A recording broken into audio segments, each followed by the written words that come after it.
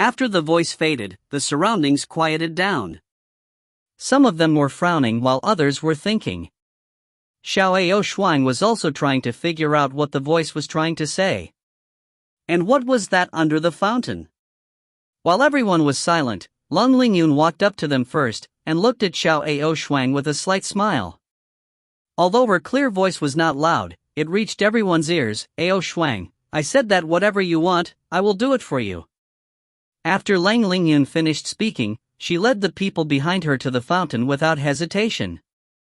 Xiao Xuan looked at Lung Lingyun's back and wanted to say something, but nothing came out of her mouth. The young lord glared at Lung Lingyun's back, almost wanting to eat him up. Let's go, we can't let that pretty boy take the initiative. The young master pulled Feng Yixuan toward the fountain as well. As he walked, he turned around and said to Qiao Shuang, we'll do it even faster than that pretty boy. Feng Yixuan looked at Qiao Shuang with a complicated look in his eyes, hesitating to speak. There was a deep sadness in the depths of his eyes. The White Emperor glanced at Ao Shuang, then turned to Heiyu and said, let's go. Where are we going? The victor hasn't been decided yet. Blackfeather brandished his weapon and was about to attack again. The White Emperor didn't bother with him. Instead, he walked straight ahead, stood beside the fountain, and said in a cold voice, are you going or not? Let's go. Heiyu let out a cold snort and hurriedly chased after him. Before he descended, he turned his head to look at Qiao Shuang. The silhouettes of everyone disappeared into the fountain. Camille's face revealed a gentle smile. Let's go, little Ao Shuang. Looking at the bright fountain, Xiao Shuang did not hesitate and quickly walked forward. Camille's face flashed with an indescribable look as he silently followed behind her. As Qiao Shuang stepped into the fountain, the scenery around her changed. It was dark. At the same time, Xiao Shuang also started to feel dizzy, and a strange restlessness began to circulate in her body. Gradually, his consciousness became blurry. There seemed to be the call of a treasure cat in his ears. When Xiao Shuang woke up again, she saw green trees, blue sky, and white clouds. Meow with a soft cry, Xiao Shuang regained her senses and sat up. She saw that the Maneki Nico had already separated from her body and was now quietly crouching beside her. When she woke up, her lake-colored eyes were filled with joy as she jumped up and down on her lap. The Maneki Nico was now as cute as it was before, snow-white and petite. Qiao Shuang hugged the Maneki Nico gently, rubbing her head, indicating that she was fine. He turned around habitually, but he didn't find any trace of Camille. What about Camille? Xiao Shuang suddenly stood up in surprise. No one was around. Only a fresh breeze blew by, bringing with it the scent of flowers. Lang Lingyun, who was the first to enter the fountain, did not see it either, and neither did Feng Yixuan and the young master. The White Emperor and Blackfeather didn't continue to stay there. Even Camille, who had been by her side the entire time, had disappeared. She was alone. What was going on? Where is this? Qiao Shuang frowned as she looked around, feeling puzzled. Meow the chosen treasured cat hid in Qiao Shuang's arms and meowed softly. Qiao Shuang lowered her head and looked at the Maneki Nico that had separated from her body, and she thought for a while. Could it be that it was because of this place that the treasured cats were separated from his body? So, where is this place? Xiao Shuang sat down. She was under a big tree. Leaning against the tree, he looked up at the blue sky. Xiao Shuang remembered what that voice said. Stop the holy war. It could be separated. If you don't want to fight, it doesn't mean that the supreme ruler of the divine realm doesn't want to fight. All this seemed to be expressing something. Could that fountain be the space gate? And this was the divine realm? The reason why the supreme experts of the demon realm had sent them all to the divine realm was so that they could prevent the holy war here? Qiao Shuang slowly stood up and looked around. Was this the divine realm? But how come it doesn't look any different from a rural village? At first glance, he saw a large area of farmland and orchards. In the distant fields, there were actually people working. Was the divine realm like this? Or was there something wrong, or was this not a divine realm at all? Xiao Shuang was carrying the treasure cat and walking slowly towards the farmlands ahead. Perhaps, those who were working there could tell her the answer. As Qi Shuang approached, she saw that the laborers were no different from the farmers in the human world. Their clothes and farm implements were almost the same. "Excuse me," Xiao Shuang said softly. The person working in the fields was a middle-aged man. The middle-aged man raised his head to look at Xiao Shuang and was stunned. It was all because of Xiao Shuang's attire. "Miss, may I ask if you've gotten lost while playing around?" The middle-aged man asked carefully. Xiao Shuang was stunned. She couldn't understand why the man in front of her would ask such a question. Meow. The lucky cat in Xiao Shuang's arms suddenly waved its claws and let out a low cry. The middle-aged man's eyes immediately became misty.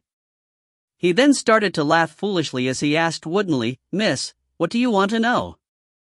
Xiao Shuang touched the Maneki Nico's head, instantly realizing that it was Abao who had used the charm on the person in front of her. Very smoothly, Xiao Shuang obtained the information she wanted. This was indeed the divine realm. However, it was the lowest level place in the divine realm. It was a small village. The divine realm was not the place where Xiao Shuang started thinking about. Everyone was an angel flying around with wings, and not all of them had fighting abilities. The only way to become a warrior to protect the goddess was to obtain wings through the final recognition of the goddess. Every year there will be a selection. And the divine realm wasn't decided by the goddess of light. There are many gods here. The goddess of light was only in charge of managing the mortal realm. There were also some demigods, such as the goddess of love, the goddess of luck, and the goddess of bad fortune. The highest ruler was the Elders Guild. The father and the mother do not care about these matters. The goddess had been asleep the entire time, while the godfather was standing guard by her side. Rather than saying it was a guard, it was better to say it was suppressing the urge to wake her up. This was because the goddess was tyrannical and only knew how to destroy. The god was the opposite. As for where the god and mother were, no one knew, not even the highest of elders. As for the reason why Xiao Shuang was considered to be the daughter of a wealthy family by the man just now, it was because Qi Shuang was dressed very elegantly. In such a remote and backward village, she did not wear such clothes. Only in a distant town or town could a rich family wear such clothes. A person like that, whether he was rich or not, was not someone a commoner could afford to offend. Naturally, he was not surprised by Xiao Xuan's attitude. After receiving such news, Xiao Shuang had summoned the treasure cat to help him remove the charm from his memories and left. In other words, the initiative of the war was actually held by the so-called Council of Elders. Even the goddesses had to obey them. What kind of place was the Council of Elders, and what kind of people did it consist of? One had to know that this was the only way to the central city that the farmer had talked about. That was where the high-level angels and the goddess and the Elders Guild were located. But it was not easy to get there. For the city was floating in the air, and all the inhabitants of it had white wings. The only ones without wings were the goddesses and the elders, but such a person could not be faked. It seemed that he would have to sneak in. However, there was an important piece of information that the farmer forgot to say out loud. This divine realm was made up of many small spaces. All cities had to rely on a transmission array to travel between them. In addition to paying a certain fee, there must be a reason to travel between cities. For example, the people who traded goods or sent letters could only leave the city through strictly guarded teleportation portals with identity documents. Xiao Shuang spread her fiery wings and flew across the farmland, seeing a small village in the distance. After circling the small village and not being noticed by others, they continued to fly forward. It was only when a small town appeared before his eyes that he folded his wings and descended. Outside of the town, they saw a luxurious horse carriage driving into the town. Surrounding the horse carriage were 4 8-winged angels. To think that an angel of such a high level like the 8-winged angel would appear in such a small town, it was definitely not normal. According to what the farmer said earlier, these powerful angel warriors usually wouldn't appear in such a small place. After being chosen as a guard for the goddess, he would no longer return to his hometown. At most, he would only write letters to each other. Xiao Shuang's gaze fell on the luxurious carriage. Could it be that the carriage carried an unusual person? Xiao Shuang thought for a moment before following the carriage from a distance. The horse carriage did not stop in the town. It drove through the town in a hurry. Xiao Shuang followed him silently. Someone who could use the 8-winged angel as a guardian shouldn't be so simple. Xiao Shuang noticed that the carriage was in a hurry, and the expressions of the 8-winged angels were grave. Just like that, Xiao Shuang followed from afar, keeping her distance so that the other party could not discover her, and did not let him out of her sight. After traveling for a long time, the horse carriage finally stopped at a quiet place. Radiant Goddess, please be careful of your feet. An 8-winged angel stretched out his hand and helped him to the door of the carriage. Xiao Shuang's heart skipped a beat. Her Highness the Goddess? The Goddess of Light? The Goddess of Light that made him lose his mother, Catherine? The Goddess of Light who destroyed his mother's body and soul? The person in this luxurious carriage in front of them was actually the Goddess of Light? If you find any errors, ads pop up, ads redirect, broken links, non-standard content, etc., please let us know. Report chapter so we can fix it as soon as possible. Chapter 247. Stunning Edge, C247. Xiao Shuang glared at the carriage in front of her. Was the Goddess of Light inside? Was her enemy just in front of her? Xiao Shuang felt like her heart was about to stop. Her mind suddenly went blank. In her heart, there was an indescribable feeling. I actually met the Goddess of Light here? How should I deal with her? To brutally kill her? Or destroying her soul, making it impossible for her to reincarnate? A snow-white hand slowly extended from the carriage and gently placed on the arm of the 8-winged angel. With the assistance of the angel, she slowly got off the carriage. Xiao Shuang clenched her fists, her eyes bloodshot. With her enemy right in front of her, how could she restrain herself? Your Highness, let's rest here for a bit. The 8-winged angel said with soft concern. All right. The Goddess of Light let out a low grunt of agreement, and her figure gradually appeared in front of the carriage.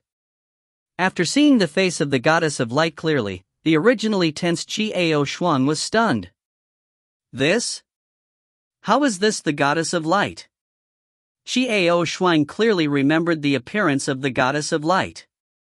Even when the Radiant Goddess had only revealed her faint appearance back then, Xiao Shuang had carved her face into her mind and carved it into her heart. However, the Goddess of Light in front of him was completely different from the one in his memories. Although the goddess before him was very beautiful, she was definitely not the same Radiant Goddess from before. Don't talk about it, even the voices were different. What was going on? Your Highness, this place should be safe. Don't worry. The 8-winged angel comforted him in a low voice. Dressed in a white dress, the Goddess of Light nodded, her beautiful face full of worry. We vow to protect the goddess, only you are our Goddess of Light. Even if we are the last, we will do our best to protect you. The 8-winged angel said resolutely. The other 3 of the 8-winged angels had firm expressions on their faces as well. Xiao Shuang frowned in confusion. What was the meaning of this scene in front of her? Listen to them. Angry. Could it be that the Goddess of Light wasn't the only one? And their numbers weren't limited to just so many people. Was it because they had been attacked that there were only 4 left? At the very least, Xiao Shuang was certain that the Radiant Goddess before her was not the same one that had a grudge against her. Then, who was this Goddess of Light? And what did these 8-winged angels say about defending her with their lives? Was there someone who wanted to harm the radiant goddess in front of him? Who would want to harm them? Xiao Shuang hid her aura and stood in the distance, looking at the group of people in front of her, trying to figure out what was going on. Just as Xiao Shuang was thinking about it, there was some movement from the other side. "Traitor, today you will die without a burial ground." An arrogant shout rang out. The sound of wings flapping rang out unceasingly, and a large number of angels descended from the sky. The 8-winged angels and winged angels approached menacingly, wielding their swords to attack the 8-winged angels protecting the goddess of light. "Protect Her Highness the Goddess." The leading angel of 8 wings stood in front of them with a resolute look on his face. "Marilyn, if you know what's good for you, just follow us back to the hearing." The attacking angels of the 8-winged angels all called out hoarsely. "Impudent! Are the names of goddesses something you can directly call?" The 8-winged angel, who was blocking in front of the goddess, raised his sword and let out an angry shout. "Pah! What goddess? She was no longer the goddess of light. How dare you disobey the Elders Guild's decision?" The attacking 8-winged angel hacked down towards the 8-winged angel, blocking in front of the goddess. The scene before them was a chaotic, intense battle. The 4 angels tightly protected the goddess within. But in the end, they were still outnumbered and gradually fell into a disadvantageous position. All of them were wounded and in a sorry state. Xiao Shuan looked at the scene before her as she pondered. From the looks of it, there seemed to be an internal conflict within the divine realm. The goddess of light in front of him wasn't the goddess of light he knew, and the goddess of light wasn't their name, but merely the title of a position. This goddess of light seemed to be at odds with those elders. It is the supreme ruler of the world that can wage war. Council of Elders. Since it wasn't right, did it mean that the goddess of light in front of them didn't want to obey their orders and was being hunted in exile? Isn't this a gang? An enemy of the enemy is a friend. Perhaps the goddess Marilyn could make use of it. Even if he couldn't use it, saving him and killing him would be the same. As Xiao Shuan thought of this, her silhouette flickered, leaving behind only afterimages. Since he wanted to help, he naturally had to be thorough. Golden light flashed as the divine artifact once more struck out. Marilyn felt a flash in front of her eyes, a flash of golden light, and she saw the angels who had attacked her fall down like fairies from heaven. Moreover, if it were not a complete one, it would have been cut in half. The attacking angels had no way to resist at all. It was a massacre, a total massacre, bloody and brutal. Marilyn stared in astonishment at the young girl dressed in luxurious clothing. The young girl had a pair of golden flaming wings on her back. She held a long, golden razor in her hand, and her beautiful face was cold as she brandished her sword. Angel corpses fell down one after another. What was inconsistent with the bloody scene was a little snow-white kitten that was lying on the back of the girl. The adorable kitten looked so out of place in the carnage. "Who are you? You dare to stop the Elders Guild from working?" An 8-winged angel bellowed, but his trembling voice betrayed his fear. He had never seen such a terrifying enemy. Cold-blooded, cruel, and vicious. The answer was a sharp and ferocious golden sword beam. One-hit kill. The 4 angels in front of Marilyn just stared blankly at the fluttering Xiao Shuang in the sky. Who was this girl? Why was it so terrifying? At this moment, she was effortlessly intercepting the flying angels with a straight face. She was showing a relaxed expression. The aura of death instantly enveloped everyone. Marilyn felt cold all over. Was this cold-blooded and terrifying girl the person who had saved him? Why did he have to save her? But, for one thing, Marilyn was glad. The girl had chosen to save them, not attack them. Otherwise, they would be the ones lying on the ground now. The unilateral massacre was soon over. Whoosh! Whoosh! Whoosh! Whoosh! Whoosh. Whoosh. Whoosh. Whoosh. Whoosh. Whoosh. Whoosh. Whoosh. Whoosh. Whoosh. None of the invading angels escaped. After dealing with all of this, Xiao Shuang retracted her wings and slowly landed in front of Marilyn. Looking at the sharp eyes of the girl in front of her, Marilyn's heart tightened. As the 4-8-winged angel watched Xiao Shuang approach, they felt an invisible pressure bearing down on them. Despite the fear in his heart, he still loyally stepped forward and placed Meryl behind him. Xiao Shuang laughed coldly and said lightly, "You think you can stop me? All of you, leave." Marilyn said softly. The 4-8-winged angels glanced at each other, finally standing at the back. Name. Xiao Shuang coldly spat out these 2 words. Marilyn Sapel. At this time, she displayed an astonishing calmness, calmly looking at Xiao Shuang and replying, "It can be said that she is the former goddess of light." Very well. Why would they be chased by people from the Elders Guild? Because of the Holy War, I am unwilling to launch such a meaningless holy war, so the Elders Guild wants to find someone to replace me. I got the news in advance and escaped. Marilyn knew that all tricks were useless in the face of absolute power, as opposed to total prominence. A faint smile appeared on the corner of Xiao Shuang's mouth. It seemed that he had won the bet. You mean, a lot of people can become radiant goddesses? Xiao Shuang frowned slightly.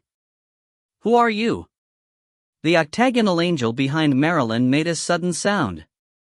Xiao Shuang's eyes turned cold, and with a single glance, the 8-winged angel couldn't help but feel like he was being watched by a venomous snake. His back was covered in cold sweat. This young girl was truly terrifying. Don't misunderstand, esteemed expert, I only felt that it was a little strange. If she's a person of this world, then she definitely knows that the goddess of light is not a person, but a position.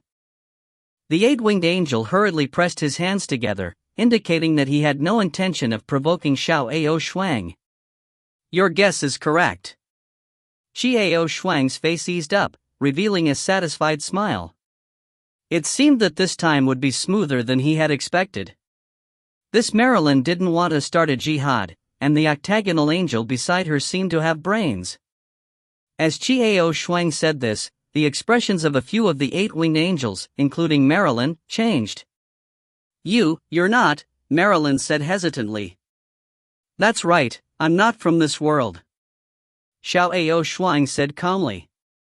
Just as she finished speaking, she suddenly felt something strange behind her. Xiao Shuang turned around and saw that the corpses of the angels on the ground were glowing with a white light. Following that, white balls of light floated out from the dead corpses. What's that? Xiao Shuang frowned slightly as she asked. That is the heart of an angel, the purest form of an angel's power gathered after its death. Marilyn replied, her mind racing. The powerful girl in front of him was not someone from the divine realm. So where did she come from? What was the purpose of his visit? When Xiao Shuang heard this, she did not hesitate and waved her hand. The white light that had been flying in the air was blocked by an invisible force and then gathered together. All the white light was captured by Xiao Shuang into a barrier. Xiao Shuang looked at the white light in the barrier in her hand, and saw clearly what the angel's heart looked like inside. Each angel heart is the shape of a chicken heart, crystal clear and unique. In the center of each angel's heart was a small, pale shadow, exactly the same as the previous angel.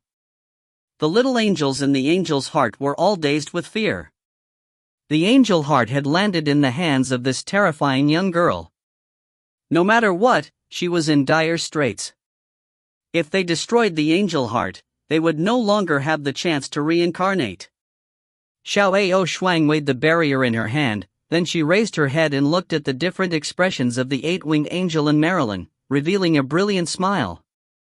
Her voice was filled with charm. I think, next, we can have a good talk. If you find any errors, ads pop up, ads redirect, broken links, non-standard content, etc. Please let us know report chapter so we can fix it as soon as possible. Chapter 248. Stunning Edge, C248. The cold blade pointed straight at Charlotte's throat. Chi-Ao Shuang's expression was ice cold. Miss A.O. Shuang, you, Marilyn looked terrified. Charlotte broke out in a cold sweat on her forehead. She didn't get back away from Chi-Ao Shuang's icy eyes. She clenched her teeth and said, "You're very powerful, but you can't force us to do such an inhumane thing." Idiot. Chi-Ao Shuang gave a cold laugh. These angels were seriously brainwashed. Ruthless? This means that you are very pure and honest, so you won't use this kind of method to raise your strength. And then, just like that, you wait for the next wave of people to come and slaughter you, destroy your angel hearts, and then take away the goddess you protect to a place where there will never be a day. Are you playing with her like a dog with your neck tied? Chi-Ao Shuang looked at Charlotte with disdain, but didn't intend to shut up.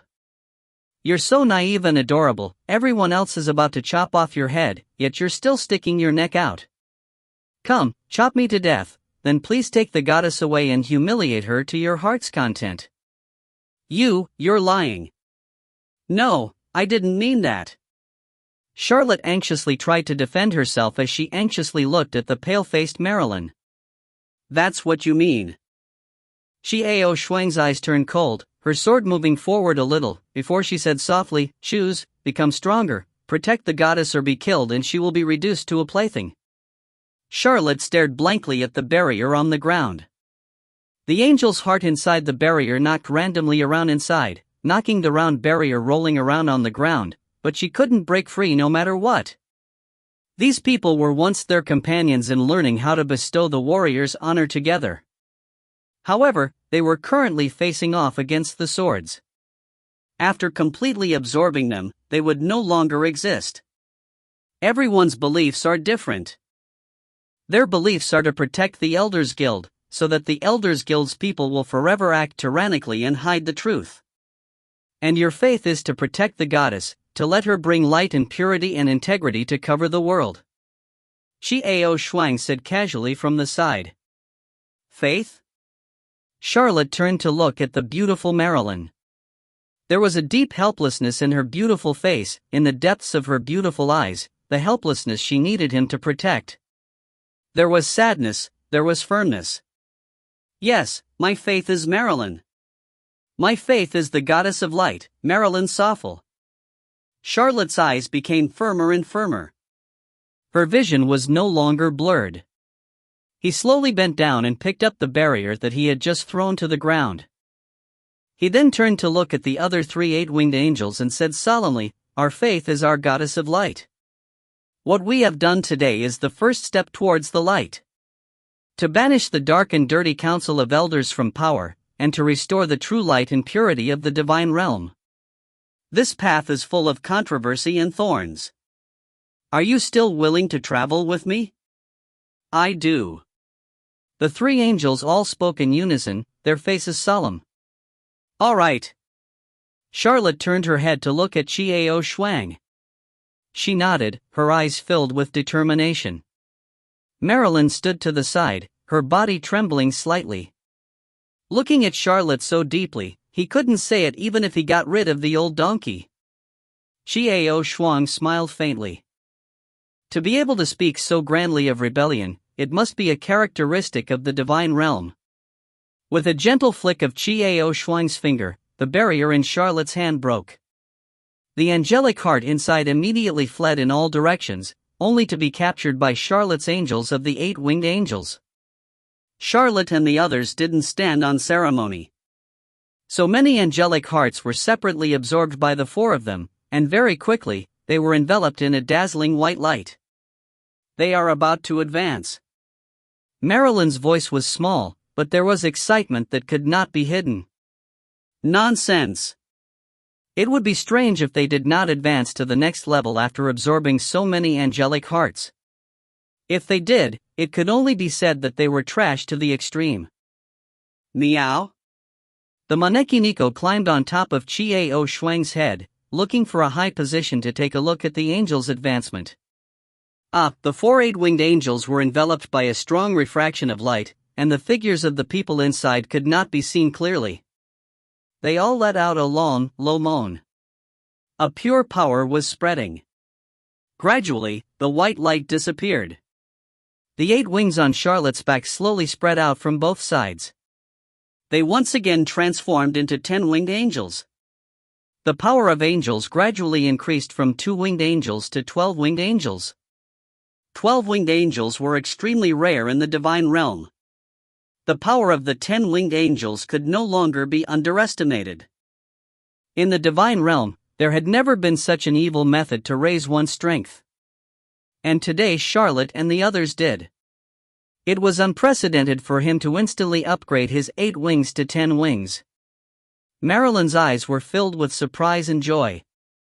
How could she not be happy when she received 4 of the 10-winged angels' hands to protect him? When all the white light dispersed, Charlotte and the others' silhouettes clearly appeared. The people before him were completely different from before. Their aura, strength, and even their looks had all improved. They were already handsome, but now, they were even more handsome. It would seem that the divine realm was the same as the demon and demon worlds. Their strength was proportional to their appearance. Well, the first step has been taken, and it will never be taken back. It's time to discuss our next move. Yixuan looked at Charlotte, a little smug. The people in the divine realm were all hypocrites with benevolent and righteous mouths.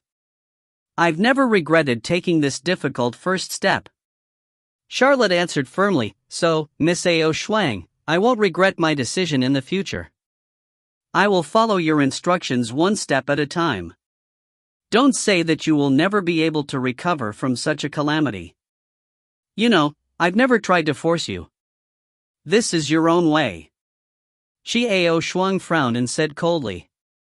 Looking at these hypocritical members of the god realm, Yixuan felt displeased at the sight of her own face being forced into prostitution, but what are you pretending for?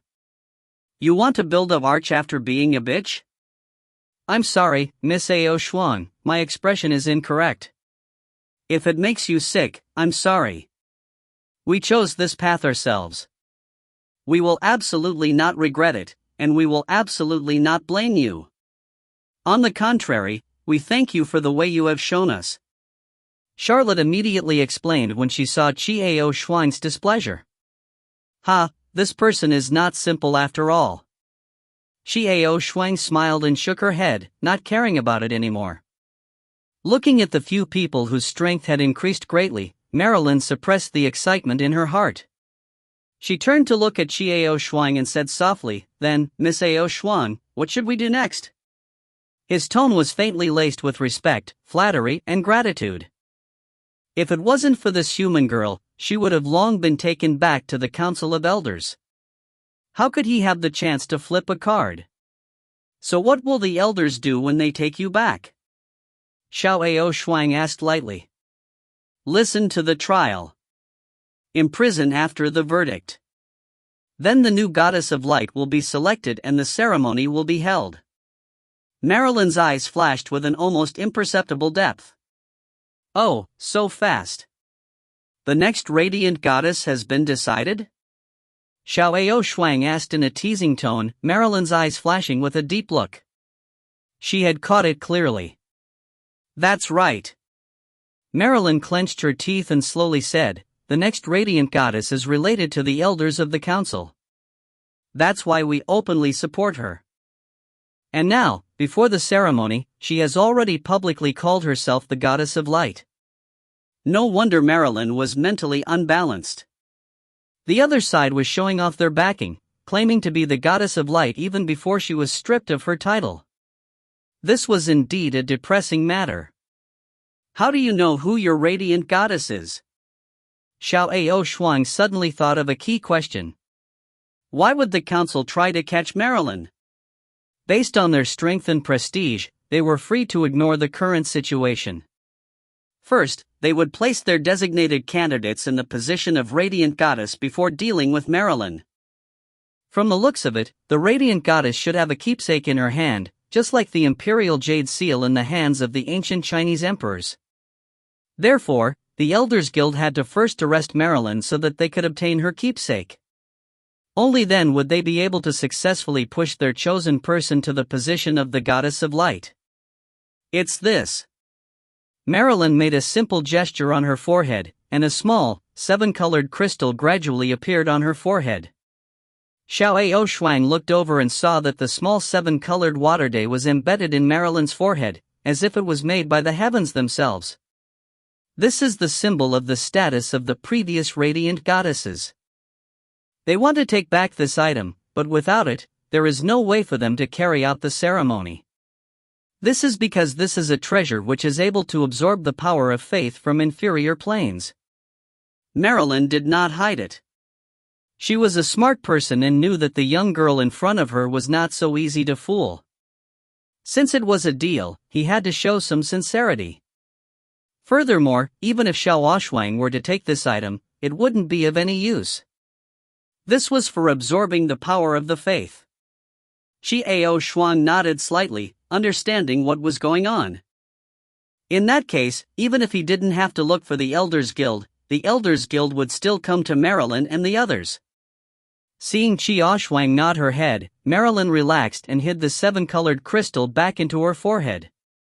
As far as she was concerned, the young girl before her seemed to have already thought of a way. The Elders Guild is secretly chasing after you, right? The entire divine realm doesn't know what's going on inside you, does it? Xiao Shuang asked casually. Marilyn was stunned for a moment before she nodded. Yes, this is not a glorious matter. The Elders Guild will not reveal it to the public. That's why I can walk in these places. That's good. That means, in this world, with the exception of the Elders Guild and their people, in the hearts of everyone else, you are the true Goddess of Light. Yes. Marilyn is a little puzzled. She doesn't understand what Xiao Shuang wants to do. Xiao Shuang smiled. She didn't immediately dispel Marilyn's doubts. Instead, she asked, "Where is the God of Darkness now?" "That is the current God of Order." Marilyn's expression changed slightly as she looked at Xiao Shuang in astonishment. She asked hesitantly, "Miss Ao Shuang, why are you looking for Sistar?" "Oh, is that guy's name Sistar?" Xiao Shuang narrowed her eyes and revealed a faint smile. "All right." Hearing the tone of Xiao Shuang, and seeing his expression, Marilyn couldn't understand why she was looking for the God of Darkness, West Star. He was no longer someone to be trifled with. Ever since he had become the God of Order, his influence in the lower realms had grown. The Elders Guild was preparing for the Holy War, so they didn't have the time to worry about him. But once the fight was over, he would definitely be in trouble. "I wonder why Miss Ao Shuang is looking for him?" Marilyn asked hesitantly. "He gave me so much suffering and took so much advantage of me. How can I not ask for some interest?" Xiao Shuang revealed a crafty smile. Now that the God of Darkness had come out of nowhere, most of his credit must be hers. "From the beginning to the end, this guy never said thank you to me. He just gave me the Darkness brand and then disappeared. This time, he had to go to his lair to gain enough benefits." Marilyn was stunned for a moment before she immediately reacted. When she was ousted from the throne, the Dark God had many believers in the human world. He called himself the God of Order. They were old acquaintances. But why at this time? "Miss Ao Shuang, the reason why you're looking for Sistar is to..." Marilyn doesn't understand. "If you want Sistar to help us, I'm afraid it's unlikely. He's working hard to develop his own power, and he won't bother." Marilyn is really smart. Talking to Xiao Shuang at this time is already using us, not me. That's why I said that the people of your divine realm are too pure. The purity of this place was not a compliment to them. These people still didn't understand politics. They only knew white and black. They didn't know that white and black were gray. Everything has two sides. Have you encircled and exterminated the God of Darkness for a long time? but it's never been able to get rid of him. Xiao Shuang said, a fact that shocked Marilyn. How did Miss Ao Shuang know? Marilyn looked at the indifferent girl in front of her. This girl, her age was never more than 18.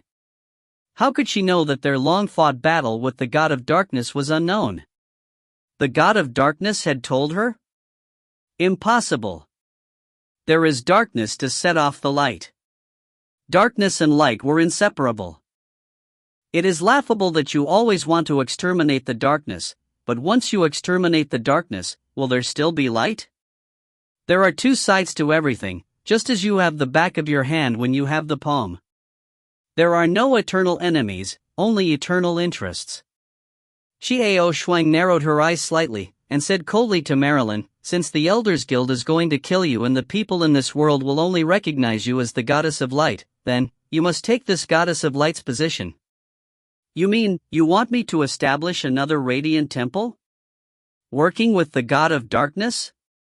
Marilyn was indeed very smart and immediately understood what Xiao Shuang meant.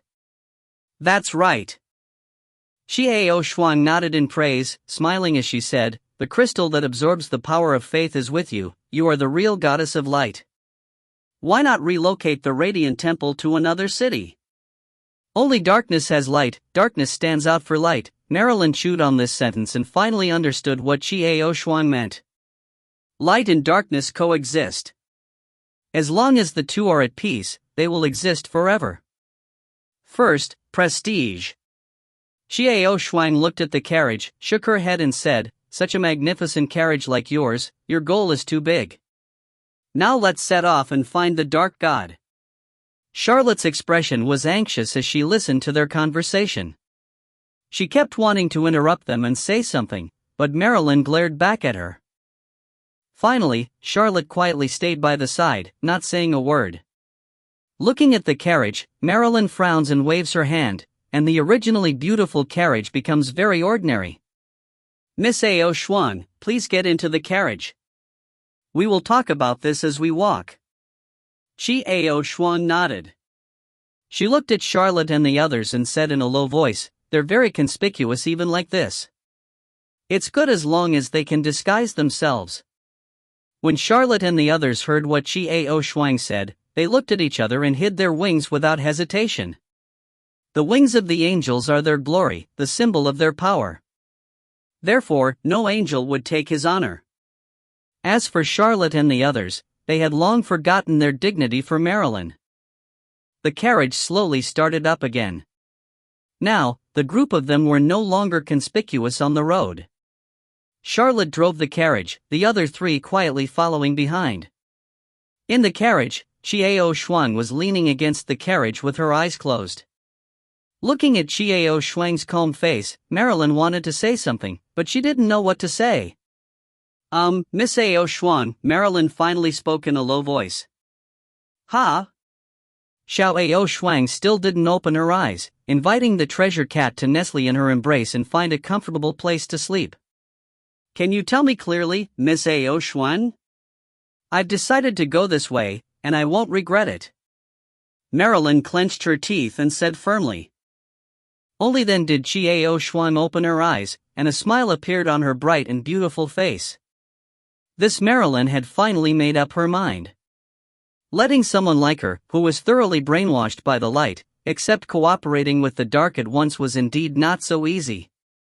Earlier, when Xiao Shuang got on the carriage and ignored her, she felt her mental fluctuations.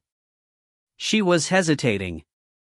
Once he hesitated, the consequences would be unimaginable. It will end before it even begins. Now, Marilyn's mind was completely still.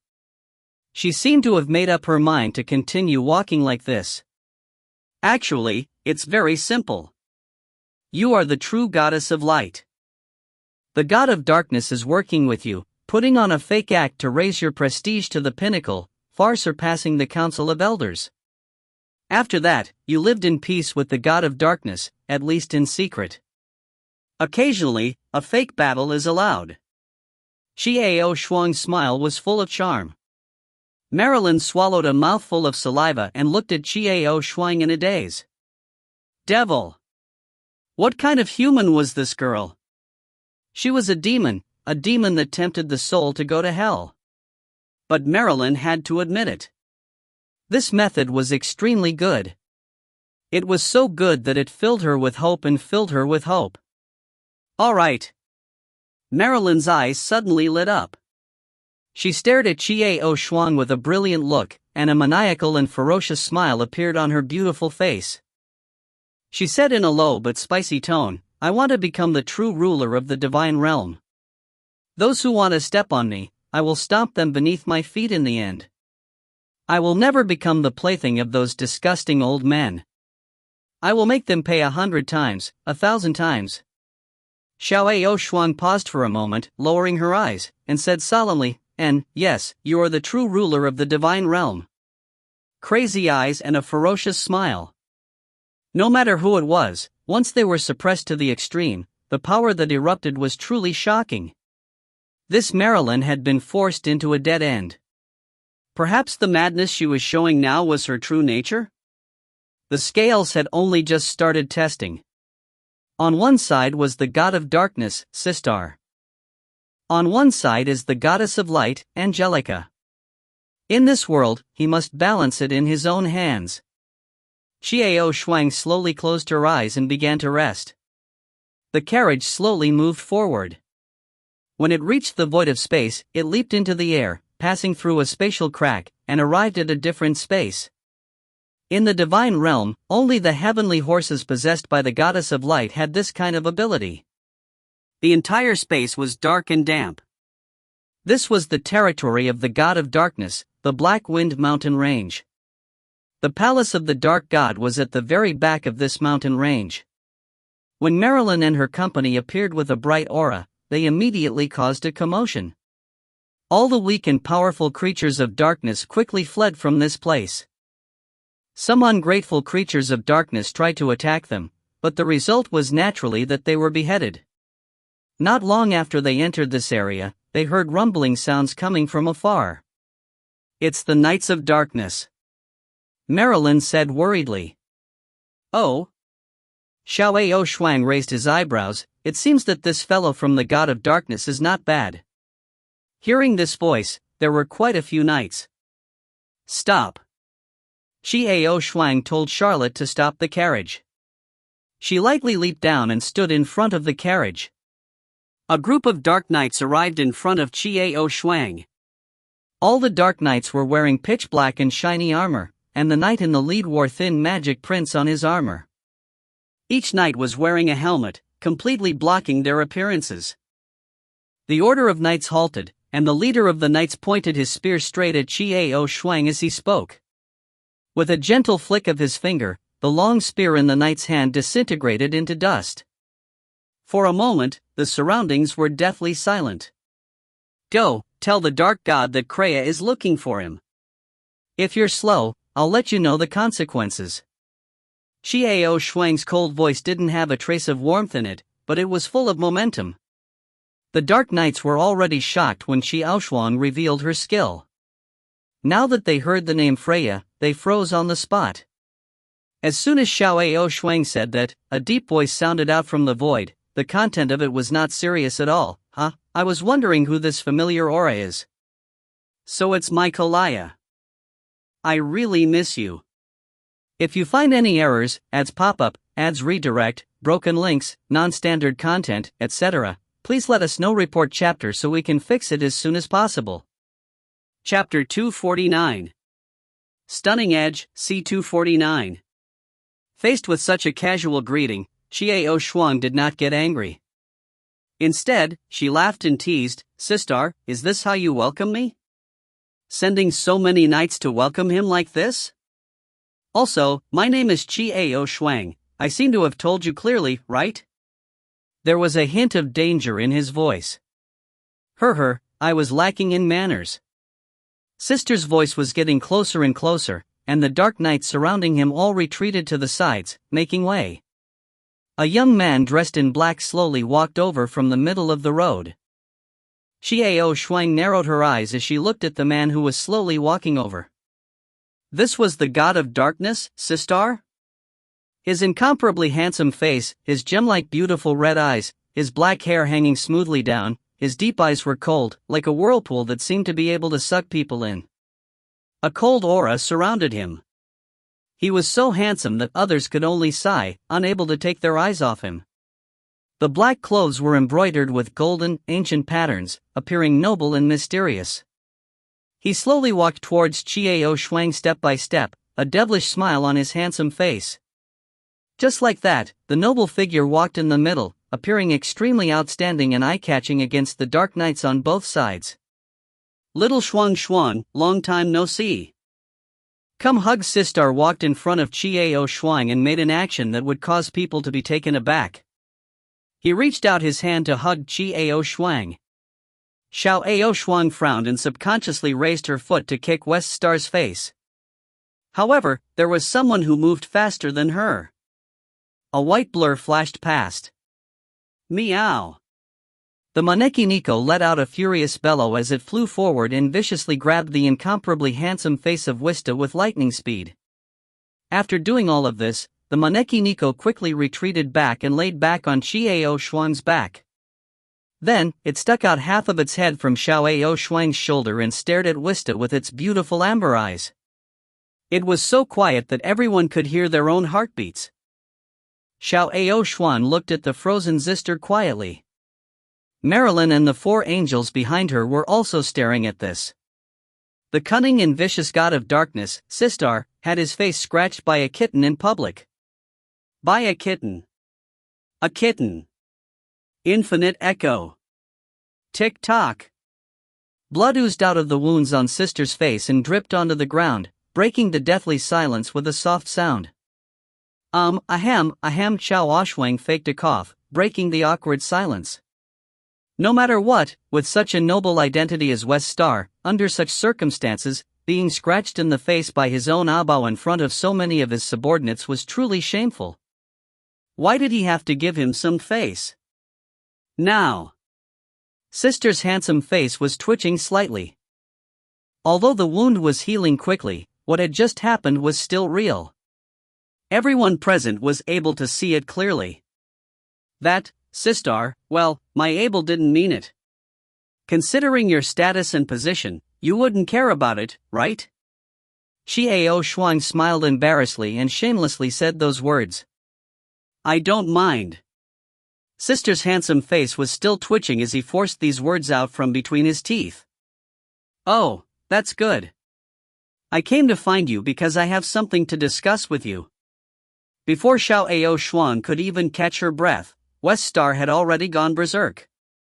I don't mind. Who says I don't mind? This darn smelly cat actually dared to scratch my face. I'm going to evaporate her. I want to burn her. West Star jumped up and down, trying to catch the Maneki Nico on Qiao Shuang's back. At this time, he no longer had the same unfathomable and unfathomable image from before, and he no longer had the same elegance and nobility. All right. Sistar, I really have something for you this time. Can't you see that the goddess of light is here as well? Xiao Shuang felt a headache coming on. He hadn't thought that this West Star would be so petty and vindictive. He didn't want any of his image anymore, he actually acted this way in front of his subordinates. However, when they saw the calm expressions on the Dark Knights, it seemed that they were used to it. Ha! Only then did Sistar come back to his senses and stop his movements. He looked at Meryl and the few angels behind her and frowned. He then sneered, What, the great goddess of light is actually so shabby? Why are you here? Marilyn's face instantly paled, and Charlotte and the others behind her turned red with rage. They all drew their swords one after another, pointing them at Wista. The group of Dark Knights behind Sistar let out a low shout and pointed their weapons at Marilyn and the others in an orderly fashion. The black war horses they were riding on all breathed out a heavy breath. For a moment, the situation was on the verge of breaking out. Marilyn's nervous palms were already wet with sweat. If the god of darkness were to explode here, then everything would be in vain. All right, Wista. I'm not here to talk to you about old times. Xiao Shuang's face slightly darkened, and she gently waved her hand. With her as the center, a scorching aura spread out. In that instant, everyone present felt a pressure that made it hard to breathe. His body seemed to be on the verge of burning. "Little Shuang, but I want to reminisce with you." "Okay, let's go in and talk. There's your favorite rose tea." Waving his hand with a beaming smile, Sistar signaled the Dark Knights behind him to put away their weapons. Xiao Shuang also retracted her burning hot aura. Marilyn squeezed her hand, feeling the wetness of it, and breathed a long sigh of relief. The current her had a pitifully small amount of light energy. Charlotte and the others also retracted their weapons. "Let's go, little Shuang. I've been waiting for you." Weststar inexplicably said those words before walking in front. He turned around and smiled at Xiao Shuang, saying, "Come quickly." The way he smiled was truly mesmerizing. This sister was truly an extremely handsome man. No one could resist his charm. It was a pity that Xiao Shuang did not appreciate his kindness, and did not even spare him a glance as she casually followed him. Marilyn and the four angels hurried after him. Marilyn did not dare to be too far from her. Here, only by staying by Xiao Shuang's side would she feel safe. Following Weststar, they headed towards this area. Along the way, Xiao Shuang saw many things that were black in color. Both the plants and animals were filled with a black aura. The Dark Knights slowed down their pace and followed behind. The orderly sound of their horses' hooves sounded very imposing. At the end of the hall, a majestic palace appeared before them. The magnificent palace left everyone tongue-tied. Xiao Shuang sighed in her heart at how this fellow, Zister, was enjoying himself. Along the way, Wistet and Xiao Shuang were chatting and laughing, paying no attention to Marilyn and the others behind them, as if they did not exist. Entering the palace, the maid was dressed in black, which was very different from what Xiao Shuang expected. These female attendants weren't dressed so richly as she had imagined. Rather, they were all completely wrapped up, and they were all extremely respectful towards Weststar. Sistar led the group through the hall and through a long corridor, arriving at the entrance of a small hall. Lightly pushing open the door, this small hall was elegantly decorated. Before entering the room, Xiao Shuang could already smell the familiar scent of rose tea. Upon stepping through the door, Xiao Shuang was taken aback. Because the people in the living room were people she knew very well. Camille had a gentle smile on his face. It was so familiar, so warm. He was holding a delicate teapot in his hand, and the scent of rose tea came from it. "Camille is here? Hey! Little toy, you came so slowly." A rough voice pulled Xiao Shuang back from her thoughts. Xiao Shuang's startled brick actually saw the young master. There was also Fomi Xian, who wore a complicated expression beside the young master. Fomi Xuan's pitch-black eyes were still filled with deep sorrow. After they looked at each other, Fomi Xian slowly turned his head away, not looking at Xiao Shuang again. Fomi Xuan. Why were they unwilling to acknowledge him now?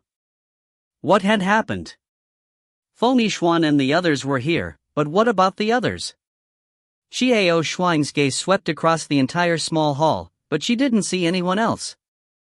"Stop looking, we're the only ones here. The idiots who came with us still don't know where to flop." The young lord glared at Ao Shuang and snappily said, "What are you still standing there for?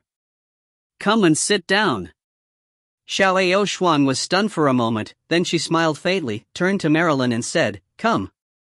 A hint of panic appeared in Marilyn's eyes.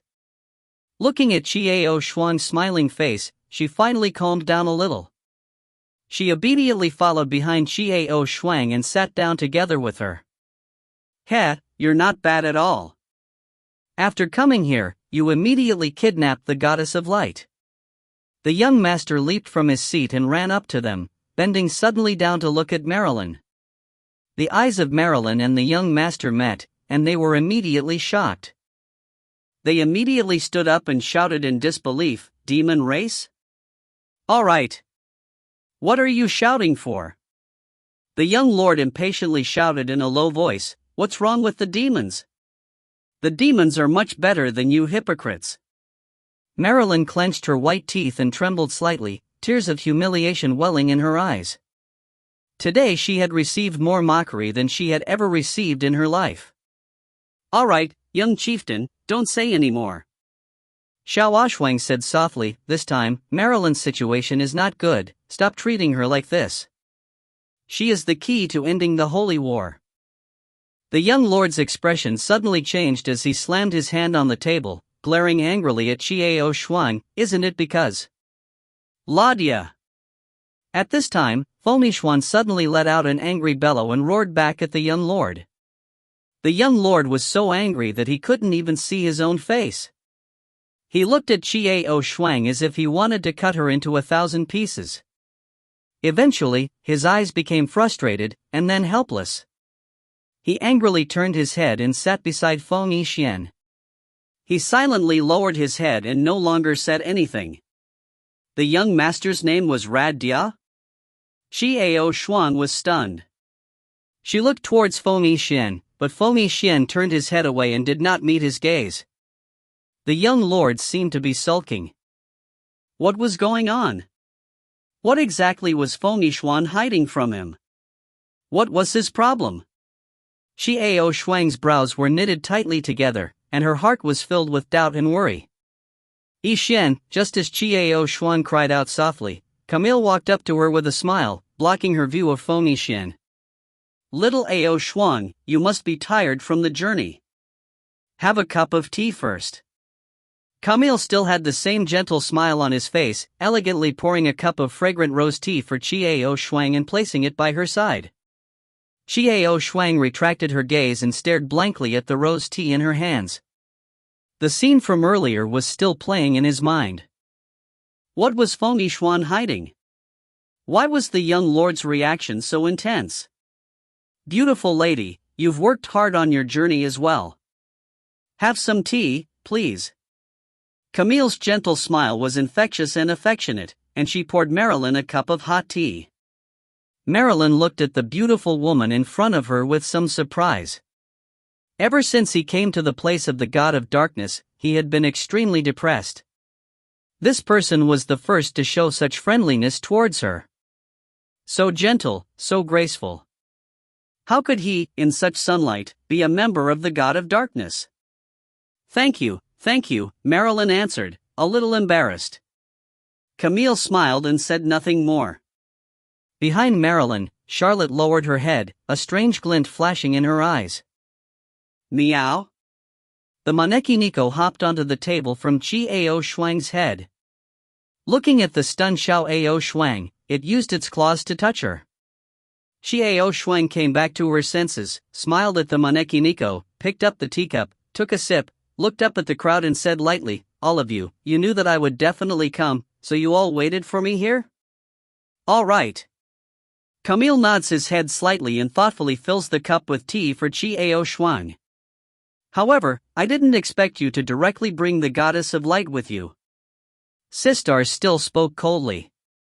Naturally, I brought her here for a purpose. Xiao Shuang wouldn't give him face, and her voice turned cold as she mocked, Sister, you have been suppressed by the Radiant Temple for so many years and have always been at a disadvantage. Do you want to maintain this situation? Sister's face turned green, and he glared at Marilyn. It was obvious that he thought that Marilyn was the one who leaked the information to Xiao Shuang. Marilyn blinked innocently, feeling wronged. When had she ever said that?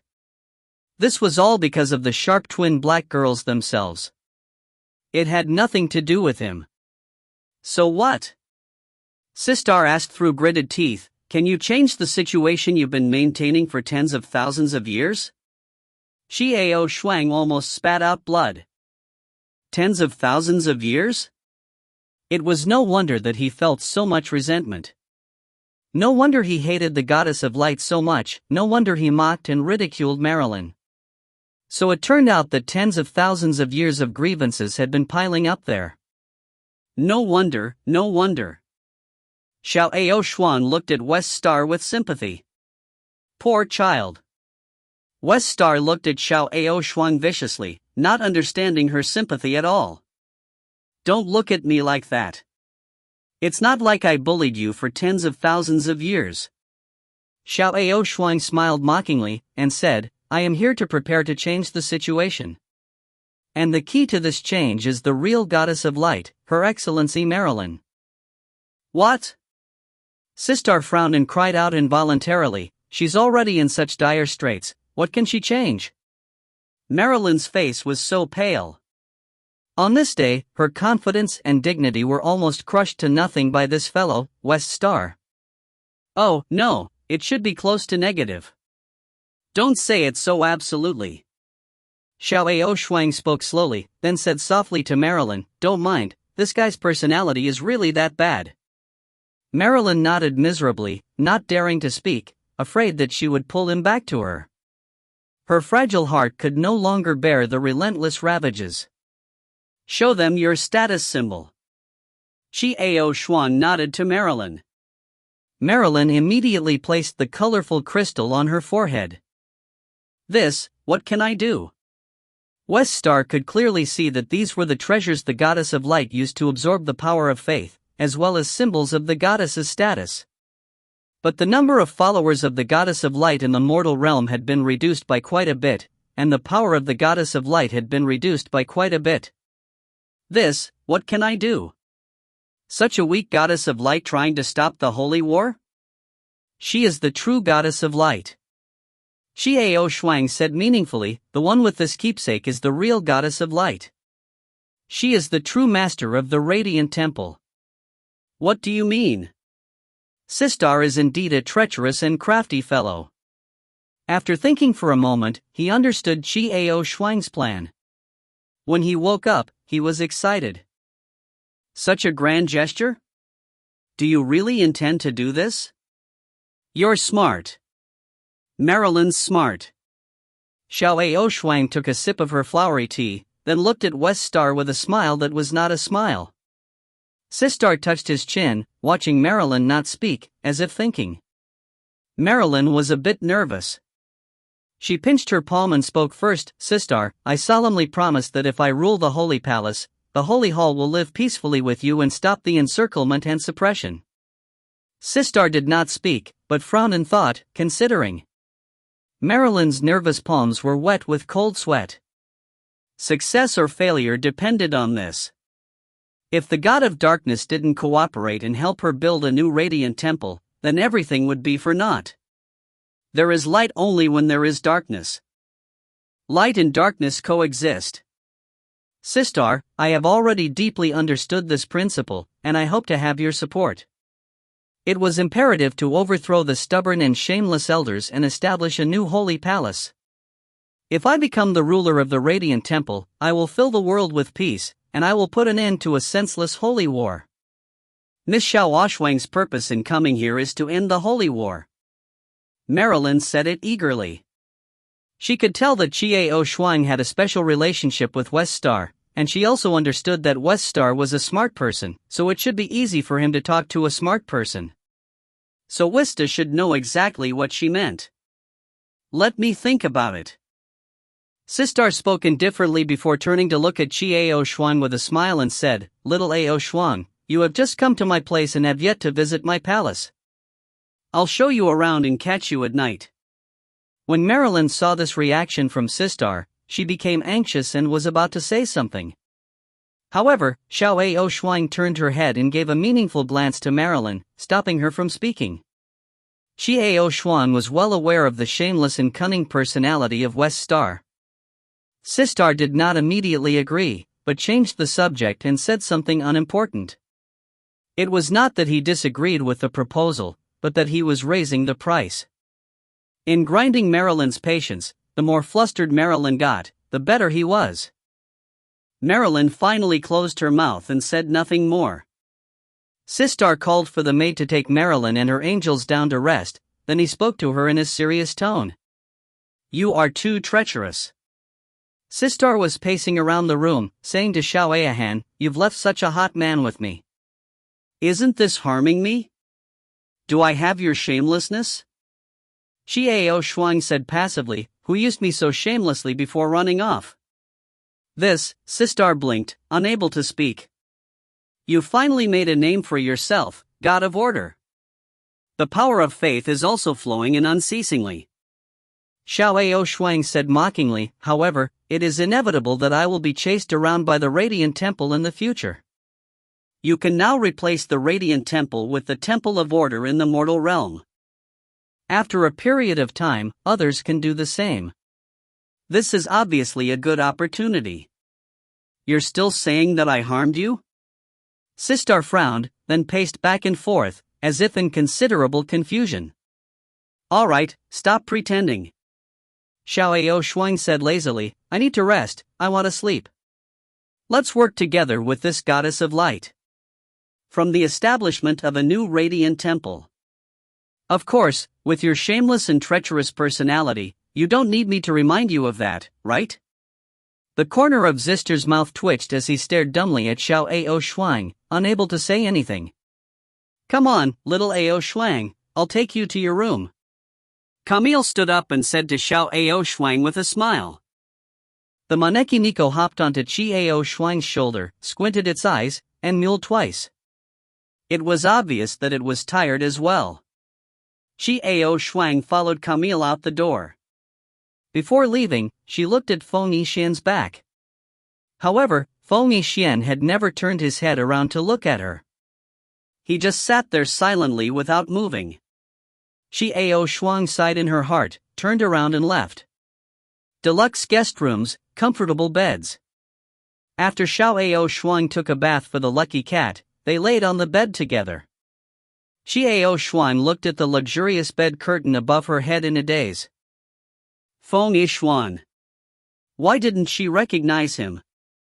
I can't hold it in any longer, I can't hold it in any longer. I won't be able to wait for him to personally tell me. I must find an opportunity to ask you tonight. He had to ask him in person what exactly was going on. What was so difficult about him?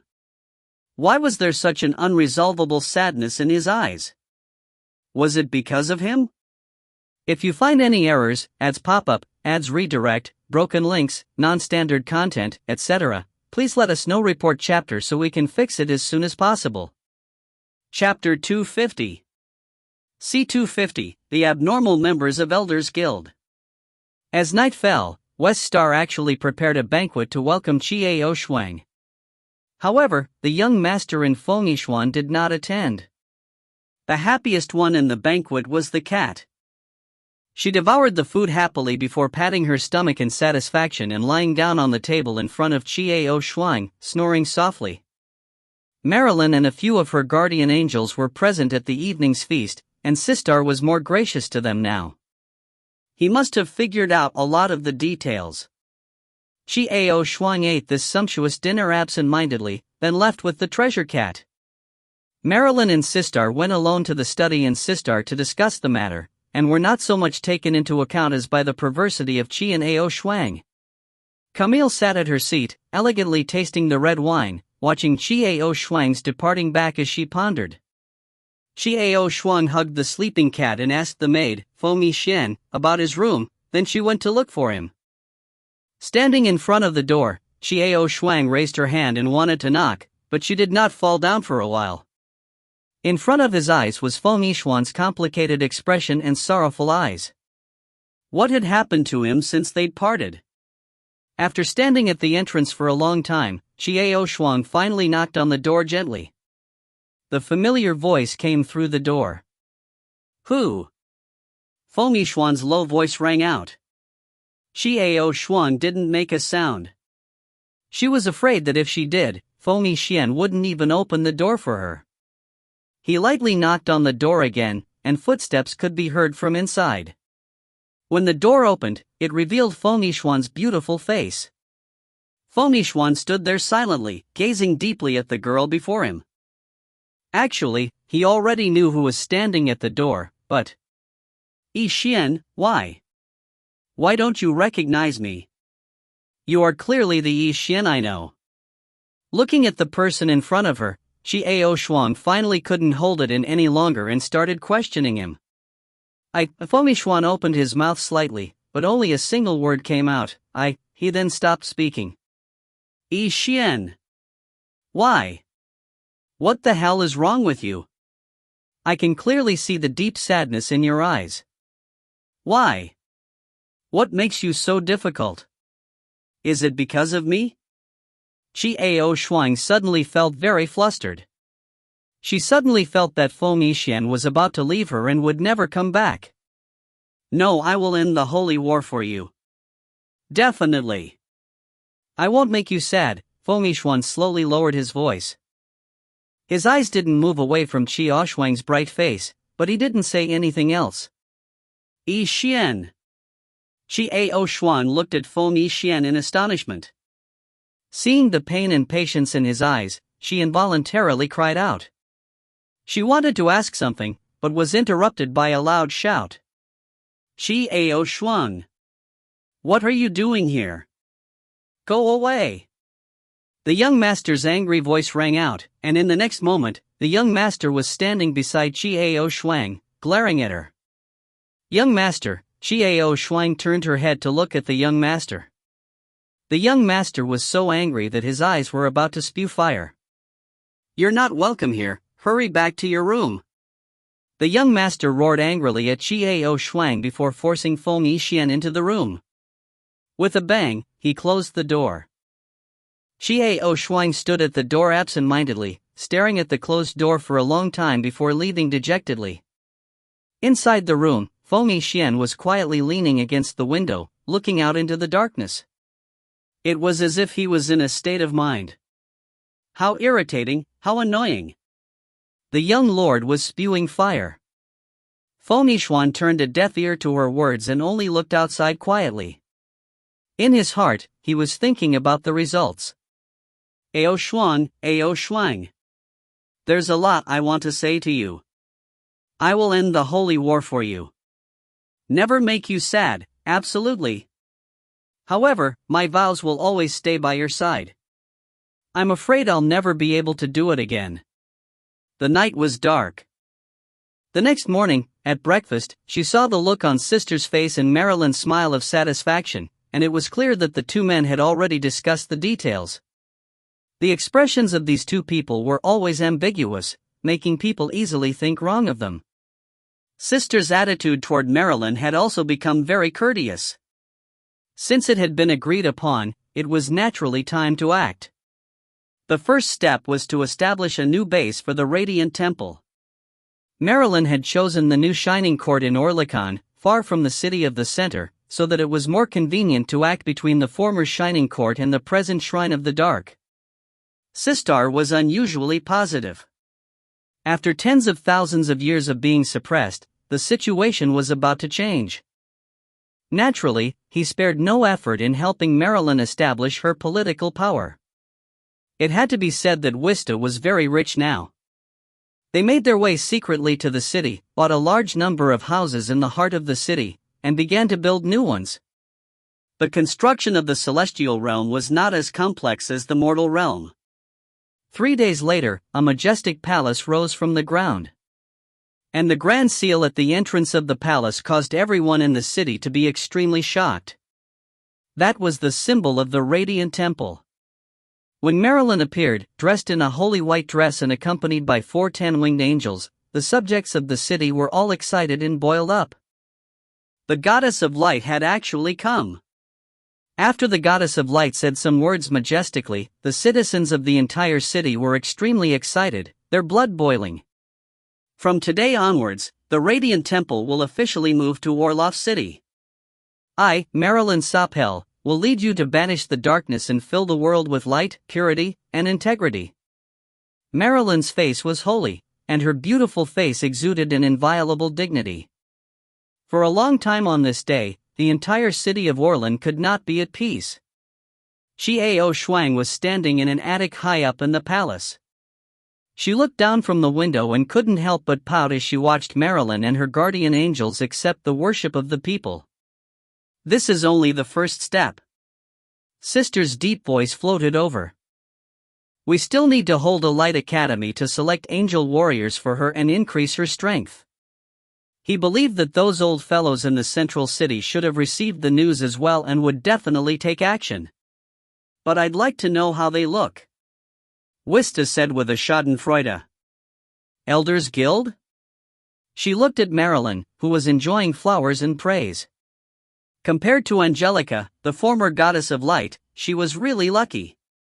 As expected, Marilyn was not someone who was easy to deal with.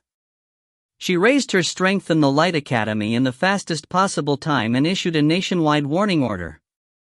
Annually, the selection was advanced. This time, the selection would take place in the new divine capital, Orliang City. The hot-blooded young people were all rushing to register. In the eyes of the world, the goddess of light was the ruler of the radiant temple. After all, on the surface, the goddess of light represented the light. The elders in the central city naturally received the news first. Bastard, Marilyn that bitch. He actually dared to say that the radiant temple had moved there. Bastard, then what are we? A woman in a luxurious dress flew into a rage in a room decorated with luxurious decorations. She threw all the vases and teacups in the room onto the floor and smashed them into pieces. Her pretty face was full of malevolence, and her beautiful eyes were about to spit fire. If Marilyn stood in front of her now, there was no doubt that she would rush forward to scratch her hair and spit. This richly dressed woman was none other than the chosen next goddess of light, Flora. All right, Flora, take a look at you. There isn't a single trace of the noble appearance that the goddess of light should have.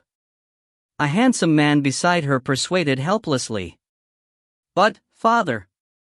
That bitch Marilyn, she dares to openly oppose us like this. Fluro stomped her feet angrily and complained unwillingly to this man. I know. Be patient. What can Marilyn do by herself? It will be dealt with soon. A cold light flashed in the handsome man's eyes. He was a member of the Council of Elders, and also Flora's father, Dives. Flora, you must remember, you are the goddess of light. Look at you, you are still acting so willfully and willfully. What if his subjects saw him? As soon as he said these words, a deep voice rang out. The speaker was a man who looked very much like Dervis. He was Divis's father, Flora's grandfather, and a member of the Presbyterian Council, Gudbrand. It was no wonder that Flora was chosen as the next goddess of light. Out of the 9 elders in the Elders Guild, 4 of them were related to her by blood, while the other 2 were her uncles, so they unconditionally supported her. Understood, grandfather. Flo lowered her head in embarrassment and restrained herself. Humph. Marilyn, the little bitch, wants to be independent, too. A cold light flashed across Dewey's eyes as he said with disdain, once we capture her, I will make her wish she was dead. Then, father, hurry up and move. It will be too late if you don't make it. Everyone will really think that it's the Radiant Temple. Flara urged. Little girl, it's too late for you to say anything. We will send people to clear it out. Dives tapped her forehead and chuckled. Really? Father? She then turned her head to look at the laughing and profound Gudbrand and happily asked, Grandfather, is what father said true? Of course it's true.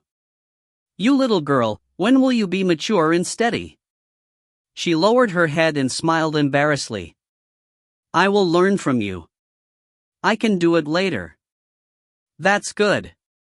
Let's just wait for the good news now. The tone in his voice was incomparably cold.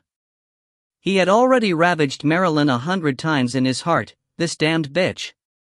If it weren't for her beauty, he would have killed her on the spot long ago and brought back the crystal of faith.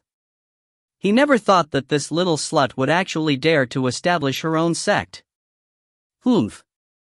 As long as he brought her back, he would definitely make her beg for death. In the past, with the help of the Pegasus, it was difficult to find traces of them in every city. Let's see where else she can run this time. But, father, I heard that Marilyn has a few 10-winged angels guarding her.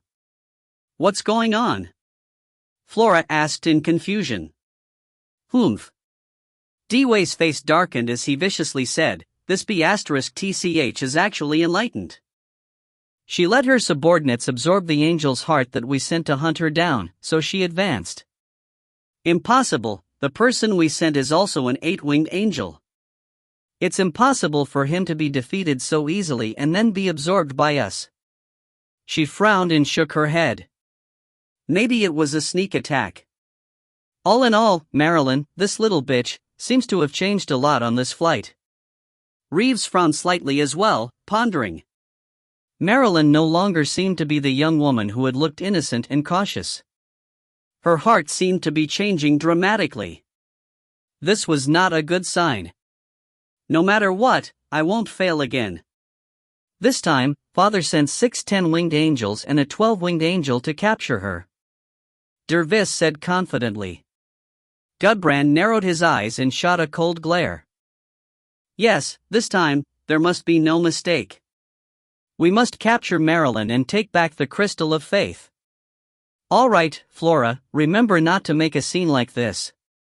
Remember, you are the goddess of light. I still have things to do. I'll be leaving first. All right. She nodded. Gudbrand stood up and left with Dervis. The place they were going to was the secret room in the backyard. There were successive radiant goddesses imprisoned there, and now, it was their time to enjoy themselves. Ali City. Holy Hall. Within a large, bright study. Yixuan was leisurely sipping the rose tea, looking at the thick documents on the table. There were indeed many hot-blooded youths in the divine realm. In just a few days, so many people had come to register. The busy Charlotte and the others were bedraggled, even more beaming with joy. The Light Academy had already begun their intense teaching. Right now, Marilyn urgently wanted to increase her own strength. Thus, the first batch of angel warriors would soon be born, and at that time, the double play between Sistar and her would also take place. But in between, be wary of the Presbyterian flies. Ever since that night, Feng Yixuan hadn't said a word to Yixuan nor had he looked her in the eye. However, Yixuan could sense that a burning gaze would often land on her. Every time she turned her head to search for this gaze, she couldn't see anything. However, Yixuan knew very well that those were Feng Yixuan's eyes. There was nothing wrong with them. That night, it was quiet. Everyone was fast asleep, and Marilyn was tired from an early day's rest. The silent radiant temple silently snuck into the group of birdmen. They were the angel warriors sent by the Council of Elders. The leader of the 12-winged angels waved his hand gently, and the 6 10-winged angels silently followed him into the main hall. All they had to do now was go to Marilyn's bedroom and take her back and wait for the Presbyterian trial. The dark hall was quiet. A few angels carefully walked upstairs. Just as he was about to step up the stairs, the surroundings suddenly lit up. At that instant, the entire hall was also surrounded by spirit formations. It was completely isolated from the outside world. Not good. It was a trap. The angel warriors of the Elders Guild were all startled. They now understood that their opponents had been waiting for them for quite some time. Although they were surprised, they didn't panic. This was because they knew exactly how powerful their opponent was. Even if they had fallen to the point of absorbing the angelic hearts of their own kind, they would not be their match. The other side only had 4 fallen 10-winged angels, which was very different from their strength. This battle was without suspense. Unfortunately, they had guessed incorrectly. What appeared before them was not an angel with snow-white wings and the current goddess of light, Marilyn. It was a demon girl with blood-red eyes, and a human girl with black hair and black eyes. 12-winged angels. The young lord narrowed his eyes and maliciously sized up the 12-winged angels standing in the hall. Demon! Demon! The angels standing in the hall exclaimed. The demons had appeared in the divine realm, and they were still here in Marilyn's place. No wonder Marilyn was so fearless. She was originally acting together with the dirty demons. What the hell? What are ghosts screaming at night? Don't you know it will affect other people's sleep? When the young lord saw these angels crying out in alarm, he wrinkled his brows and started to curse impatiently. He flipped over and jumped down, attacking the angels standing there unceremoniously. Dirty demon, Marilyn. You filthy woman, you are in cahoots with the dirty demons. Aha! The strange cries replaced the angry shouts behind him. The young lord was indeed the young lord. His attacks were extremely vicious and each of his moves were deadly. Even without Qiao Shuang's help, a few powerful angels could only barely dodge her blows, but their wounds were constantly increasing. When the young lord saw the blood, he became even more agitated, as if he had been injected with chicken blood. His attacks became even more vicious. He seemed to be venting, but at the same time, he seemed to be enjoying it. What was even more hateful was that the young lord was able to kill them, yet he didn't kill them. Instead, he beat them until they were half dead, half alive, and then came to beat them up. In the end, each of the angels was badly battered and bruised, and they no longer looked as handsome as before. The 12 winged angels at the head of the group were much better off. At the very least, they were able to discern the appearance of the previous group. The others were all in a terrible state. Abominable demons, you guys, the leader of the 12 winged angels spat out a mouthful of blood as he awkwardly spoke. And there was a tooth in the blood he spat out. I'm not playing anymore, it's boring. The young lord didn't wait for the 12 winged angels to finish speaking. His face turned cold, and a tyrannical glint flashed in his eyes. With a wave of his hand, black flames instantly surrounded the angels. Terrifying cries of pain immediately echoed throughout the hall. It was unable to penetrate through, and just like that, it continued to irritate people's eardrums and caused them to tremble with fear. Qiao Shuang was stunned as she watched the angels burn alive. Not only the body, but also the soul. This was the young chieftain's strength. This was the young chieftain's nature. With such a painful way to die, the young lord narrowed his eyes and enjoyed it. Slowly, the bodies of the angels burned away, leaving a few glowing hearts on the ground. TCH. They're cheap again. The young master made a cutting sound with disdain, put his hands behind his head and walked back to his room unconcernedly. By them, she meant, of course, the angels by Marilyn's side, and these pure powers made them more powerful by their absorption. Only after the young master left did Marilyn, Charlotte, and the others appear. They all looked at the angelic heart on the ground with complicated expressions. His mind was filled with that terrifying scene from a moment ago. Young master, this person's strength is actually this terrifying. Marilyn was glad that she were not enemies. How could Marilyn know the young chieftain's true identity? She could only assume that he was an ordinary demon with such terrifying strength. He had no idea that the young chieftain was the little devil king who acted as if he saw someone die and the flowers wilt. Even the demon generals would walk around her when they saw her. How could she be a good person? However, Qiao Shuang clearly knew the young lord's identity, and now she had a better understanding of him. Young chieftain, she doesn't seem to know many things, and only acts according to her character. No matter what, the angels sent by the Elders Guild had been easily disposed of by the young lord. He wouldn't leak out any information, and he would solve the problem silently and perfectly. Next, Marilyn worked hard to develop her power.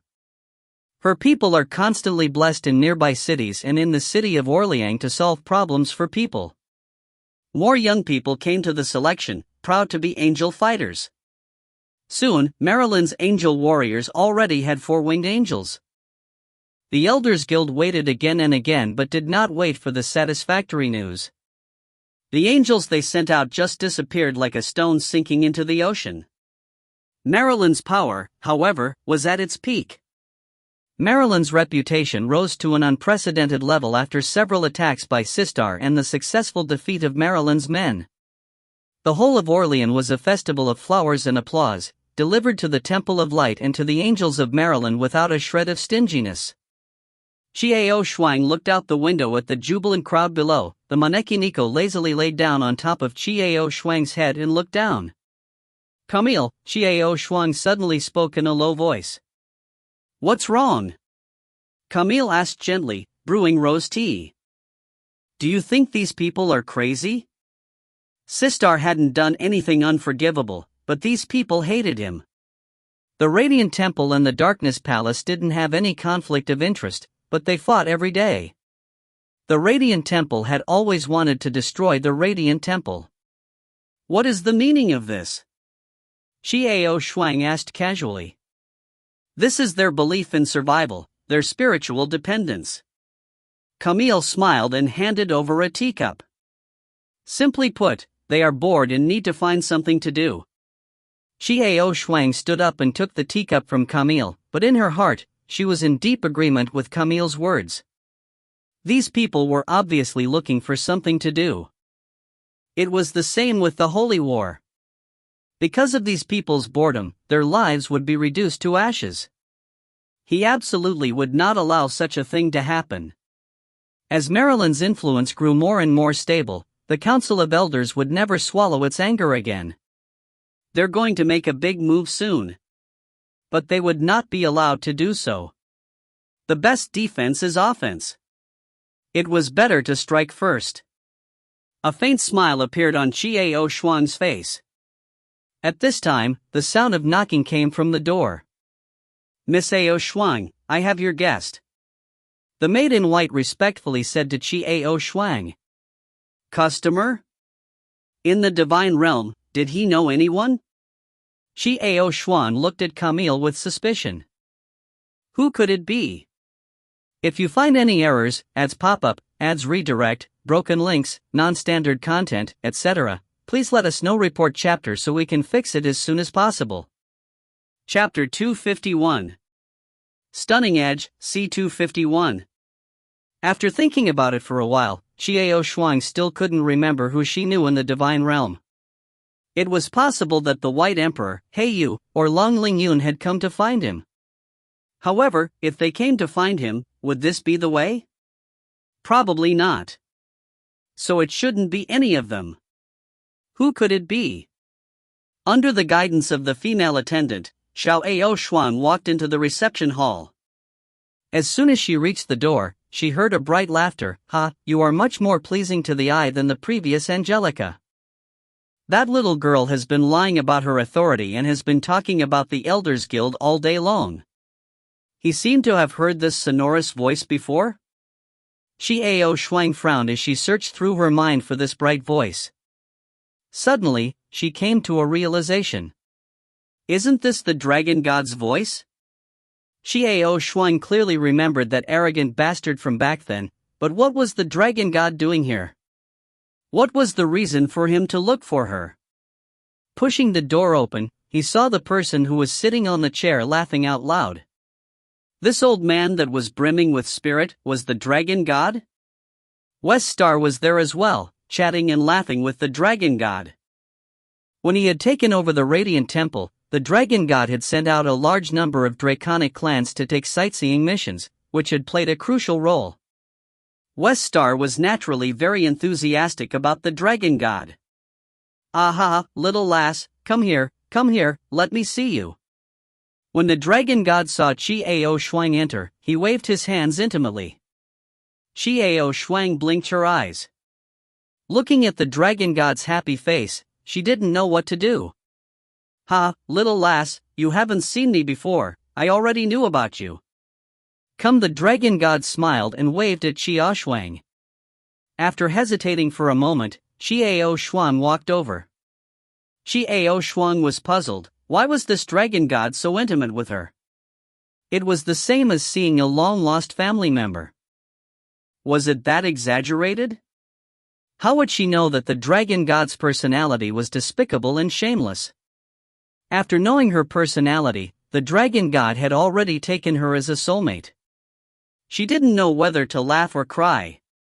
She didn't know whether to laugh or feel honored or speechless. Hello, Dragon Temple. Chiao Shuang greeted politely. This old man wasn't someone she could afford to offend. Even the Radiant Temple had tried to curry favor with him by using his face to provoke him into signing a contract that would not bully the weak. One could imagine his true strength. There's no need for this little girl to be so restrained. Come, sit this way. The dragon god patted the seat beside him, indicating for Chiao Shuang to sit down. Chiao Shuang sat down and looked at the powerful old man, not knowing what he was up to. Your name is Chiao Shuang? The dragon god asked with a smile. All right. Chiao Shuang nodded. Very well, very well. I like your character very much. Thanks to you, my descendants from the lower realms have become a little more intelligent. The dragon god reached out his hand and patted Chiao Shuang's shoulder, nearly dispersing Chiao Shuang's bones. It was only then that Xiao Offwang had an inkling of what was going on. Was this old man being very courteous to her because of this? Why did the Temple of Dragon come this time? Xiao Shuang asked straightforwardly. Oh, I came to join in the fun. It's purely for sightseeing. The dragon god squinted his eyes and laughed. A tourist tour? I bulge. Xiao Shuang made a hand gesture in her heart. So that was how it was. Back then, the Black Dragon had brought the dragon race out with them in full force. This was called sightseeing, and it had changed the entire situation in an instant. Now that the dragon god old man said those words again, his expression didn't change at all. It seemed that this old fellow only wished to stir up chaos throughout the world. He would gather wherever there was excitement. However, this was also a good thing. With the dragon god, the Radiant Temple seemed to be much more powerful than the Elders Guild. Now that the world is unaware of Marilyn's break with the Presbyterians, Marilyn takes advantage of the opportunity to develop her own influence. Presumably the Presbyterian Council would soon take real and forceful measures, and if Marilyn continued to do so, the Presbyterian Council would become history. Good sightseeing. Chiao Shuang felt her tongue being tied, and she did not know what to say.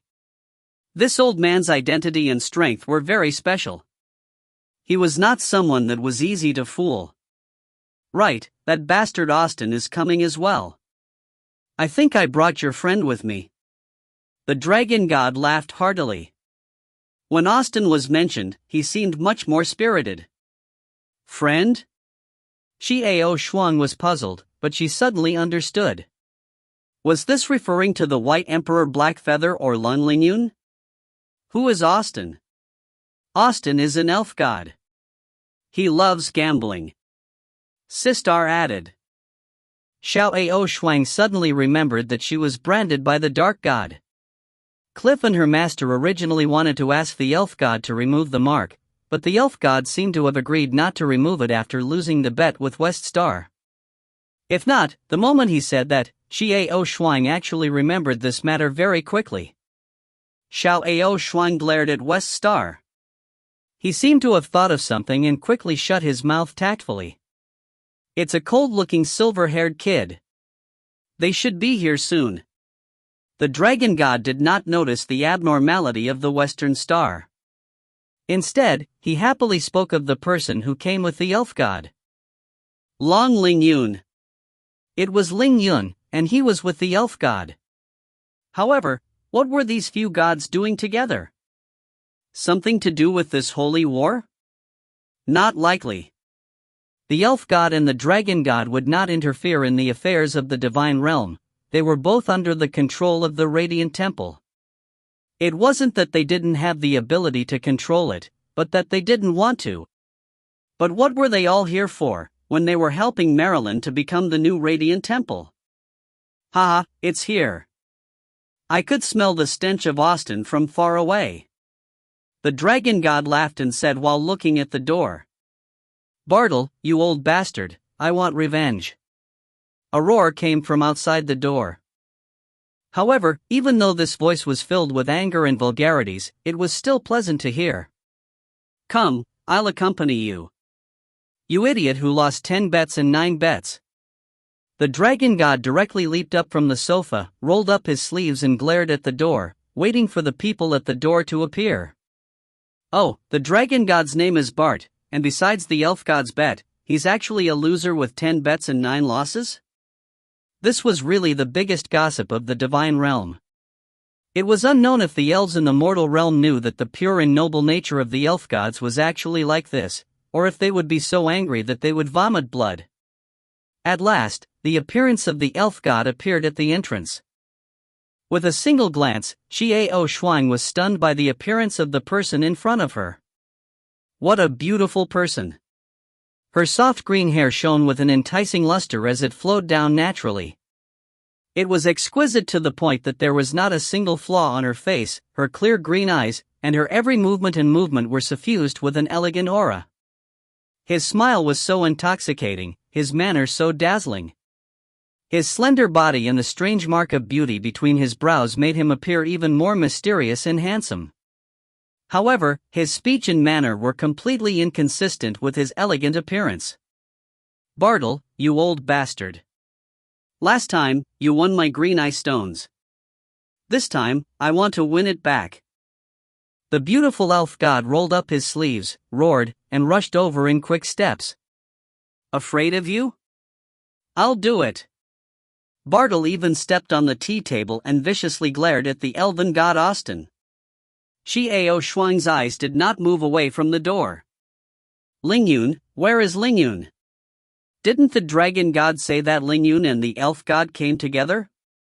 A strand of silver hair gently floated past, revealing Lingyun's familiar handsome face. Lingyun!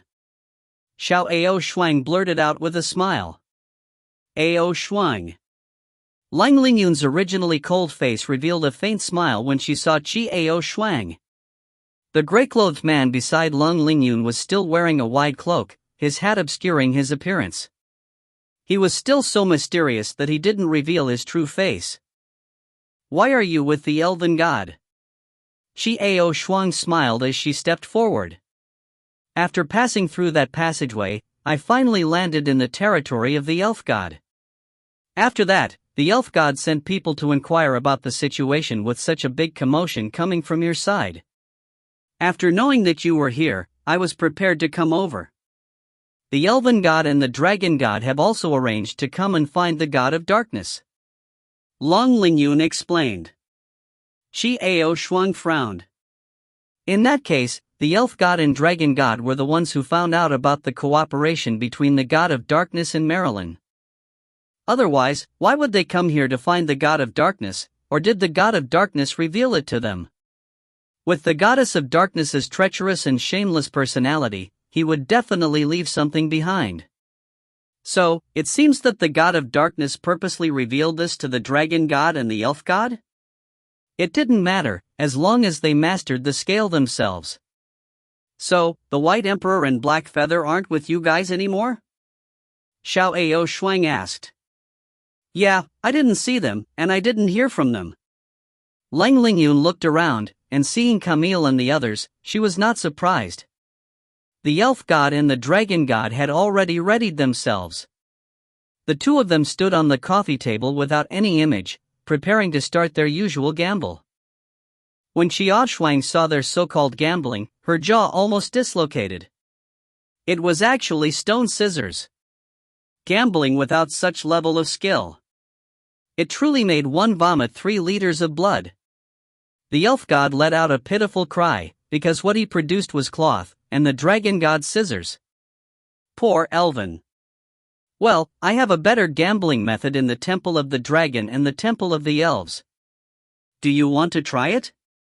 Xiao Shuang squinted her eyes and laughed like a bad thief. The dragon god and the elf god were probably the key to balancing the influence of the divine realm. Naturally, they had to curry favor with them. Xiao Shuang had a premonition that there would be plenty of times to use them in the future. What method? The elf god and dragon god both turned to look at Xiao Shuang with curiosity. Xiao Shuang smiled but did not say anything.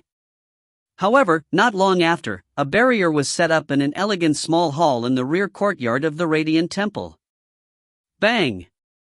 Touch your head. I'm done. Marilyn blankly stared at the few red-faced people fighting inside. That little square thing is called Mahjong?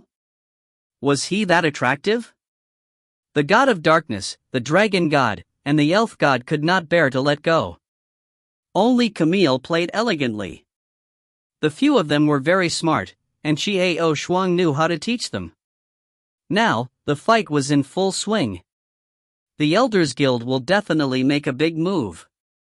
You should think about how to deal with it, Xiao Shuang said casually. Marilyn's expression changed slightly. She said goodbye to Xiao Shuang and hurried to the study room. Xiao Shuang leaned on the pillar, watching Marilyn's figure leave, her eyes a little dark. Ao Shuang, what's wrong? Lan Lingyun stood beside Xiao Shuang, naturally seeing the change in Xiao Shuang's expression. Lingyun, don't you think that Marilyn has been getting too many applause recently? What do you think? The corner of Xiao Shuang's mouth curled up as she asked in a mocking tone. When a man's ambition is satisfied and inflated beyond measure, her desire will only grow stronger and stronger. Lan Lingyun narrowed her eyes, looking at the direction where Meryl's figure disappeared to, and spoke coldly. Xiao Shuang smiled without saying anything. Marilyn, your eyes are getting hotter and hotter. Don't you know how to hide it? In the bright, large study of the Radiant Temple, Marilyn sat at her desk, looking at a table full of papers, a small smile on her beautiful face. It's only been a month, but there's already so many two-winged angels and four-winged angels. Soon, the birth of the six-winged angels will begin. This was great, he never expected such a result. Everyone was bowing and curtsying to themselves, and everyone's eyes were full of respect when they saw them. Flowers, applause, praise, never so much. Everything was decided by himself. No one needed to vote, no one needed to look at the expression on anyone's face. Was this power? The feeling of power was actually so good. Marilyn reaches out with her long, slender fingers and casually leafs through the papers on the desk. Power, that's how power feels. With one hand covering the sky, his blood boiled. Here, everyone saluted when they saw themselves. Those angel warriors looked at them with eyes full of reverence and love. This feeling was too good. However, it did not seem to be enough. He wanted more of this feeling. Freya, Xiaoshuan, this human girl really did have some tricks up her sleeve. If she hadn't accepted her proposal, she wouldn't have been able to take everything in front of her. However, she was only a mere human. He couldn't allow her to dominate him like this. As for the god of darkness, this shameless bastard, he was actually on good terms with the dragon god and the elf god. He was a hard rock, not easy to bite down on. However, even if it was a hard stone, he had to make it his stepping stone. When he had ascended to the highest peak, he would then kick away this useless stepping stone. The Elders Guild would soon take action. However, with that demon present, what did he have to fear? The strength of that demon was truly terrifying. This kind of weapon was perfect for dealing with the Elders Guild and their stubborn old foxes. If he really couldn't do it, he could ask that human for help. Just use her properly. Didn't she want to stop the holy war and end it? The dragon god and the elf god had such a good relationship with her. Wasn't it a simple matter to ask her to ask the dragon god and the others to intervene? Holy war. The holy war that happened once every 1,000 years. In the past, he did not understand why there was such a meaningless and only filled with battles of killing. But now, he seemed to understand. War, expand. This way, he would be able to satisfy this comfortable desire. Expand to the outside world and rule the three realms. Just thinking about it was exciting. No wonder those shameless old fellows of the Elders Guild would spare no effort to wage such a war every 1,000 years. Once the Council of Elders was overthrown and that human left, wouldn't he have the final say in everything? The Holy War was truly something to look forward to. The expression on Marilyn's face grew more and more ferocious, and her eyes grew more and more intense. The document in her hand was almost crumpled into a ball. Marilyn! A low voice filled with worry called out softly. Ha! Marilyn wakes up with a start and frowns at the people standing next to her. Charlotte was looking at Marilyn, her face full of concern and bewilderment, and there was a trace of a strange, unfathomable emotion in the depths of Charlotte's eyes. Charlotte! How many times have I told you? Don't call me by my name, and don't interrupt me while I'm thinking. Marilyn grunted impatiently. Yes. However, there's no one else here, and I don't see what you're thinking. There's something wrong with your expression, that's why Charlotte said softly. Marilyn put down the document in her hand, frowned and said coldly, Has there been any movement from the Council of Elders recently? You're my captain of the guard. That's what you should be concerned about, not what I'm thinking. Yes, the Council of Elders seems to be assembling an army. Charlotte stood to the side, her head lowered, her eyes filled with complexity. Then what are you standing here for? Go investigate and prepare for battle. I'll go to the main hall. As soon as Marilyn mentioned the main hall, she gritted her teeth. Damned god of darkness, he was going to change his followers a lot. How much time and effort would he have to spend to get it back? However, this was only a matter of time. After speaking, Marilyn hurried out. The main hall was the place where she absorbed the power of faith in the light. Although the faith power of the human realm had been reduced by a lot, there were still quite a few believers. Charlotte let out a long sigh in her heart as she watched Marilyn's back disappear. Why do you think Marilyn has changed? That pure and upright girl seemed to be getting farther and farther away from him. Charlotte slightly shook the 12 wings on her back, a bitter smile appearing on her face. That's right, he had fallen to the point where he would grow up to become a 12-winged angel by absorbing the hearts of his companions. It was normal for Marilyn to have some changes, right? However, was it really like this? He was just comforting himself. Charlotte sighed softly. She also slowly walked out of the study. As soon as she walked out of the study, Charlotte met a pair of penetrating eyes. The owner of the pair of eyes was looking at him with a smile that was not a smile. The sight gave him goosebumps. Miss Ao Shuang, Her Highness the Goddess isn't here, she's gone to the main hall. Charlotte swallowed slightly. He had a deep fear in the depths of his heart for this girl with black hair and black eyes in front of him. This feeling was even stronger than the red-eyed youth from the demon race. After witnessing the terror of that demon youth's black flames, Charlotte's 4 angels were filled with fear of the young master. However, Charlotte's fear of Qi Ao Xuan was one step further. If the young lord was a sharp sword, then the blood that filled the sky was cruel and bloody, and no one could block it. In that case, Qi Ao Xuan was a sword that killed without a drop of blood on it. After being killed by her beautiful sword technique, she would even smile and admire her beautiful dance style. He wouldn't blame her until he breathed his last. Charlotte didn't want to face such a terrifying person head-on. It was she who had lured them into the bottomless abyss, but was willing to do so. I didn't come for her. I came for you. Qi Ao Xuan smiled. Looking for me? Charlotte's heart tightened abruptly when she saw Qi Ao Xuan's incomparably flirtatious smile. Yes, I've come for you. For you, and for the person you love, let's have a good talk. Qi Ao Xuan's smile seemed so pure and harmless, but the words she spat out almost scared Charlotte out of her wits. What? I don't know what you're talking about. Cold sweat already broke out on Charlotte's palms, but she still tried her best to stabilize her emotions. Do you want me to say it out loud? A pair of lovers entered the School of Light together, the last candidate to become the Goddess of Light, and the last angel warrior to become the guardian of the Goddess of Light. We should have supported each other in moving forward, but it's a pity that fate is manipulating people. Xiao Shuang narrowed her eyes, and said those words in a cold tone. Charlotte's face was so pale that there was no trace of blood in it. Her fists were clenched so tight that her knuckles were white. He looked at Xiao Shuang for a long time before spitting out a sentence. Miss Ao Shuang, why did you come to me for?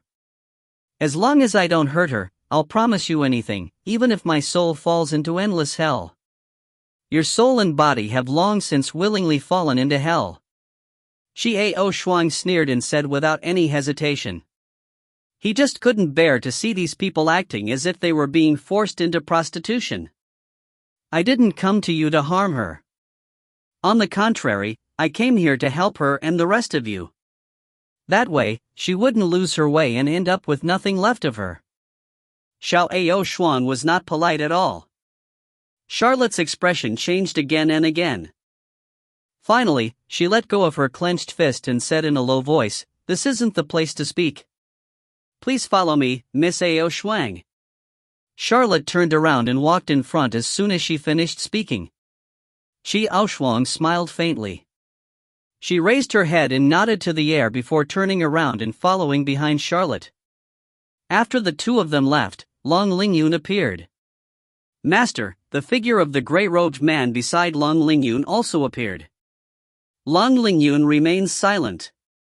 Master, she will definitely make you suffer a calamity. The man in gray looked at Xiao Shuang's back and spoke in a low voice, his tone filled with worry. This young girl, she was not such a simple person. If you find any errors, ads pop up, ads redirect, broken links, non-standard content, etc., please let us know. Report chapter so we can fix it as soon as possible. Chapter 252. Stunning Edge, C252. After the two of them left, Long Lingyun appeared. Master, the figure of the gray-robed man beside Long Lingyun also appeared. Long Lingyun remains silent. Master, she will definitely make you suffer a calamity. The man in gray looked at Xiao Shuang's back and spoke in a low voice, his tone filled with worry. This young girl, she was not such a simple person. Even so, I am willing to. Long Lingyun's low voice was firm and unshakable. After speaking, he slowly walked forward. The man in gray stood rooted to the spot, thousands of words transforming into a long sigh as he followed behind. After chatting with Charlotte, Xiao Shuang went to the backyard in a very good mood. Within the room that was laid down by the spirit formation, a few gods were simply spitting out saliva without any posture. Battle, you old bastard, you've killed my cards. The angry voice was Austin the elf. I'll piss you to death. I don't want 10,000 words, so of course I'll throw them away. The dragon god Bart's saliva almost sprayed onto the elf god's face. You bastard, you even touched my barrel to death, and you still have the face to shout? Bang! Sistar beamed and prepared to raise his hand. Who? I'll be leaving first. You guys continue. Camille smiled gently and took the card. West Star coughed up blood and was on the verge of roaring towards the sky. Xiao Shuang stood at the door and let out a smile as she watched the people who were busy fighting. In fact, Marilyn's promise now seems to be nothing more than a trick of the child. After this ambitious woman has tasted the taste of power, she will definitely gather her strength and start a holy war after completely subverting the Elders Guild. Her eyes were burning, concealing her lack of understanding. An end to jihad does not necessarily end with Marilyn in power alone. There is a way to end it once and for all.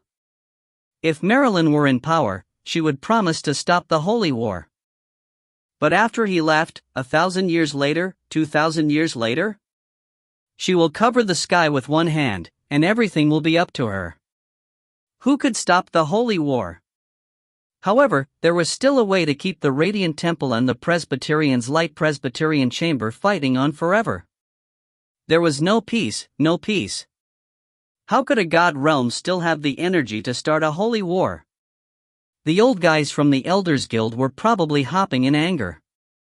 Originally, he thought that Marilyn was just a small fry to send people to capture her and bring her back, but now, Marilyn's influence was growing at its peak. Even so, the Elders Guild's strength over the years was still there. If the other side had gathered a large amount of troops, Marilyn's current strength would not be a match for them. Marilyn had to settle down first, then take the blow. Keep them in balance. Qiao Shuang's eyes landed on the beaming West Star. A faint smile appeared on her face. He no longer needed this scale. Now, what is needed is a triangle. Marilyn, Presbyterian, God of Darkness. If the balance was not careful, it would lose its balance. A triangle was the most stable shape. Achoo! West Star sneezed violently, causing everyone on the table to glare at each other. Sistar rubbed his nose in confusion. How could he sneeze in such fine weather? Camille lifted his head to look at Xiao Ayahan, who was standing by the door, revealing a gentle smile. He stood up and said to everyone, "Fight first." That won't do. How can I do without one? 3 is 1, you can't leave. Who will we fight if you leave? The 3 gods shouted without any image. I'll go get the young master. Camille smiles faintly. All right, we'll call someone over anyway. When the 3 gamblers heard this, they decided to let Camille go. Camille walked to the door and looked at Xiao Shuang, saying softly, "What, are you worried about?" Xiao Shuang shook her head. "No, when the situation with Marilyn and the Council of Elders stabilizes, then there will be no problems on the god's side." Camille looked at Xiao Shuang, who frowned slightly as if he was thinking of something. He then continued, "You are worried that the Divine Realm's problem has been solved, but the Devil Realm's problem is not easy to deal with, right?" "Yes. I don't know why Feng Yixuan didn't recognize me." Xiao Shuang's frown deepened as she said in a low voice, "But I still feel that it has something to do with me." "He'll tell you when it's time to tell you. Come on, I'll make you a cup of rose tea to wake you up." Camille reaches out his hand to rub Xiao Shuang's head affectionately. "Thank you." Xiao Shuang revealed a smile. Camille's hands were warm now. Camille's smile was warm. Unconsciously, he had already treated Camille by his side as a habit. It was as warm as a family member. But what Camille had said, Feng Yixuan would tell him when the time came. She understood this logic as well.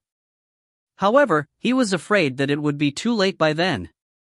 A sense of unease rose in Xiao Shuang's heart. Meow? When the Maneki Nico heard that there was flowery tea, it naturally thought of dessert. "Don't worry, you have something to eat." Camille squeezes his big ears and laughs. When he found the young master, he heard that he was playing mahjong and immediately ran towards him. She had been wanting to play with that strange, funny thing for a long time. In the quiet living room, Xiao Shuang was drinking Camille's scented tea, making the treasure cat eat delicious pastries contentedly. "Ao Shuang, what do you plan to do next?" Camille sat down and asked softly. "First help Marilyn stand on her feet, and then, after that, it was time to go to the demon realm." Feng Yixuan. "After the god realm is settled, it will be the devil realm, right?" Camille took a sip of tea and said slowly, "The celestial realm has been dealt with. Coincidentally, they are having an internal conflict. But the devil was different. The demons were a bloodthirsty race. Brutal, powerful.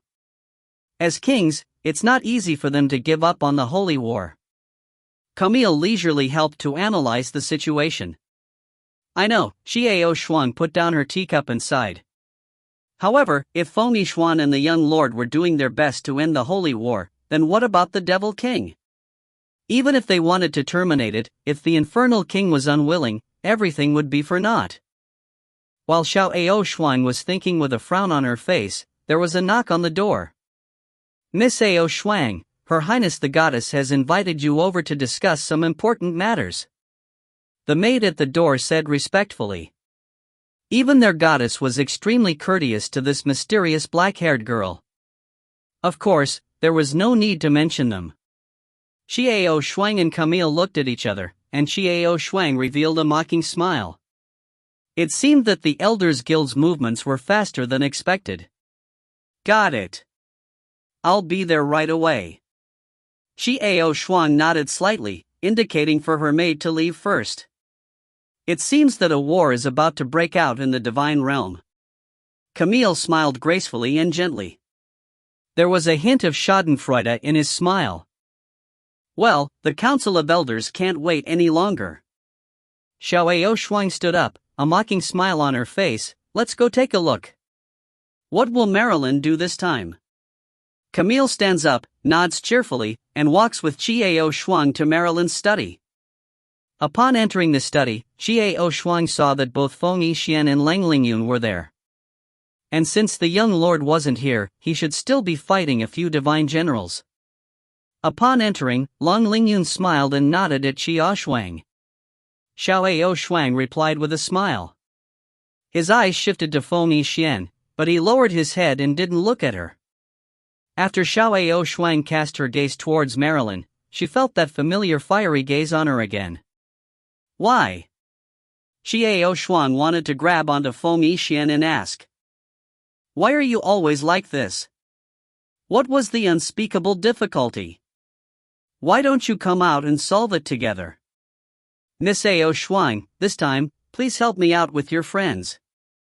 Marilyn looked terrified, pleading anxiously and sincerely. However, there was no trace of fear and worry in her eyes, only indifference and pride. Oh, Marilyn, you simple woman. Can't you get a little deeper? What has happened to make our noble and graceful goddess so flustered? Xiao Shuang sat down in anger, but there was a trace of mockery in her voice. A flash of pain flashed in Charlotte's eyes as she stood beside the desk. In the blink of an eye, it happened so quickly that it was almost unnoticeable. Miss Xiao Shuang, the Elders Guild has gathered a large amount of troops. They want to officially declare a war on me. They no longer care about face. Marilyn was still a little panicked as she said, God Realm is about to start a war. I don't want to see that happen. But if I don't fight, I'll be executed by the Presbyterians.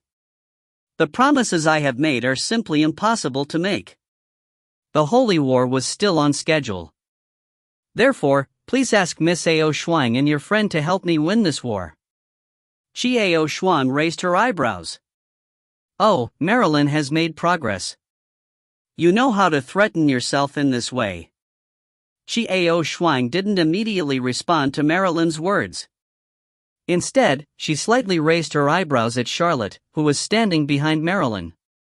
Charlotte's expression immediately turned extremely unsightly. Her handsome face paled, devoid of the slightest trace of blood. Then he closed his eyes and lowered his head in pain. He knew in his heart, that the Marilyn standing before him was no longer the pure and flawless maiden she had been before. She was now a goddess of light. A woman who craved power. Of course, we will help you. After all. Xiao Shuang looked at Marilyn and said slowly, after all, our goal is the same. It is to end the holy war, right? Your Highness the Goddess of Light. Yes, Miss Xiao Shuang. It's great that you understand this. Marilyn hurriedly nodded her head, her face showing an expression of joy. Of course I understand, Miss Marilyn. There will be a surprise waiting for you, won't there? Charlotte.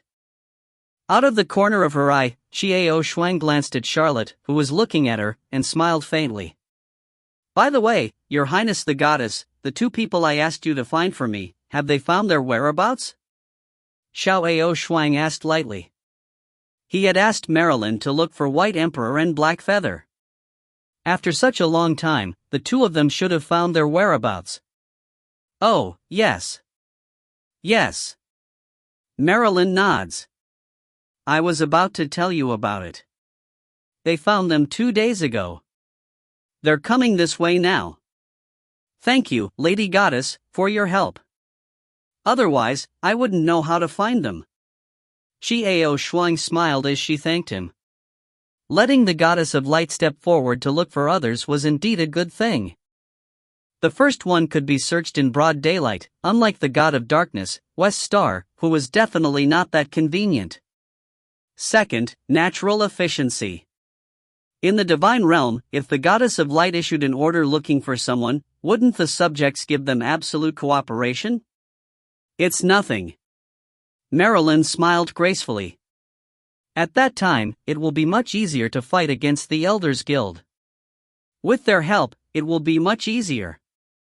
Xiao Shuang said lightly. Oh, really? That's wonderful. Thank you very much, Miss Shuang. So you came to them to help me? Marilyn nodded gratefully. However, there was a trace of pride and a sneer in his eyes. This human girl was really useful. He was actually trying so hard to help Yi Xiao. That's right, Marilyn, an even bigger surprise awaits you. Don't worry, Lady Goddess, my friends and I will help you. After Xiao Shuang said this, Marilyn was still a little worried. But Miss Ao Shuang, the strength of the Elders Guild cannot be underestimated. Not to mention their million angel army, the members of the Council of Elders are all powerful experts. Marilyn frowned and said worriedly. It doesn't matter. Don't we still have the Dragon God and the others? Xiao Shuang looked at Marilyn with a smile that was not a smile. Since this woman wanted him to say such a thing, she would satisfy her. In any case, they were just exchanging a few pleasantries, and there was no way they would lose a piece of flesh. Sure enough, after Xiao Shuang said this, Marilyn seemed to relax, but her eyes flashed with a faint light. Then I'm relieved. Thank you very much, Miss Ao Shuang. Marilyn thanked him excitedly. Xiao Shuang just smiled and did not reply. In the evening, the White Emperor and Black Feather arrived at the Holy Hall to meet Xiao Shuang. Thank you for your hard work, please sit down and have a cup of tea. Camille beamed and poured them both a cup of tea. The situation is that a war is about to break out between the Goddess of Light and the Radiant Temple. What we need to do is to balance these two forces, as well as the dark forces of the God of Darkness. The three forces will balance each other and fight on forever, and the mission will be completed. After shooting out his barrier, Xiao Shuang quickly relayed the situation to the two of them. It's that simple? Hey, you sat down and drank the tea Camille offered him in one gulp without forgetting to thank Camille. Thank you. The White Emperor, on the other hand, sat down with a calm expression and accepted Camille's tea. He thanked her first before taking a sip. Yes, it's that simple. Originally, he wanted to get rid of the Elders Guild so that the current Goddess of Light, Marilyn, could establish a new Radiant Temple, but this woman's ambition was inflated, and even if she were in power, she would still start another war. How about we continue to weaken the power of the divine realm and no longer have the power to start a holy war? Xiao Shuang explained in a deep voice, and there is the God of Darkness as well. These three forces are very powerful, and with the situation stable, there will be no more worries. But I'm afraid it won't be so easy for the Devil World. The White Emperor calmly revealed the crux of the matter. Yes, I know. But first we have to deal with this side. Xiao Shuang sighed in her heart. Then what are we going to do? In the war between the Presbyterians and this Marilyn? Hey, you wasn't stupid and immediately asked this question. Help Marilyn win the war, but let the Presbyterians go and retain their basic strength to fight Marilyn. Xiao Shuang said in a deep voice, one sentence, it is flat. Yes, I understand. Hey, you didn't waste any more time talking and nodded. However, the members of the Elders Guild shouldn't be so simple. Xiao Shuang thought for a while and said slowly. The Elders Guild had always been the supreme ruler of the divine realm, so how could they not be insignificant individuals without any strength? Humph. So what? Watch me strangle them. Suddenly, a voice filled with disdain interrupted his words. Young master, Xiao Shuang looked up and saw the young master standing at the door. Just like that, the young master silently entered the barrier she laid down. And the person standing behind her was Feng Yixuan. Beside Feng Yixuan was Long Lingyun. Everyone's here. Camille smiled and said, "Come in and have a seat." Just in time for a discussion. What sort of discussion is this? Isn't it to beat them until their faces are blooming, but to keep a breath of air that they can struggle against? The young lord's mouth twitched. Ladia. Feng Yixuan's voice carried a faint trace of anger. With just a low grunt, he managed to shut the young chieftain up. Got it. Just do whatever you say. The young lord said softly. When will your temper change? One day you will learn a lesson. Feng Yixuan said with a deep voice, suppressing the anger in his heart. I know.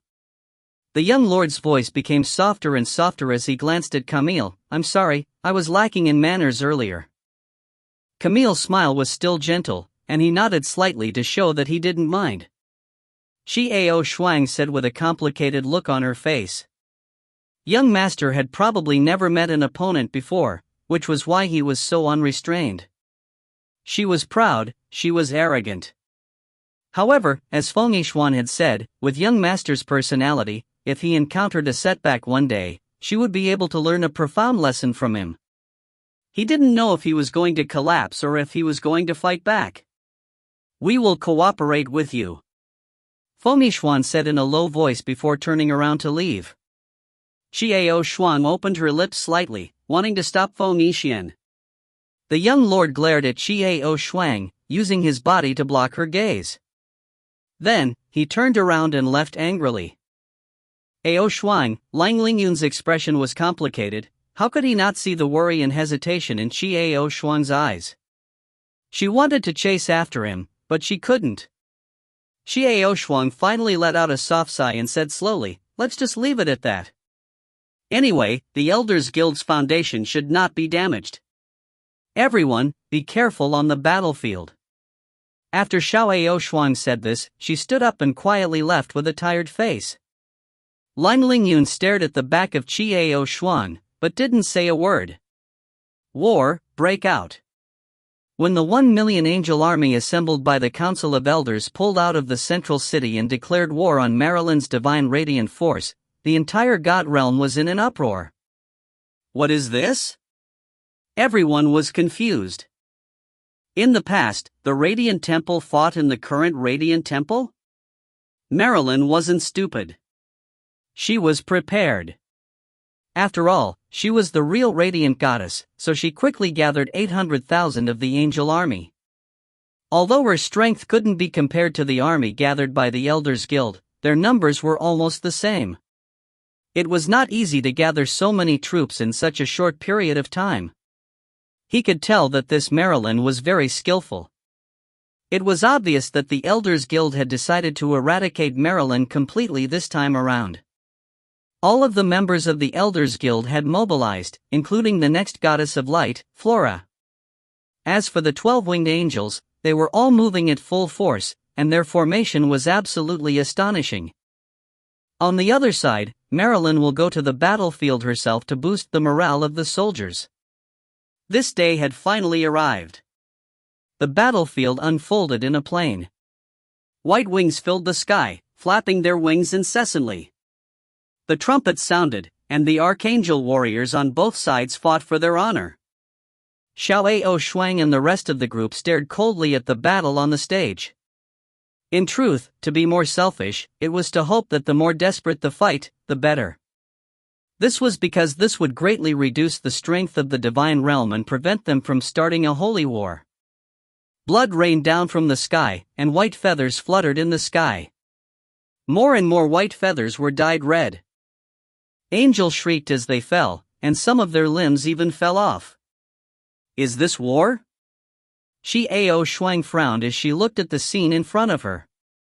If this was the case with the God realm starting a war, then what about the three realms' holy war? It would only be 100 times more brutal than the war in front of them, 1,000 times more brutal, right? Xiao Shuang slowly closed her eyes before opening them again. The sky seemed to have been dyed red, and the ground was truly dyed red. The pungent smell of blood made people frown. Xiao Shuang raised her head and looked into the distance. She was attracted by a few bright white lights. Over there were countless angels who rushed forward and were then chopped into two halves before falling down. It was not the 10 winged angels that flew there, nor was it the 12 winged angels.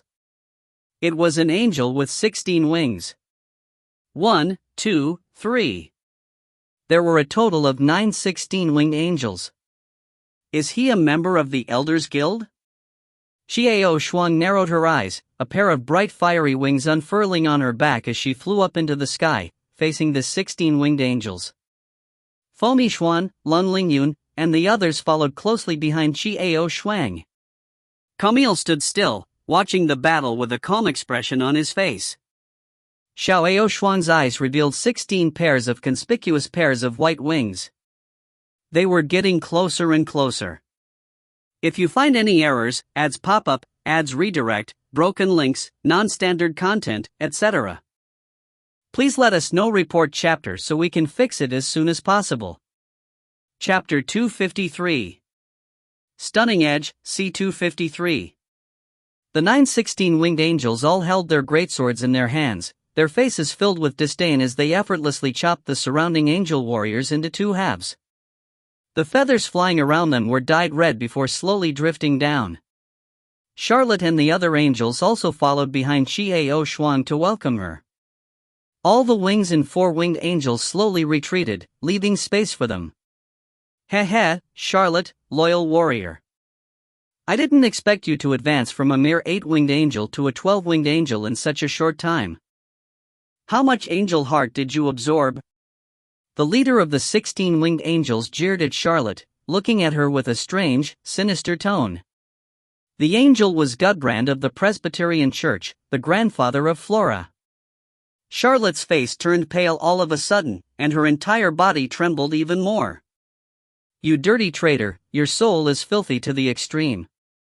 Another 6-winged angel, Dervis, also spoke out these words in a cold voice. Charlotte clenched her teeth. Her face grew paler and paler, but she couldn't say anything. He could no longer possess the glory of an angel warrior. Just as they had said, his soul was already extremely dirty, and he had fallen into an endless hell. Charlotte seems to be many times better than you guys, compared to keeping and playing with historical radiant goddesses like dogs. Xiao Shuang's cold voice rang out. It was not loud, but it was loud enough for the people nearby to hear. All the members of the 16-Winged Angels Association heard it, as well as the people on the side of Xiao Shuang. However, Xiao Shuang had a good grasp of the situation. She only let them hear it, but didn't let the rest of them hear it. Xiao Shuang had her own plans. After all, the Elders Guild would have to fight against Marilyn in the future. She couldn't bring down their reputation too much. However, these words were enough to cause the members of the Elders Guild to feel uneasy. As expected, the Elders Guild members' expressions changed drastically when they heard what Xiao Shuang said. They all wanted to tear Xiao Shuang apart. Who are you? You're talking nonsense here, insulting us with nonsense. Gudbrand snapped with a dark face. Ha, you know best whether it's real or not, right? Xiao Shuang smiled as she gave an irrelevant answer. The faces of Charlotte and the other angels slowly recovered. In the face of such a filthy and morally prejudiced Presbyterian, what they did would not be too much. Their souls were dirty too. Whether human or angel, the mentality is the same. When feeling unwilling, it is always a matter of mental balance to feel someone is with you or on your back. All of you are just a bunch of buffoons who are cheating on themselves. Xiao Shuang sneered as she looked at the few Elders Guild members who were getting more and more furious. There were 9 of them, wasn't that a bit too much? It seems unfair to Marilyn. Whoever you are, if you're on Marilyn's side, you have to pay. He raised his sword, pointing it straight at Xiao Shuang. He said coldly, and this price will be your life. Xiao Shuang smiled but did not reply. She slowly raised her hand and suddenly waved it. Golden rays of light dazzled the eyes, enveloping Xiao Shuang within. The Elders Guild's group couldn't bear the dazzling golden light any longer and narrowed their eyes. They couldn't clearly see what was in front of their eyes. When Xia Shuang drew the sword from its sheath, the blade trembled uncontrollably. It was excited. The swords of the 16 winged angels in front of him weren't ordinary swords. At this moment, the sword in Xiao Shuang's hand was as excited as a hungry ghost seeing a pile of delicacies. If it could make a sound, it would probably already be wailing non-stop. Be quiet. Xiao Shuang could not help but twitch her mouth, then she stretched out her finger and flicked the blade of the sword. This guy was way too unskilled. Go to hell. He raised his sword, chopping down at Xiao Shuang. Xiao Shuang smiled and raised her sword to welcome him. The 16 winged angels behind Dervis also charged forward with their swords raised, and the group of people behind Xiao Shuang flew forward to welcome them. An intense battle began. Seeing the pair of flaming wings on Xiao Shuang's back, Diwei was astonished. He searched his mind, trying to figure out who this young lady was. It didn't seem like someone from the divine realm. People from the divine realm wouldn't have wings like these. Black hair, black eyes, flaming wings. Clang! The loud sound of weapons clashing rang between Xiao Shuang and Diwei. The loud sound was deafening, and shook the entire sky. This young lady in front of him was actually able to withstand a single sword blow from him. Her face didn't change at all. However, the next moment, his face paled. Seeing the situation in front of him, his pupils contracted. What did he see? Seeing the sword in the girl's hand collide with his sword, he immediately changed his shape and transformed into a liquid that quickly surrounded his sword. The kacha-kacha sound was terrifying. In the blink of an eye, all that remained was the hilt of the sword. His sword was gone just like that. Just like that, he was eaten by the weapon in the hands of the young girl in front of him. Yes, he wasn't wrong. His sword had been eaten just like that. Dervis stared at the short sword in his hands in a daze. Marilyn screamed in her heart. Her eyes were so hot that they seemed to melt everything in front of her. As far as she knew, Charlotte would never let this opportunity slip.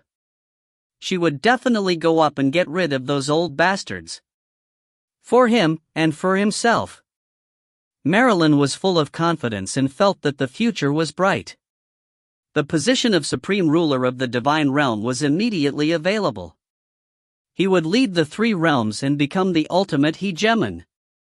In the air far away, Gudbrand suppressed the aura that was running around inside his body, repeatedly swallowing the blood that was about to spurt out. However, his eyes were bloodshot as he glared at Xiao Shuang. Damn you little bitch, I'll rape you 100 times. Lowly humans. I can't accept this, I can't accept this.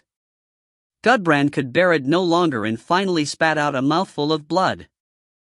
His body teetering on the verge of collapse, Dervis hobbled over and barely managed to hold on to Gudbrand. His face was the same as the Elders Guild members behind him, deathly pale. Their injuries were not light. The powerful people in front of them would definitely not let them off. Was everything going to be ruined today? Was it really going to make that little bitch Marilyn change her mind? The twin black girls. Dervis' eyes were filled with grief and indignation as he looked at Xiao Shuang. He was about to say a few harsh words to express his indignation and unwillingness before he died. However, Xiao Shuang shrugged her shoulders and said passively, "All right, we can call it a day now. Let's go." After Xiao Shuang finished speaking, the ruler's flame vanished and she took the lead to leave. The powerful people who had followed her all turned around and followed behind her. It was as if he had struck a huge ball of cotton with his fist, and then his body deeply sank into it. Weakness, a feeling of extreme powerlessness. Dervis almost fell down from the skies. The other 16 winged angels also stared dumbly at Xiao Shuang's back. Gone? It ended like this? They don't come to reap? That's it? Huali was gone, gone? What do you mean? Marilyn was stunned. What did Chiao Shuang mean? Didn't she want to help him become the real powerhouse? Why did he give up at such a crucial moment? The morale of the Elders Guild members in this state were low, and their injuries were not light. Such a good opportunity, how could she let it go so easily? Marilyn was going crazy. This was the feeling of having the taste of food in one's mouth being dragged out of one's mouth by someone else. Chiao Shuang, what do you mean by that? Marilyn flew up menacingly and went straight towards Xiao Shuang and the rest who were flying back. Naturally, the Elders Guild would not miss such a great opportunity. Since the two-faced human girl let them go, it was completely mindless for them to continue fighting in their current state. Seeing that Charlotte and the others were about to swing their swords over, Davis hurriedly supported Garland and shouted in a low voice, "Retreat!" The members of the Elders Guild quickly retreated while a large number of angels surrounded them to cover their retreat. Charlotte and the others watched helplessly as the members of the Elders Guild fled farther and farther away. Chiao Shuang flew back with a calm face, meeting the menacing Marilyn in midair. At this moment, Marilyn's expression was so dark that water would drip off her face. Seeing how calm and indifferent Chiao Shuang looked, she was so angry that she pointed at Chiao Shuang and shouted, "Chiao Shuang! What do you mean? You actually went back on your word? How dare you do such a thing? Do you know what you've done? What do you mean? If you find any errors, ads pop up, ads redirect, broken links, non-standard content, etc., please let us know. Report chapter so we can fix it as soon as possible." Chapter 254. Stunning Edge, C254. Marilyn pointed at Chiao Shuang's nose and shouted angrily. She was so excited that she had long forgotten who was responsible for her actions. At this moment, she only had one thought in her mind, and that was that this foolish human had let go of the Council of Elders and done something completely mindless. Say, what do you mean? Have you forgotten our agreement? Don't you want to end the holy war? How dare you do such a thing? Marilyn bellowed in excitement, her white face flushing red. Chiao Shuang did not have any expression on her face, only looked at the excited Marilyn in front of her.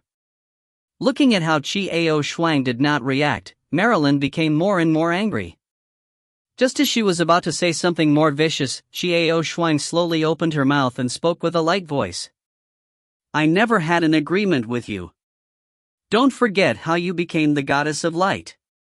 Since I can let you become the goddess of light, I can also rescue Angelica from the past and let her become the goddess of light." Chiao Shuang's voice was as cold as the winter night. It was ethereal and ice-cold, causing one's heart to shudder in fear. Feng Yixuan's expression also turned cold as he narrowed his eyes. A shocking bloody scar appeared on Marilyn's white face. Long Lingyun did not say a word. She looked at Marilyn calmly, her eyes full of frightening danger. Marilyn's back broke out in a cold sweat. The blood on his face slowly dripped down as it floated in the air. Marilyn's pupils dilated, and she suddenly realized that her attitude seemed too much. Marilyn hastily adjusted her face and put on a smile, but her tone was still urgent. "That's not what I mean, Miss Austen. However, this was a great opportunity to wipe out the Elders Guild. If we let them go, the consequences would be unimaginable." After speaking, Marilyn anxiously looked at Charlotte and the others in the distance. Charlotte led a group of angels to chase after them with all her might, but the members of the Council of Elders flew further and further away. Charlotte and the others could only kill those angel warriors who stayed behind to delay them. The blood that filled the sky was like rain, striking fear in one's heart. Red-white feathers danced in the air as she sang a song filled with bloodshed and grief. In this war, how many of the angels had perished? How many of the angel warriors didn't even have the heart of an angel, never to have the chance to reincarnate again, perishing forever?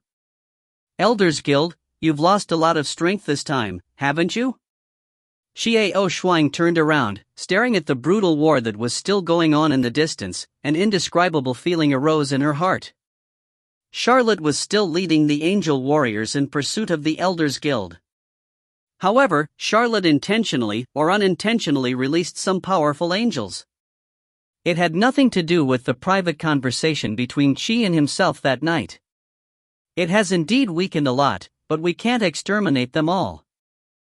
If they were on the ground right now, they would probably be stamping their feet in anxiety. Your Highness, aren't you a little too greedy? Xiao Shuang smiled and coldly spat out these words. Marilyn's face froze as she stared blankly at Xiao Han. After a long time, she finally spat out, Miss Ao Shuang, what do you mean by that? I don't really understand.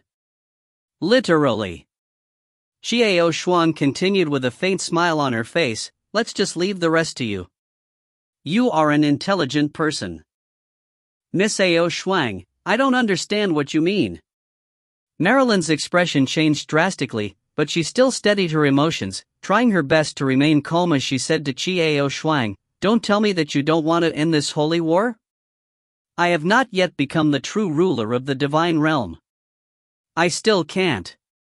Are you an idiot? The young master's cold voice was filled with disdain and ridicule. Marilyn paled and turned to look at the young master, moving her lips but unable to make a sound.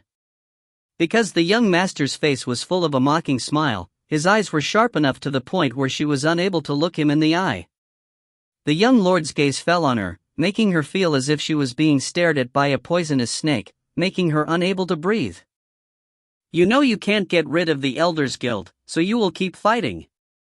As long as we maintain this state, will the divine realm still have the energy to start a holy war? The young master spat in disdain, his eyes turning white as he coldly said, the matter is settled, let's go. Marilyn's face instantly turned ashen. He suddenly turned to look at Xiao Shuang, only to see her calm expression. She did not have any objections to what the young master said earlier. Marilyn opened her mouth slightly and stared at him, but she couldn't say a word. Looking at the girl with black hair and black eyes, a chill and fear arose in Marilyn's heart. Could it be that this human girl had been plotting this from the very beginning? From the very start, he did not intend to make himself the ruler of the god realm, but to make himself and the Elders Guild the two opposing powers. That's not right. And the god of darkness. It was a confrontation between the three forces. The more Marilyn thought about it, the more shocked she became. She stared blankly at the indifferent Xiao Shuang, unable to say anything.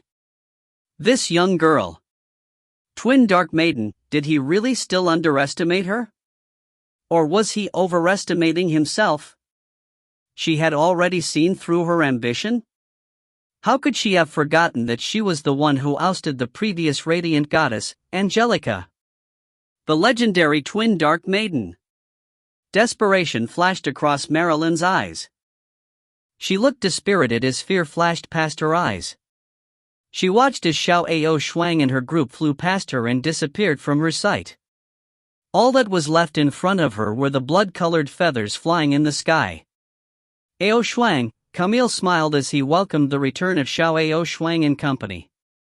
Camille. Xiao Shuang landed on the ground and stood in front of Camille. Everyone landed one after another with different expressions on their faces. The matter seems to have been settled. The Elders Guild has been seriously injured, and this period of recuperation is enough for Marilyn to grow in power. Camille said, beaming. Yeah, that's right. Xiao Shuang did not turn her head to look at the bloody and cruel battlefield behind her, only replying with a low voice. Then, there is no longer a need for us to stay here. Camille narrowed his eyes and said these words softly. The young lord rolled his eyes and mumbled, I don't want to stay in a place full of birds. Fomi Xin coldly glanced at the young master. The young master immediately raised his right hand and swiped it from left to right in front of the blood jade in his mouth. Then he shut his mouth tightly, indicating that he wouldn't speak any more nonsense. You can go back now. He tilted his eyes to look at the calm white emperor. He didn't know why, but every time he saw how calm the White Emperor was, he felt like beating him up. "White Emperor, you silly person, come back later. I will absolutely suppress you. I'm stronger than you."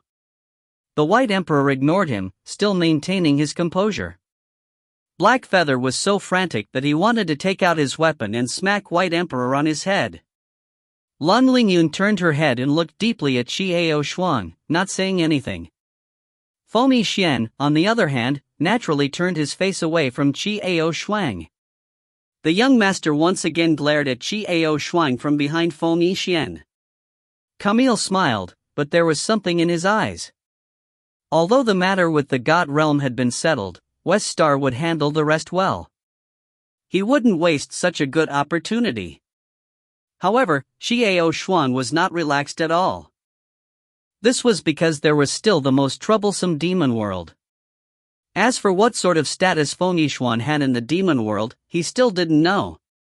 Xiao Shuang turned her head to look at Feng Yixuan, but Feng Yixuan did not turn his head to look at her. "Let's go back." Camille's low voice suddenly rang out. Everyone felt their vision go dark, and then there was nothing left. A flash of white light appeared before his eyes. Everyone disappeared. The place was empty, as if Xiao Shuang and company had never appeared in the first place. When Xiao Shuang opened her eyes again, she was back at the fountain in the center of the maze of gardens. The surroundings were still tall trees, and the fountain in the middle was still as clear as before. It continuously spurted into the air, splashing countless bright splashes of water. Everyone's here. Except Camille. Camille quietly disappeared again. What made all of them shocked was that Camille's low voice seemed to be the reason why they were teleported back here. So Camille sent them back? Who the hell was Camille? To be able to open up a spatial passageway in such a manner allowed them to return to the demon realm from the divine realm. Congratulations, the mission is complete. That familiar and vigorous voice suddenly sounded in everyone's ears. Reward? Xiao Shuang teased. Her. The voice laughed. It can satisfy a wish of yours, within our means. Oh, not bad. Xiao Shuang narrowed her eyes and nodded. White Emperor, Black Feather, go to where you should go. And that's the end of your connection with her. He said in a low and deep voice, full of vigor and vitality. He said this sentence in a baffling manner.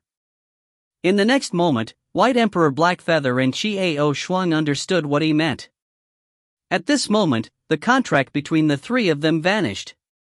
Should I call you Lan Lingyun or the Monster King? There was actually a hint of ridicule in the vigorous voice at this moment. Right now, I am Lan Lingyun. Other than that, I am nothing. Lan Lingyun said in a low voice. Everyone's facial expression changed slightly. Lan Lingyun's true identity was actually the great demonic king of the demon sector? The White Emperor and Black Feather's expressions became even more shocked as they stared at Lan Lingyun. This silver-haired purple-eyed person was the great demonic king that had dominated the world in the past? This didn't look like the person they knew. You really are.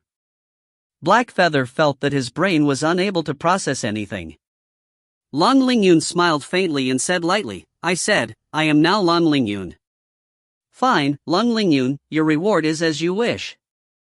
You can do what you want. You don't need to worry about the demon world anymore. The sovereign's voice sounded in a low voice. Thank you, sovereign. Lan Lingyun smiled faintly, a hint of relief on her face. The White Emperor was silent as he stared at Lan Lingyun's calm face.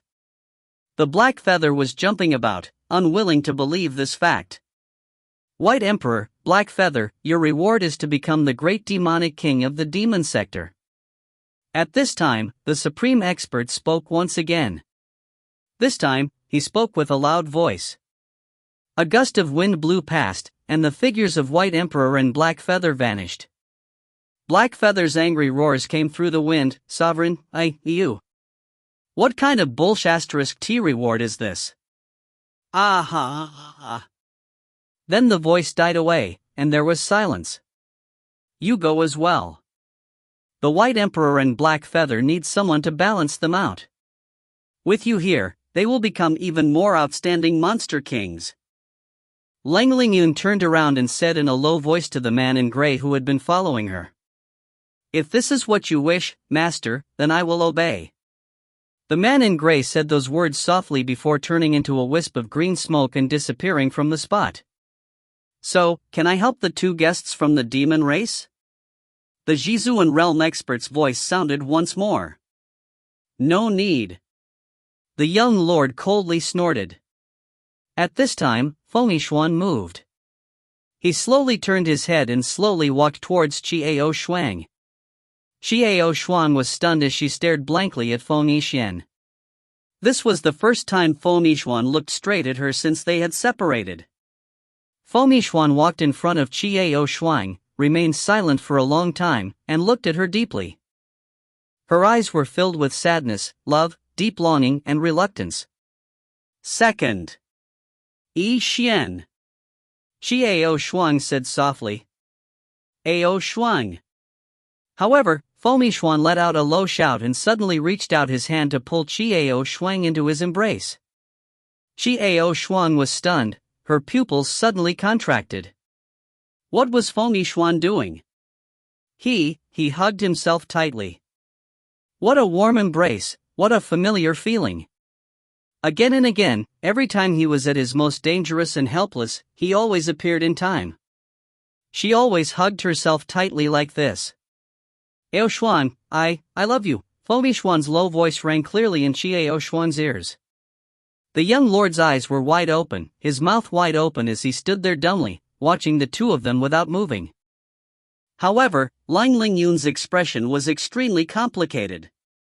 The scene before her eyes was so dazzling that it hurt his heart. He even had the urge to ruthlessly tear them apart. Yi Xian? Qiao Shuang was just about to break free from Feng Yixuan's embrace and ask him what was wrong with him. However, Feng Yixuan held her even tighter. Don't move, Ao Shuang, please don't move. Let me hug you for a while, just a while. Feng Yixuan's voice was low, but it carried a strong pleading tone and a heartache. Qiao Shuang didn't move again, allowing Feng Yixuan to hug her tightly. I said I wouldn't upset you. I will end the holy war for you. And I am a person who has no qualifications to give you happiness. Feng Yixuan's low voice echoed in Qiao Shuang's ears like a dream. You don't have the qualification to give yourself happiness? What do you mean? What did he mean by that? A huge wave of uneasiness suddenly rose in Qiao Shuang's heart. Why did he suddenly feel like Feng Yixuan was about to disappear? It was as if he could no longer feel Feng Yixuan. You must be happy. Feng Yixuan slowly released Qiao Shuang and looked deeply at him. She slowly raised her head and gently caressed Qiao Shuang's bright face. After a long time, Feng Yixuan forced out a smile. Ao Shuang, it's been good to meet you in this life. With that, Feng Yixuan disappeared. He then disappeared from in front of Qiao Shuang. Qiao Shuang looked around in panic. There was no one around. Feng Yixuan had disappeared, just like that. The young lord had also disappeared. Qiao Shuang's mind went blank as she stared in front of her. Ao Shuang, it is good to meet you in this life. It's good to meet you. Lang Lingyun was stunned, seeing the sudden scene in front of her. She did not understand. Yi Shen, Ao Shuang mumbled one word. His heart was so empty, so empty. It was so quiet that he could only hear his own heartbeat. Yi Xian? Qiao Shuang's heart suddenly became flustered. She finally came back to her senses. Feng Yixuan had left. Feng Yixuan left just like that. No. How could he just disappear like that? How could he say those words to himself and then disappear? What was going on? What had happened to him? To end the holy war for himself, with his status as a demon? Was he going to do something stupid?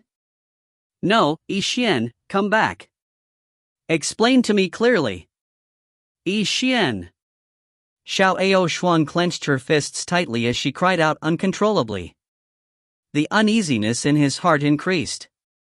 Ao Shuang, calm down. Lang Lingyun looked at the dejected Qi Ao Shuang and hurriedly went forward to support her. Qi Ao Shuang, you don't need to shout, he has already returned to the demon realm. Go back and prepare for the Infernal King's coronation ceremony. The paragon's voice sounded hollow. What do you mean? Xiao Ao Shuang shouted excitedly into the air. I suppose you know better than that, don't you? The Yixuan realm expert's voice carried a bitter smile. He is a demon, but he came here to end the holy war. For whose sake do you not know? Qi Ao Shuang's heart skipped a beat. Indeed. Feng Yixuan had come to end the holy war because of him, but the price had been his own? Things may be more complicated than you think. But the holy war was over. That is enough.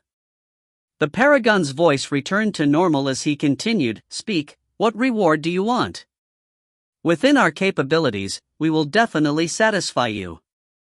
Qi Ao Shuang seemed as if she had not heard the words of a martial saint. Her eyes were empty, and there was only one thought in her mind. It was that Feng Yixuan had left him just like that and done something he didn't want to do for him. For his own sake, he had used him as a price to end the demon realm's holy war.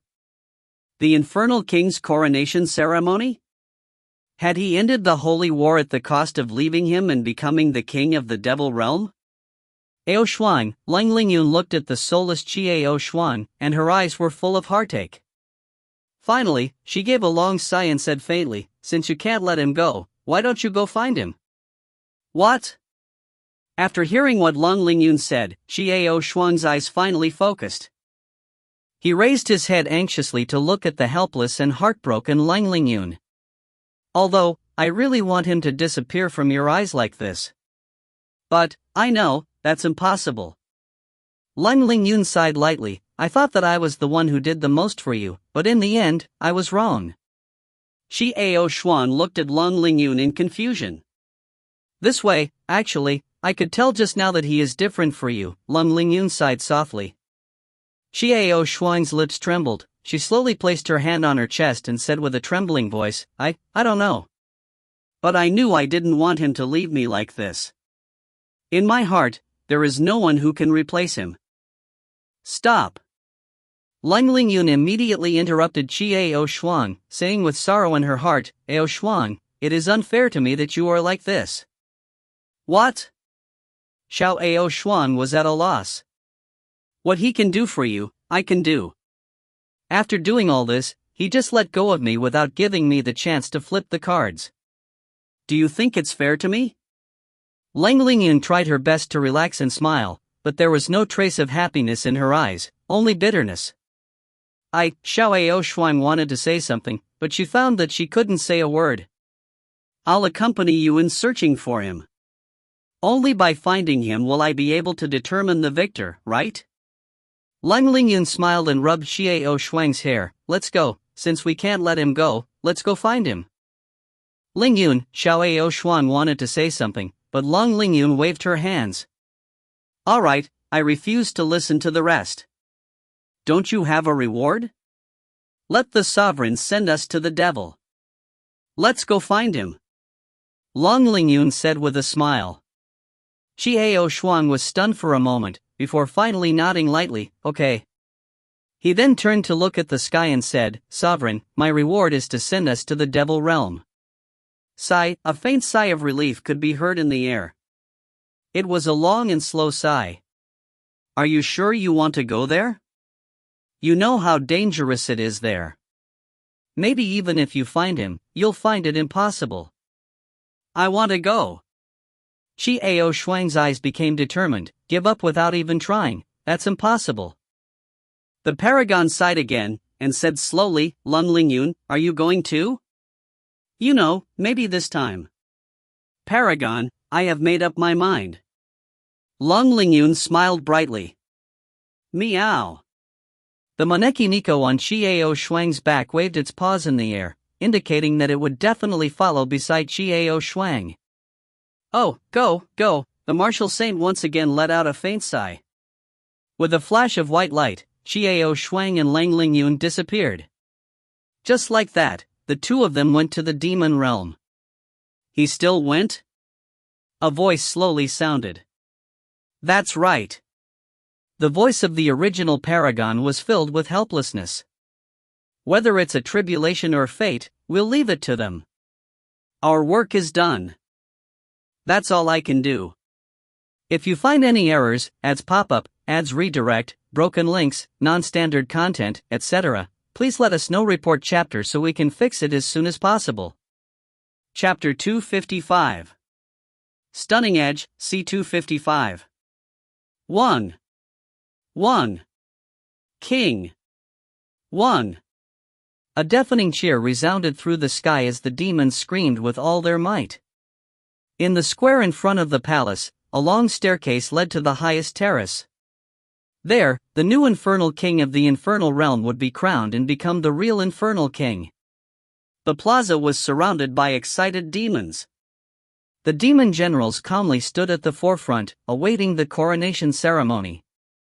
The new infernal king had accepted the layers of tests and had defeated them all, making them submit wholeheartedly.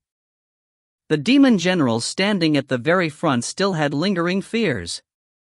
That person had been missing for such a long time, but his strength was still as terrifying as ever. No, it was even greater. They were mercilessly defeated one by one. He seemed different from before. What's different? In the past, there was nothing in his eyes. Defeating them also seems to be an arbitrary process. But now, it was as if he had a purpose.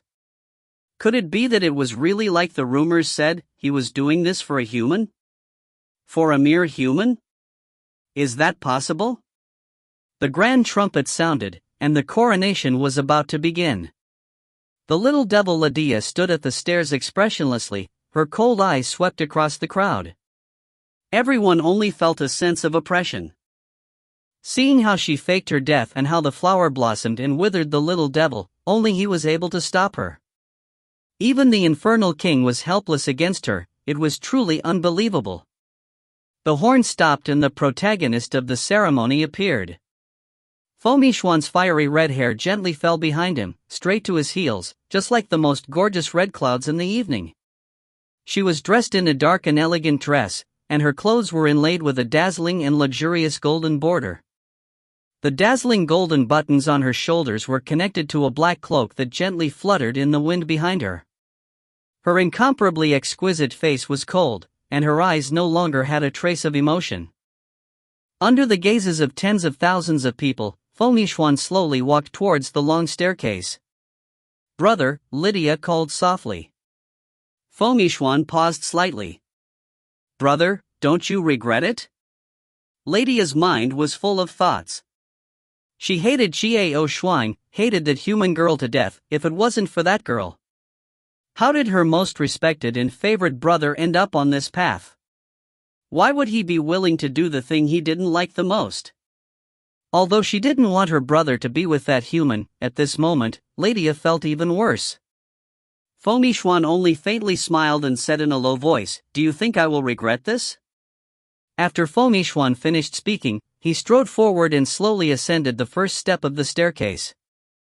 He knew that if he took this first step, it would be impossible for him to be with her again. That's the best way, isn't it? The end of the Holy War, he would never launch it again in his lifetime as the Infernal King. As for the curse on his body, it wouldn't come true.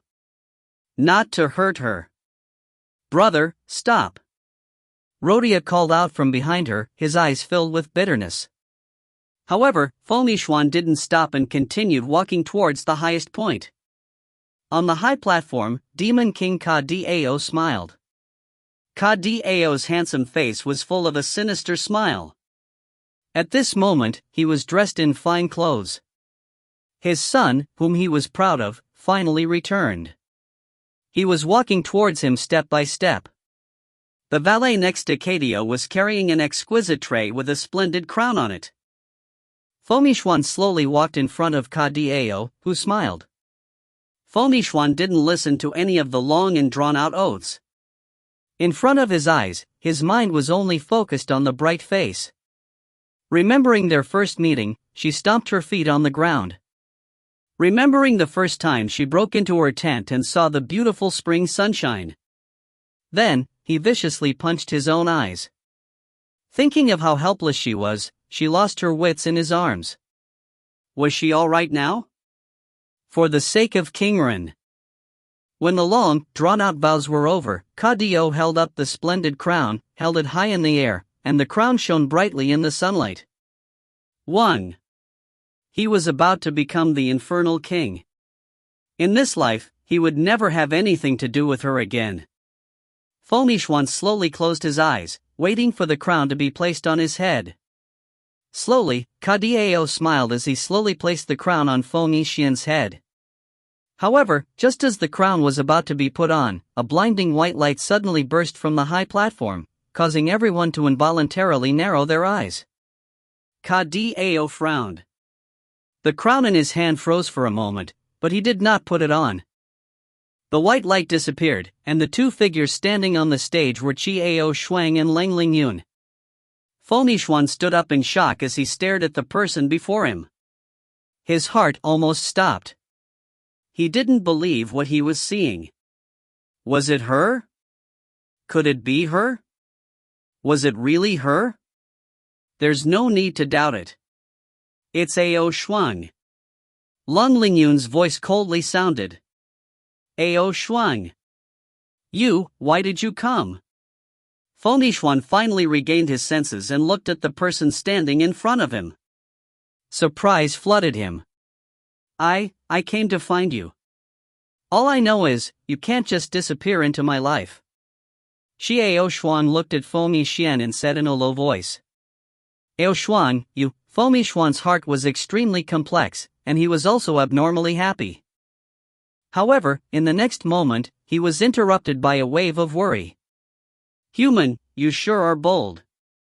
I'll let you go, you actually dared to appear here.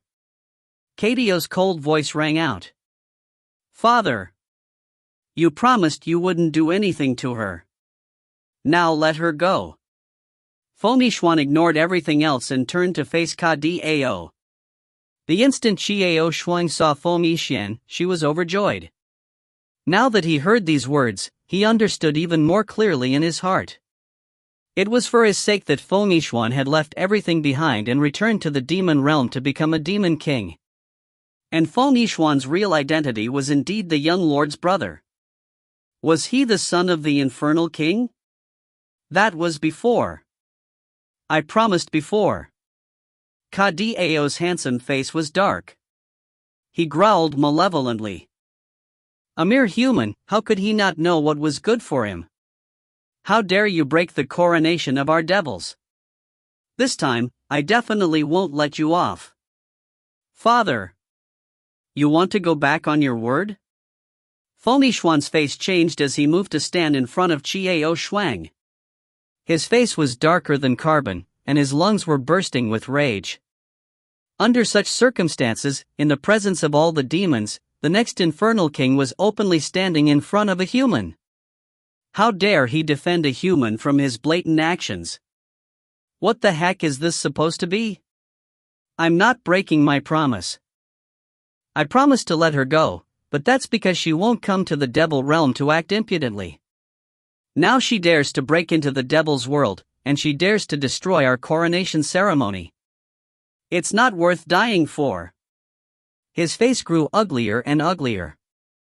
The demon clan members clustered below the stage and whispered amongst themselves, discussing amongst themselves.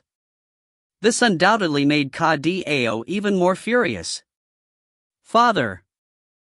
Yixuan frowned as he looked at Kadio in alarm, protecting Chiao Shuang behind him. Chiao Shuang was slightly startled, but her heart felt warm. Miao the Moneki Nico laid on Chiao Shuang's back, stuck its head out and stared at everything in front of it. Today, I will completely cut off your thoughts. Ka-Dao shouted angrily and was about to make his move. Father, don't. At this moment, Ladia rushed forward, extending her hands to stop Ka-Dao. Ladia, I've been too indulgent with you. That's why you don't know what you're doing right now. Today, I will comply with the wishes of the demon generals and send you to the place where you should have gone earlier to temper yourself. You will temper yourself before coming back. This time, Ka-Dao was extremely angry. After saying this, he formed a seal with his hands, and a black ray of light struck onto Ladia's body. Under the astonished gazes of Ladia and the others, Ladia screamed and disappeared. Spatial magic. Those who knew about this spell were all stunned. Devil King Ka-Dao seemed to be truly enraged today. He actually had the heart to send his beloved daughter to another world to train. He had actually abolished all of Ladia's power in the end. Father! Yixuan was shocked. He had never seen Ka-Dao act like this before. It seemed like today he had crossed his bottom line, which was why he was so heartless. Get out of my way! Ka-Dao bellowed, a terrifying black flame condensing in his hand. At this time, the demons below started to boil. 1. King. Kill that lowly human. Blast that human into pieces. Yixuan was both anxious and angry as he coldly glared downwards. He roared, all of you, shut the F***ck up. For a moment, the audience was silent. The demons looked at each other in dismay. Then, they raised their heads to look at the furious Yixuan, and then turned their heads to look at Ka-Dao, who was confronting Yixuan. At the sight of this, Ka-Dao's face darkened even further. He clenched his fists tightly, and a cracking sound could be heard. Yixuan and Ka-Dao looked at each other. The blazing flames of anger in Ka-Dao's eyes were so intense that Yixuan's heart was sinking. He was well aware of how powerful Ka-Dao was. In the devil world, who could be his match? No one else was the same. Even Yixuan himself had lost. Lang Lingyun's expression darkened, and she stood in front of Chiao Shuang without any change in her expression. He did not expect things to turn out this way. They never imagined that the supreme experts of the demon world would directly send them to the Demon King's coronation ceremony, much less directly confront the Demon King. Even in his heyday he had no chance of winning against Ka-Dao. At most, he could fight to the bitter end. Now that half of his power was not in his body, he had no chance of winning. Under the watchful eyes of so many people, facing the enraged Infernal King, he really didn't have the confidence to retreat with Ao Shuang in one piece. Why did you stop Yi Xian from being with me? Chiao Shuang's cold, low voice rang out. Yixuan and Lang Lingyun were stunned. Ka-Dao sneered. Because of the curse on his body, I won't allow you to get involved with him.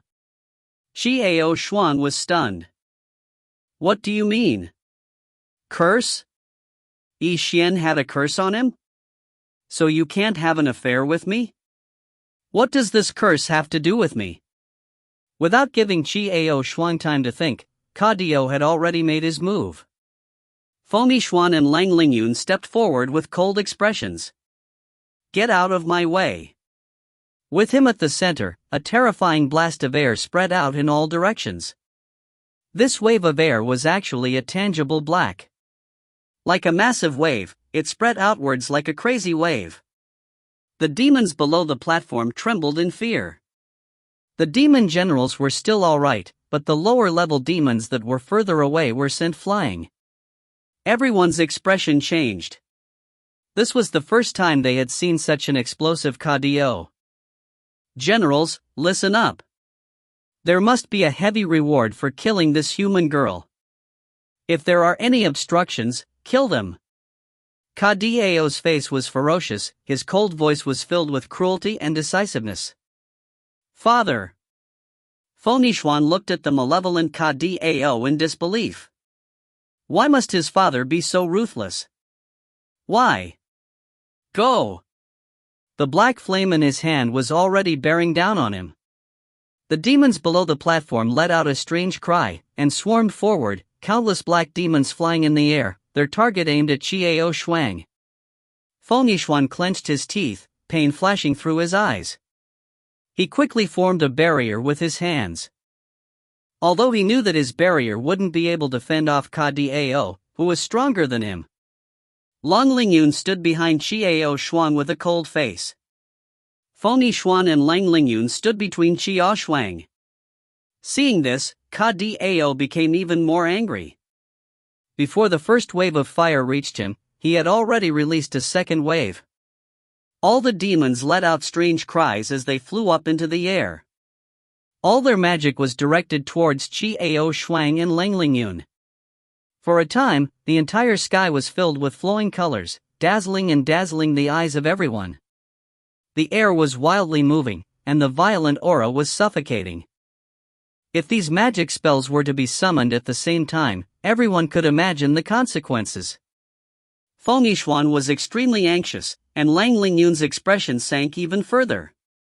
Qiao Shuang clenched her teeth as she muttered an incantation in her heart. The Infernal King had such an overreaction. What was the secret behind it? Just as all the attacks were about to arrive, something shocking happened. A colorful light suddenly burst out from Qiao Shuang's body. It tightly surrounded Qiao Shuang. Following that, the rainbow light expanded, and continued to expand, tightly surrounding Feng Yixuan and Lang Lingyun. The three people of Qiao Shuang's group could only feel that the rainbow light was unusually warm and gentle. Suddenly, the rainbow light expanded rapidly and exploded. The eyes of all the demons shone white, and for the time being, nothing could be seen. In the next instant, all the demons were dumbfounded. All the magic they cast was reflected back to them. A ferocious attack had already arrived in front of his eyes. For a moment, the entire sky was in chaos. The Infernal King's magic was also repelled back, and the terrifying black flames whistled as they assaulted Dao. Dao's face was cold. He stretched out his hand, and with a wave of his hand, all the flames were easily repelled. The other demons weren't so relaxed. The high-level demon generals were still better off, but the low-level ones were miserable. One after another, they cried out in alarm and dodged, colliding with the demons on the side, but the demons on the other side were also dodging and running into the other demons. The high-ranked demons that were originally able to dodge the counterattack were caught off guard by these other demons that were randomly dodging. At this moment, the sky was in chaos. The sounds of complaint and reprimand could be heard incessantly. Terrifying cries gradually rang out. These sounds were exceptionally ear-piercing to Dao's ears, and his face was so green that water could drip out of it. It was obvious that the human woman had some sort of magical artifact that could reflect magic. A mere human. To think that he had caused his devil world to fall into such a mess. Hateful. Extremely hateful. I won't rest until I get rid of her today. Feng Yixuan's heart sank when he saw the furious, embarrassed look in Dao's eyes. He knew that today, he would be facing the most troublesome situation he had ever faced. Lang Lingyun stared at the furious Dao. She did not dare to be careless. Looking at the chaotic situation before her eyes, Qiao Shuang suddenly took out her glazed Oregon. She was shocked to see that deep cracks had appeared on the beautiful glazed ore. To be able to reflect so many magic attacks in one go was clearly surpassing the limit of the Lu Lian. That was why such a shocking crack appeared on Lu Li's body. Lu Li? Lu Li?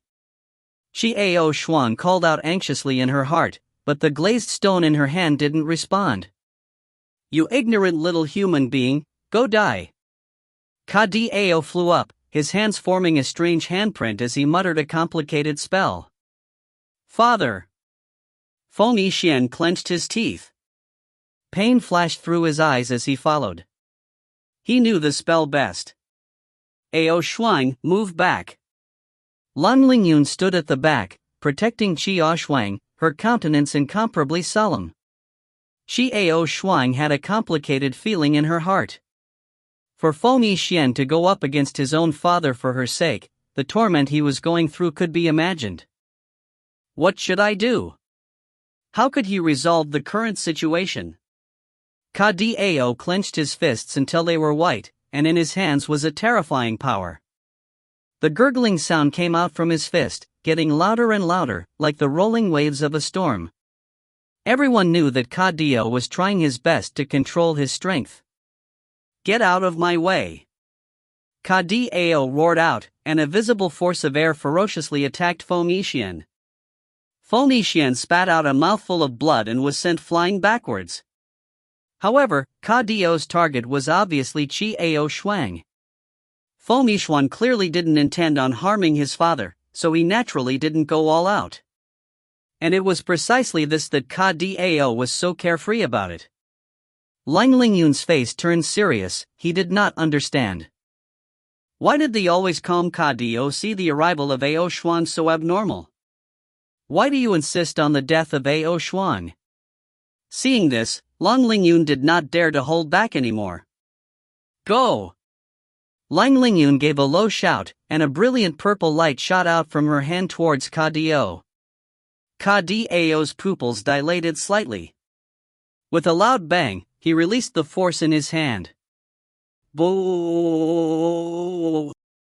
A loud explosion resounded across the sky and pierced through everyone's eardrums.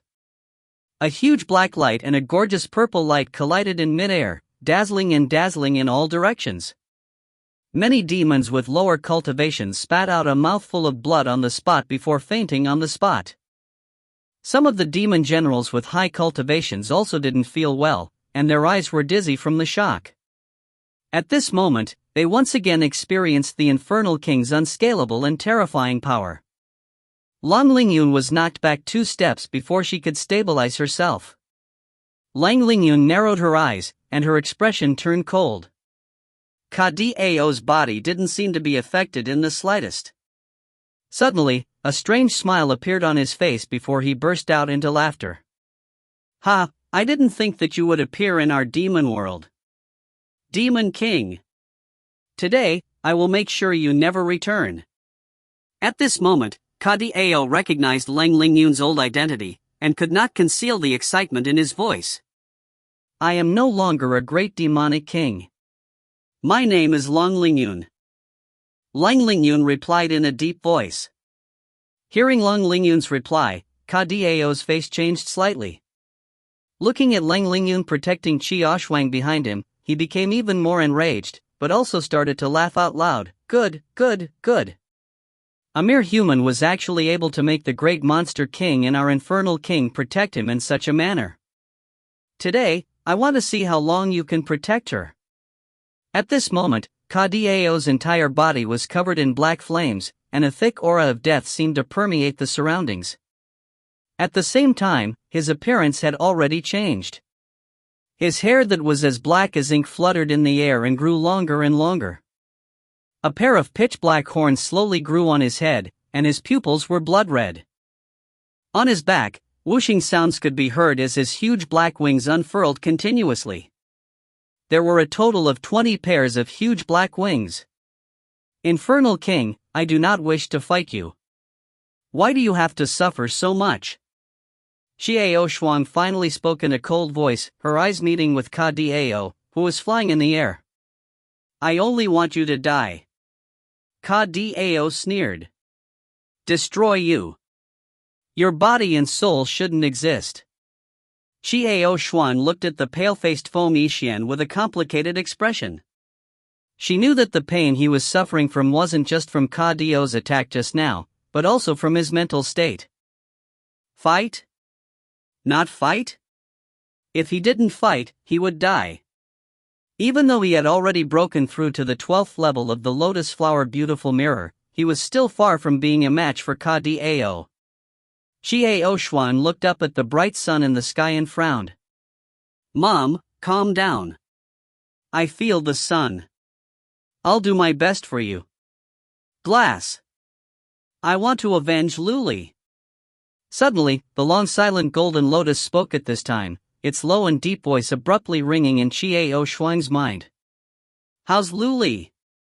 Qiao Shuang frowned and asked worriedly. "There is still a trace of her aura. After this battle, I will treat her wounds. It might not appear for a long time. So, Mom, please do it as soon as possible." One hit. "Demon King, I didn't mean to make you my enemy."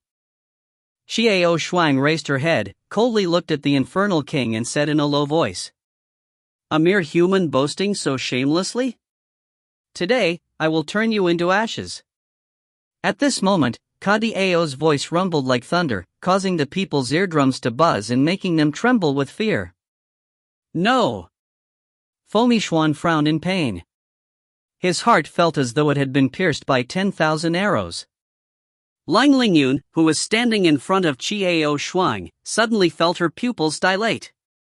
It was because she suddenly felt an indescribably terrifying heat behind her. "Lingyun, move aside." Qiao Shuang's voice was low and quiet, but it also seemed endless. Lang Lingyun was startled, and she slowly turned her head to face Qiao Shuang's bright face, letting out a faint golden glow. Lang Lingyun subconsciously retreated to the side. The Maneki Nico leaped from Qiao Shuang's back to Lang Lingyun's shoulder. Qiao Shuang slowly raised her right hand, and the strange divine tool appeared in her hand, pointing straight at the bright sun in the sky.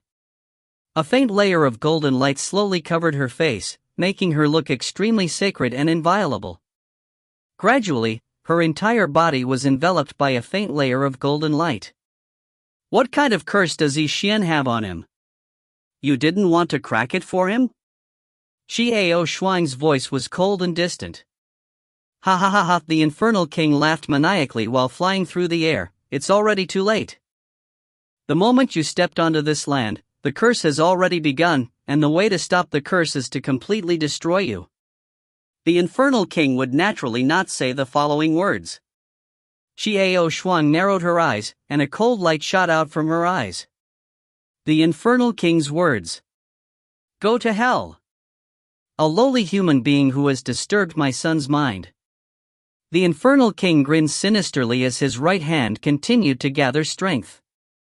A dull rumbling sound rang out unceasingly, and the black pattern on his palm continued to expand and expand.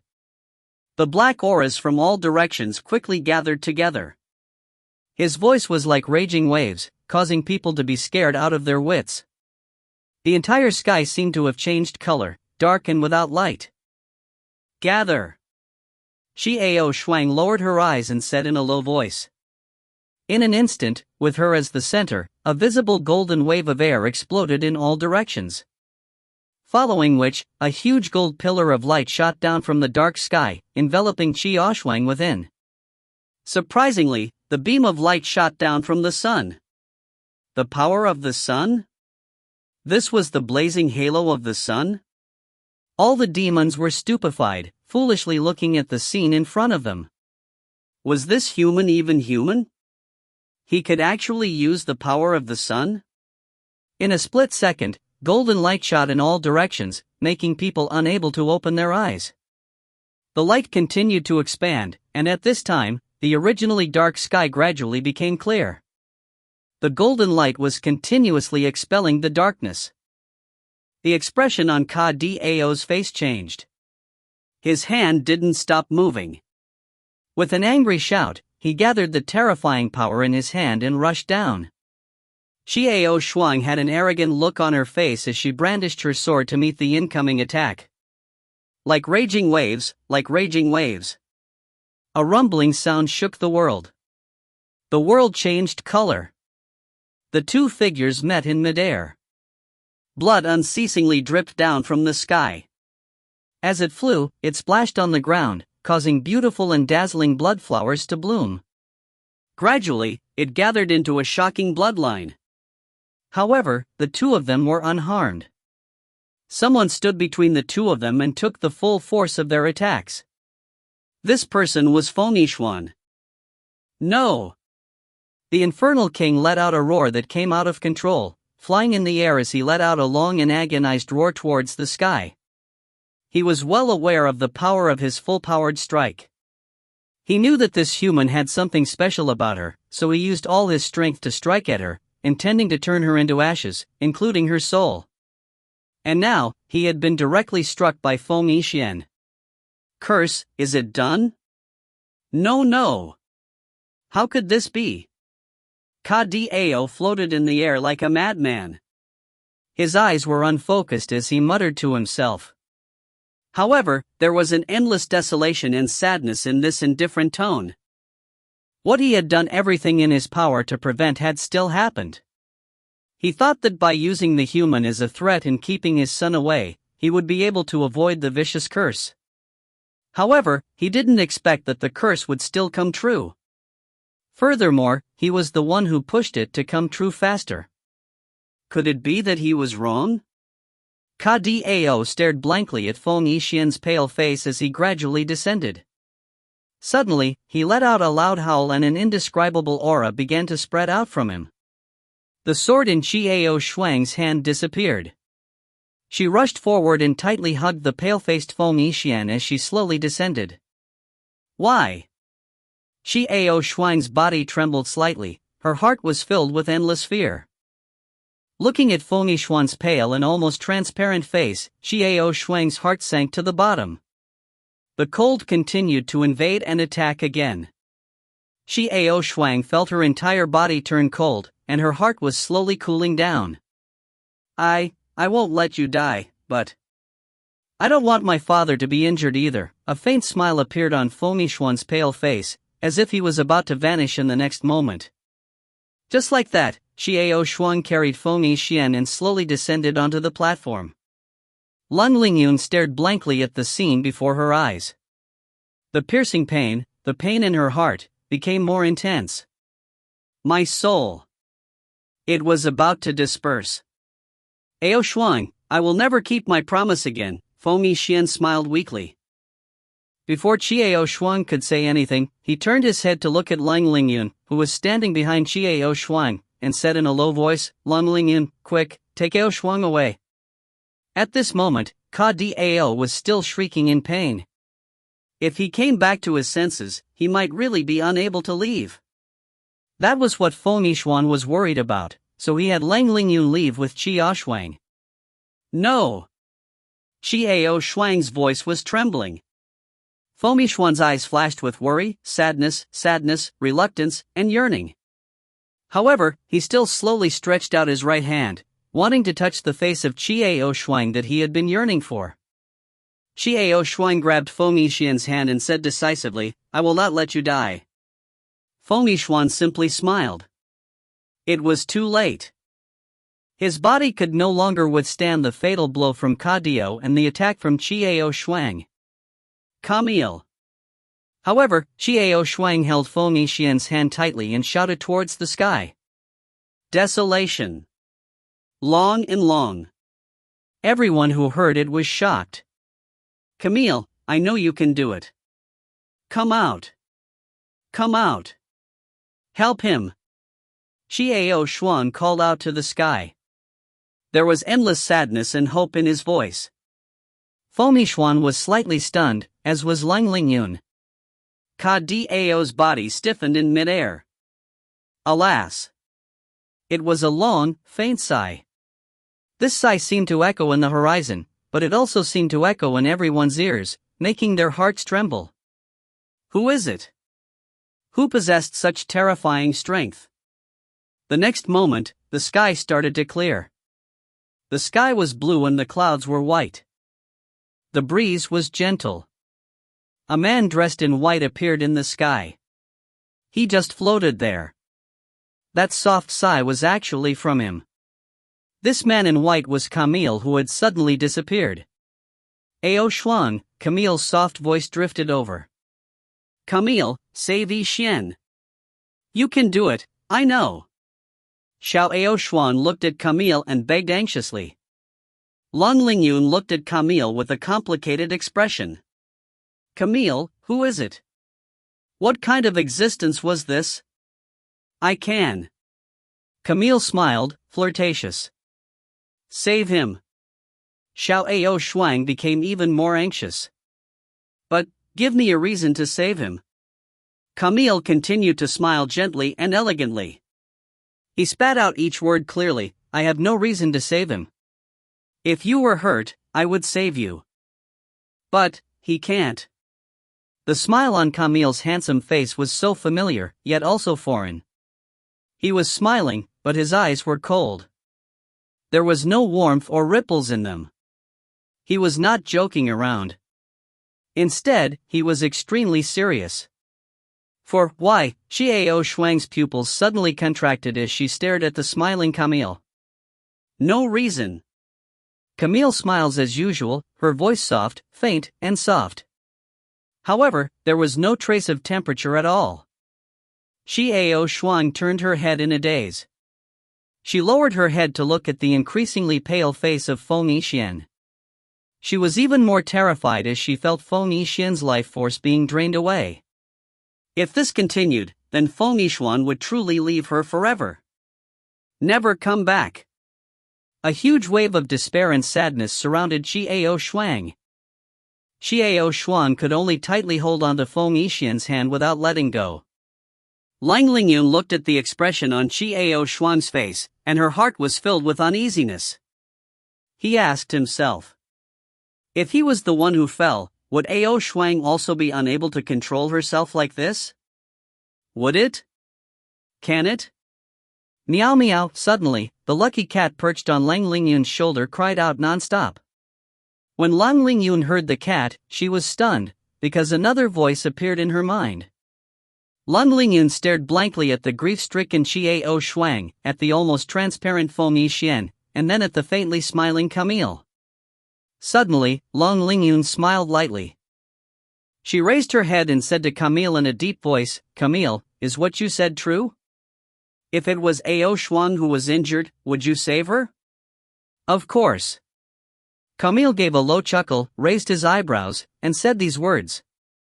There were no ripples in the depths of his eyes. Then, I am willing. Lang Lingyun lowered her head and said to the air in such a low voice, as if she was talking to herself and someone else at the same time. After Lang Lingyun finished speaking, she slowly walked forward and squatted beside Xiao Shuang, smiling like a peach blossom as she softly spoke, Ao Shuang, I believe in you. Feng Yixuan, do you believe in Ao Shuang? Feng Yixuan was stunned, but he still nodded with difficulty. He saw a monstrous determination and confidence in Lang Lingyun's eyes. Then, Ao Shuang, we will wait for you. Feng Yixian and I will wait for you. After Lang Lingyun said this, she gently took off the purple crystal earring from Xiao Shuang's earlobe. In the next moment, before Xiao Shuang could understand what Lang Lingyun was trying to say, her eyes were surrounded by a sphere of purple light. A dazzling purple light surrounded the three of them. Meow. The lucky cat waved its claws as it jumped around the purplish light. At this time, Ka Dao no longer acted as violent as before. Instead, he stared blankly at the purple ball of dazzling light. Why did he feel that Feng Yixuan's life, which had been slipping away, had stopped? Camille's eyes narrowed slightly, and the smile on his face froze. Yi Zichen looked at the ball of purple light thoughtfully. Camille, remember what you said. Lang Lingyun's soft voice came from the purple light. Interesting, haha. Then, I will help you guys. I'll wait and see. Camille's handsome face once again revealed a faint smile. This time, the smile seemed to be different from before. The purple light became more and more intense. Ka Dao stared blankly at the violet light, unable to intervene. The pressure exuded by the man in white showed everything. He was absolutely not his match. What was he doing? Camille smiled and flicked his sleeve. In the next moment, the purple light disappeared. And there was nothing. Feng Yixian was gone. Xiao Shuang was gone. Lang Lingyun was also gone. Only the snow-white Maneki Nico was squatting on the ground. The Maneki Nico looked up at the sky, and Camille's figure disappeared. Meow? The Maneki Nico narrowed its eyes and nodded, then a gratified smile appeared on its face. Yes, he was right. The cat actually had such an expression on its face. Before Ka Dao could react, the cat disappeared. Everything returned to silence, as if nothing had happened before. If it wasn't for the mess, who could have guessed that a world-shaking fight had occurred here? Ka Dao stared blankly at the empty stage, completely stunned. Where is he? Why have they all disappeared? His own son, the son he loved and was proud of, had disappeared. One thing, however, Ka Dao knew very well. His son was not dead. But where? Where did that terrifying man in white take them? Could it be that this curse could be broken? And the key to breaking the curse was still the human girl? Could it really be like this? Ka Dao's heart, which had been in a deathly silence, began to stir with life once more. Perhaps it could really be reversed. Then, Ao Xuan, we will wait for you. Feng Yixian and I will wait for you. We'll wait for you. Interesting, hee, then, I'll help you. I'll see. What do you mean? What do you mean by these words? My head, it hurts, it hurts. The echo of these words in her mind gave her a splitting headache. What was going on? Yi Xian. Ling Yun. Camille. Where are you? Ao Shuang woke up abruptly, and when she opened her eyes, she saw that there was an incomparably gorgeous bed curtain above her head. He slowly turned his head and saw that he was in an ornate room. However, it was unfamiliar. Where was this? Where were Feng Yixuan and Lang Lingyun? What about Camille? Where's Abao? Why weren't they there? If you find any errors, ads pop-up, ads redirect, broken links, non-standard content, etc., please let us know. Report chapter so we can fix it as soon as possible. Chapter 256. Stunning Edge, C256. Ao Shuang slowly stood up, but her whole body was aching. He forced himself up and got off the bed barefooted. However, he realized that something was amiss. Something felt wrong with his body. Ao Shuang stretched out her hand and looked down. Her hand seemed to have grown bigger. The moment he lowered his head, a strand of fiery red hair gently fell down. Ao Shuang slowly picked up the strand of hair, her heart alarmed. This color was not the black he was familiar with. Ao Shuang slowly walked towards the only mirror in the room. When Ao Shuang looked at the person in the mirror, she was shocked, and she quickly reached out her hand. The person in the mirror also extended his hand out. Ao Shuang froze and slowly retracted her hand. The person in the mirror also retracted her hand with a face of astonishment. The person in the mirror had a head full of fiery red hair, but his hair was so smooth that it flowed straight down to his heels, falling down to the ground. It was extremely beautiful. There were 2 purple crystal earrings on the right ear. The peerless appearance of the person in the mirror, the pale complexion and the eyes as black as the night, all felt so familiar to Ao Shuang, making her heart ache. Feng Yixuan. Why was the person in the mirror Feng Yixuan? Ao Shuang slowly lowered her head and stretched out her hand, looking at it. He then looked down slowly. Finally, Ao Shuang's face was filled with shock as she confirmed that her body was the appearance of Feng Yixuan. Why did his body belong to Feng Yixuan? How could this be? Ao Shuang's mind was in chaos. Ao Shuang froze, standing in front of the mirror in a daze, looking at the familiar face that did not belong to her. His mind was filled with countless thoughts, and he was even more puzzled. What was going on? At this time, there was a slight sound from the door and it was gently pushed open. He revealed a face that Ao Shuang had seen before. Heaven Breaker. This unfathomable person whom they had first met in the Chaos World was Abao's master. Meow. Around, furry head poked out of Heaven Breaker's head, waving its claws at Ao Shuang as if in greeting. Abao, Heaven Breaker. As soon as Ao Shuang opened her mouth, she was stunned. This was because this voice belonged to Feng Yixian. Xiao Shuang reached out her hand and gently touched her throat with a strange expression on her face. No one could immediately accept and adapt to such a mutation. "You're awake." Heavenbreaker smiled and walked over. "How do you feel?" "Meow." The chasing precious cat let out a cry and leapt from Heavenbreaker's head to Xiao Shuang's shoulder, squatting down and then rubbing itself against Xiao Shuang's face. "It's all right, but," Xiao Shuang frowned, still not used to it, what is going on? "Why am I here? Where were Yi Xian and Lingyun? Camille? How are they? Hee, why aren't you worried about yourself?" Heavenbreaker replied with a faint smile, sitting down on the sofa. Of course he knew what Xiao Shuang was talking about. However, he didn't immediately answer. Instead, he asked with a faint smile. "Me?" Xiao Shuang was stunned. Then he frowned at the red hair hanging down over his shoulders. "They should be fine by now. You can rest assured that they won't be in any danger." Heavenbreaker didn't want to beat around the bush either, because the Maneki Nico perched on Xiao Shuang's shoulder waved its paws at him, threatening him. If he didn't hurry up and explain to her, he would just wait on her. Without waiting for the stunned Xiao Shuang to speak, Heavenbreaker quickly brought everything together. At that time, the original owner of your body was about to die.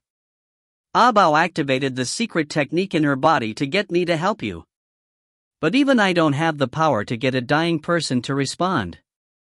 The man in white can save him, but he will only save you.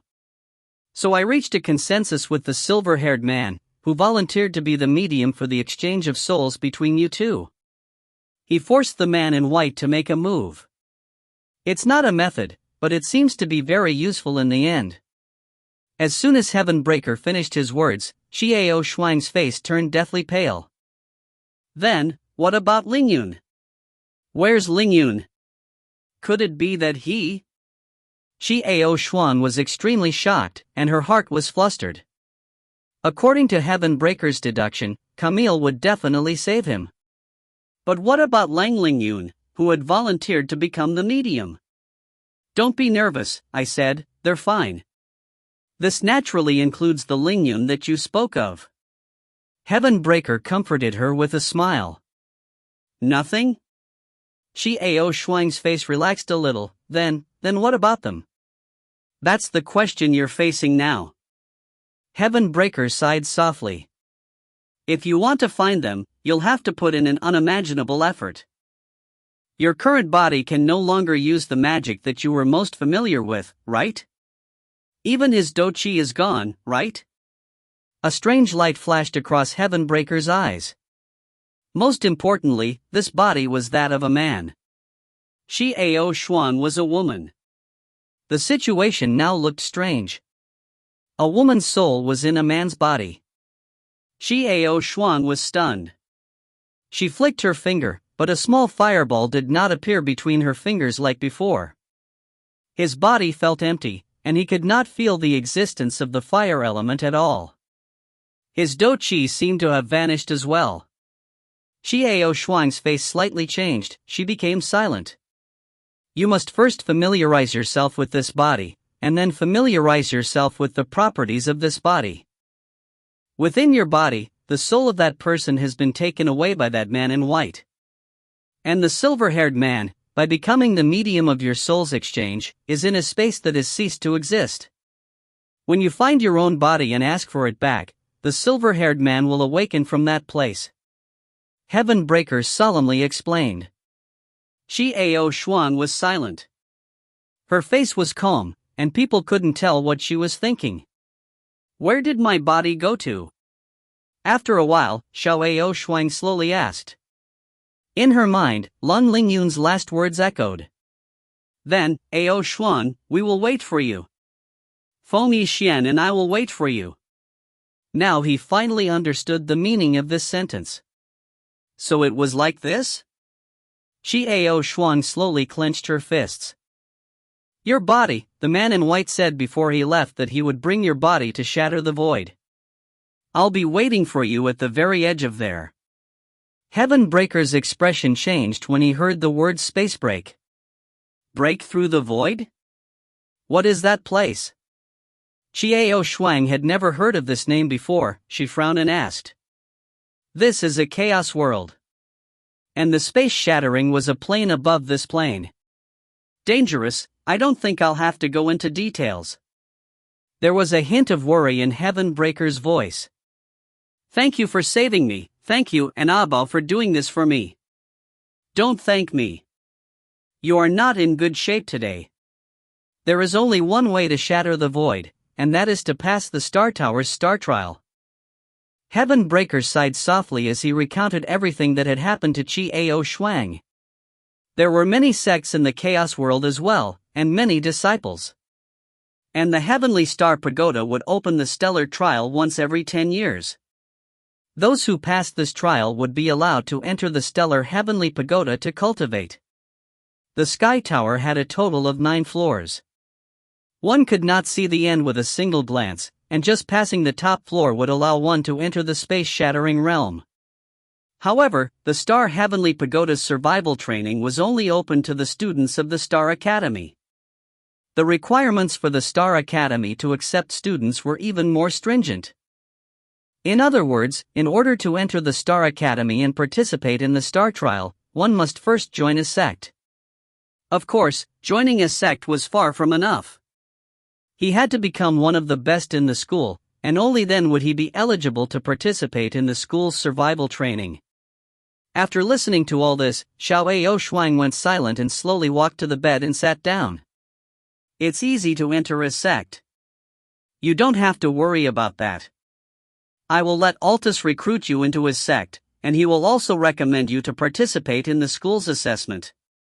But now, Heaven Breaker's face darkened. He didn't say anything else. Xiao Shuang suddenly understood what Heaven Breaker meant. Right now, she could no longer use fire magic, nor could she use the Lotus Mirror. How would he participate in the school's assessment? Don't worry about that. Thank you for all you've done for me.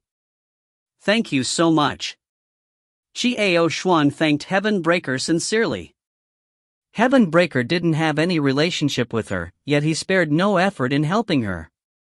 No, her. Speaking of which, the one who should be thanking is me. Heaven Breaker actually said something like that, which caused Chiao Shuang to be at a loss. Meow, meow.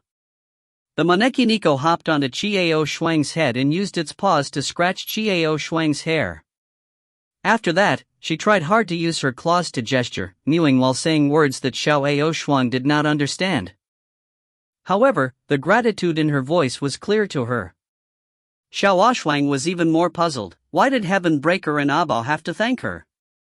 Because Abao was by your side, and as expected, he managed to resolve the evil qi in her body. Heaven Breaker stood up with a smile and walked over to pick up from Chiao Shuang's head.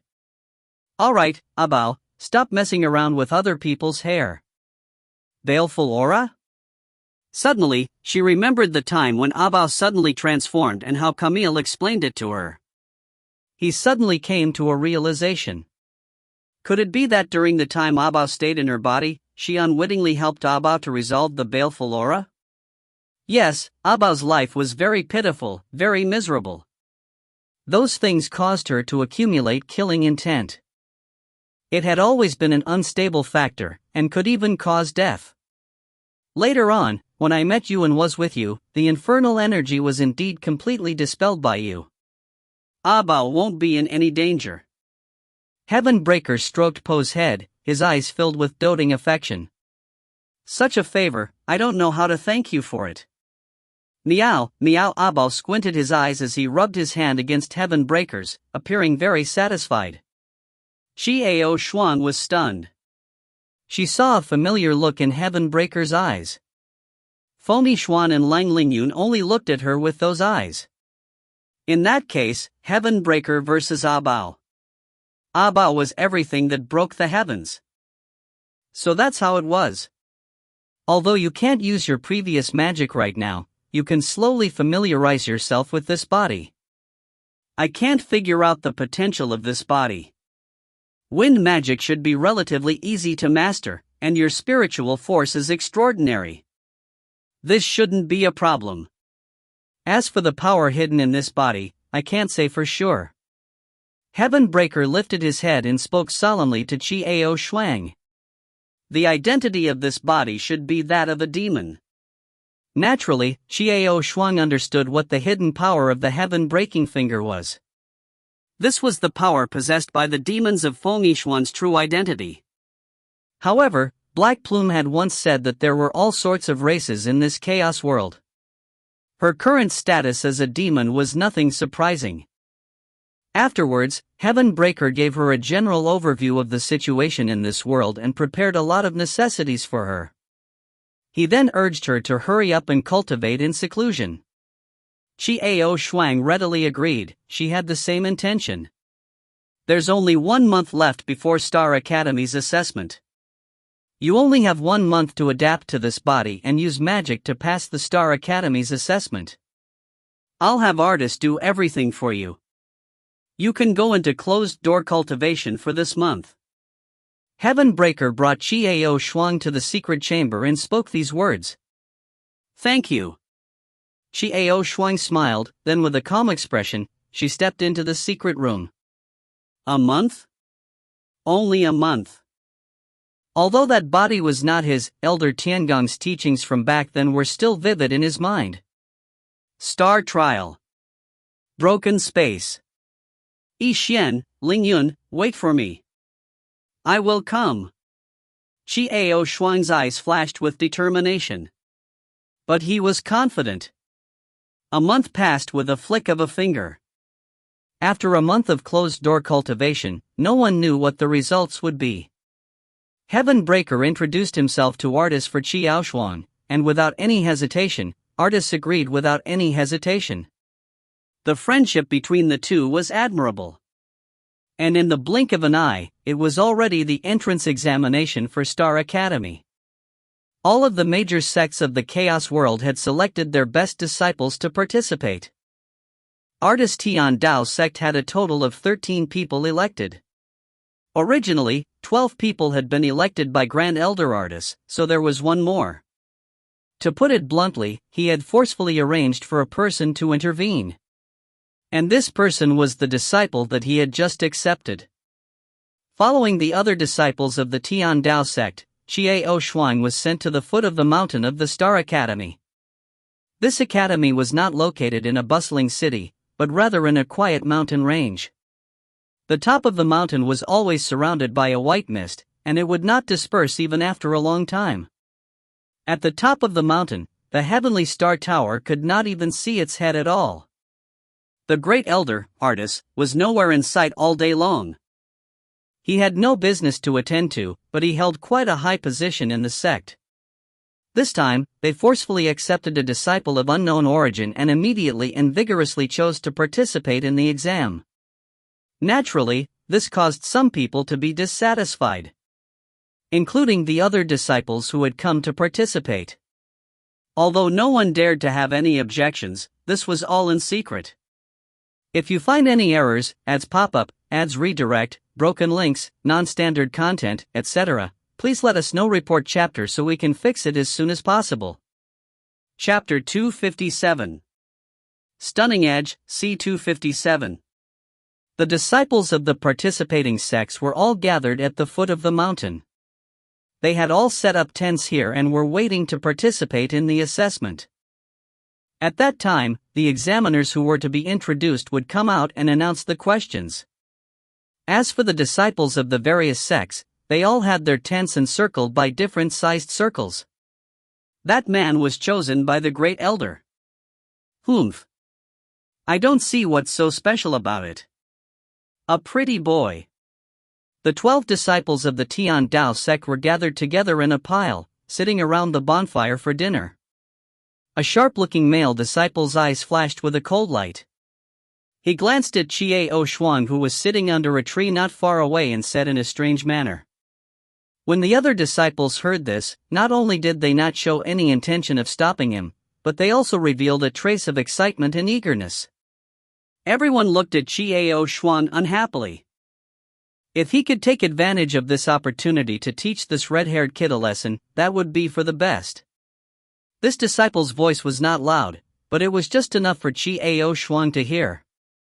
All right. Jack Lin, the Grand Elder, naturally has his reasons. A beautiful lady with bright eyes and white teeth shouted in a low voice, stopping the provocation of this Jacqueline. She was the disciple Terina, the leader of this group. She was the first to enter the sect, and her power was also the strongest. All the disciples called her senior sister. She naturally understood the unhappiness in the hearts of her juniors. The new disciple hadn't even said a word to them. Many disciples dreamed of coming to participate in this assessment, but the great elder forcefully put him in. Many people were dissatisfied and jealous, thinking that he relied on his skirmish to participate in this precious examination. And Jack Lin, this reckless junior brother, clearly wanted to provoke the new disciple and take this opportunity to teach him a lesson. However, to their surprise, the red-haired figure sitting quietly under the tree continued to sit there with a calm expression, as if she had not heard the conversation that had just occurred. Hearing Tanina's reprimand, Jack saw that Qiao Xuan was not paying attention to him and curled her lips in dissatisfaction.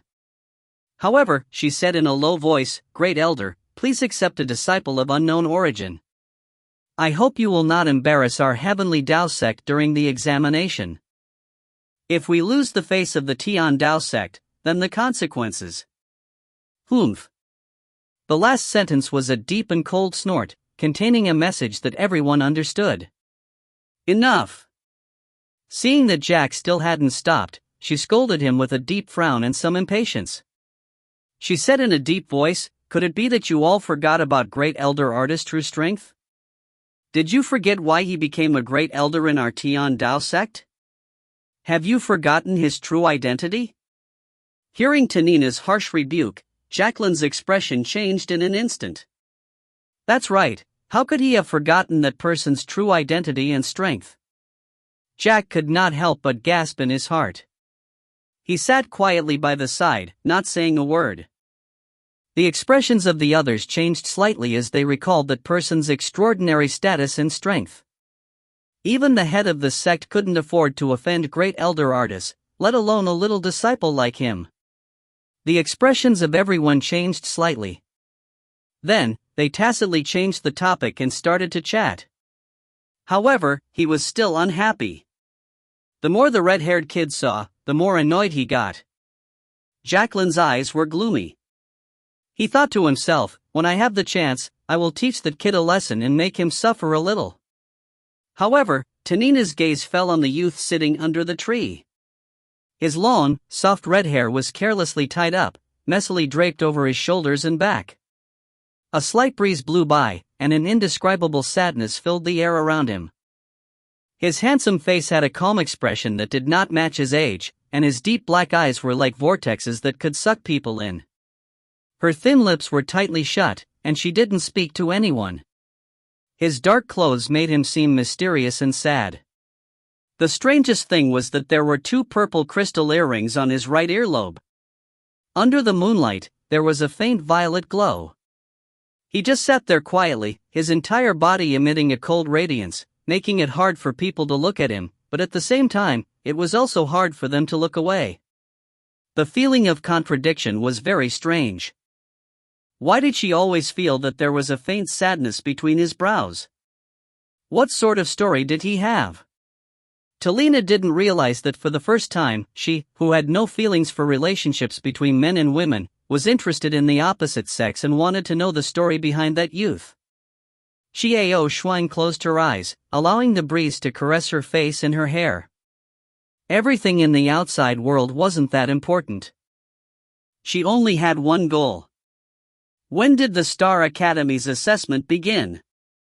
Artus, the handsome, flirtatious man with the peach blossom eyes, had reminded them that there would be an emissary who would guide them through the examination, and repeatedly reminded them that the Star Academy's assessment exam was not so simple, it could even be brutal.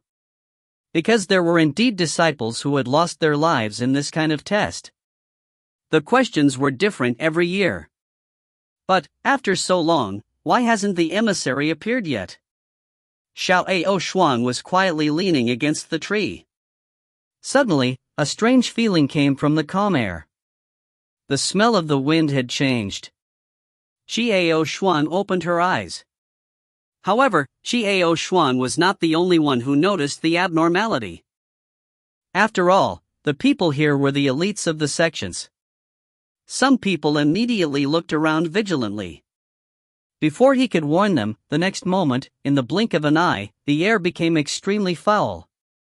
Dark clouds suddenly covered the sky, but this was only the place where they had set up their camp. The crashing sound was extremely ear-piercing in the quiet night. A gust of wind blew from above his head, mixed with the sound of water splashing. Incomparable, swift and fierce. Is it raining? That's not right. Xiao Shuang's pupils dilated. Without any hesitation, she immediately flicked her finger and a transparent barrier appeared above her head. Following that, the sizzling sound continued and the barrier was immediately corroded. This rain had such a strong corrosive effect. Unexpectedly. At this moment, a miserable scream rang out. It was obvious that someone had been injured by the strange rain. The sounds of alert rang non-stop. Xiao Shuang narrowed her eyes. She gathered her strength and a transparent wind covered her entire body. The wind continued to whirl up and down, wrapping up Xiao Shuang as if it was alive. It pushed away all the falling rain and did not let a drop of rain in. Some of the people on Talina's side were in a flurry. Terra calmly formed a barrier that enveloped everyone within, but to their astonishment, the barrier was immediately corroded and began to continuously form. As for the other disciples, they also continuously formed barriers to prevent the strange rain. Rainwater was unceasingly eroding the spirit formation they formed.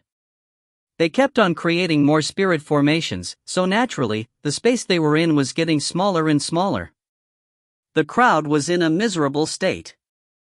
In his heart, he was even more terrified of this incomparably strange rain actually possessing such a terrifying corrosive power. Just as they were about to run out of space to dodge, the strange rain finally stopped. Xiao Shuang concentrated, and the wind around her gently dissipated. She looked up at the chaotic scene in front of her, deep in thought. The Star Academy was an existence that stood at the highest designated spot in this world. Would anyone sneak attack them at the entrance of the academy? It was obviously not reasonable, unless... While Xiao Shuang was deep in thought, Talina's gaze landed on her. After recovering her senses, her first reaction was to look in her direction. When she saw that Xiao Shuang's face was calm and without any signs of injury, she heaved a sigh of relief. In his heart, he marveled at this youth's extraordinary reaction and strength. She didn't even realize why her first reaction was this, and why she didn't care about her juniors around her. Talina looked around. The rain was strange and corrosive. Some people didn't react immediately, and when they were hit by the rain and fell on their bodies, their skin and flesh were split open as they screamed. There were even some people who had been corroded to the point that they had seen the bones. Naturally, there was no need to mention the pain. As for their hurried reactions, they were only able to form spirit formations to block it. Thus, they were also in a sorry state. As for the youth, he stood there with a calm expression, unharmed. How could this calm and composed person be the pretty boy that Jacqueline spoke of? Talina was currently looking at the calm youth. The youth seemed to sense her gaze and glanced over, then turned his head to ignore her. Startled, she immediately retracted her gaze. Seeing his juniors in such a sorry state, he asked about the situation of the crowd with deep concern. Fortunately, no one was injured. What's going on? Such a thing actually happened in front of the school gates. Who dares to sneak attack here? Jack cursed as he vented the dissatisfaction in his heart. In his heart, he viciously thought that those who dared to launch a sneak attack here would definitely be torn to shreds by the Star Academy. Jacqueline, don't talk nonsense. Do you think anyone would dare to sneak up on us at this moment? Tanina's thoughts were really exquisite, and she instantly guessed that possibility. He reprimanded Jacqueline for his words. If she didn't stop him now, she wouldn't know how laughable his words would be. Just as the entire area was in a state of chaos, a white light suddenly appeared at the foot of the stairs, immediately forming a white door. He could vaguely see the figure from within. A spatial passageway? The open space was in an uproar. Slowly, 3 people walked out of the door. The 3 of them were all wearing the same style of snow-white clothes. There was not a single speck of dust on their clothes. There were 2 males and 1 female. Those with sharp eyes had already seen the sign on the front of their clothes. All 3 of them had 8 small golden stars embroidered on their chests. This was a symbol of the strength of someone who had reached the 8th level of the Heavenly Star Tower. Everyone was in an uproar. The experts of the Star Academy were truly terrifying. First through the spatial passageway, then by the appearance of a person with such terrifying power. Are they here as guides? Aren't you being a little overboard? One had to know that no one had reached the 9th floor, and the most powerful was only at the 8th floor. In other words, the ones who had come to welcome them were the strongest students in the academy. The man in the lead had an extraordinary appearance. His handsome face had a perfect nose bridge and a pair of jade-like eyebrows. His pair of black and white eyes seemed to radiate a faint blue light. He just stood there silently, as if standing at the highest point, looking down on all living things. His calm face, however, gave off a sense of oppression. Even though he was standing not too far away, he gave off the feeling that he was very, very far away, so far away that he couldn't touch him. On his left and right, there was a man and a woman. They were both extraordinarily good-looking and had an extraordinary temperament. The man on the left was slightly younger than him. He had black hair with amber eyes, a handsome face with soft lines.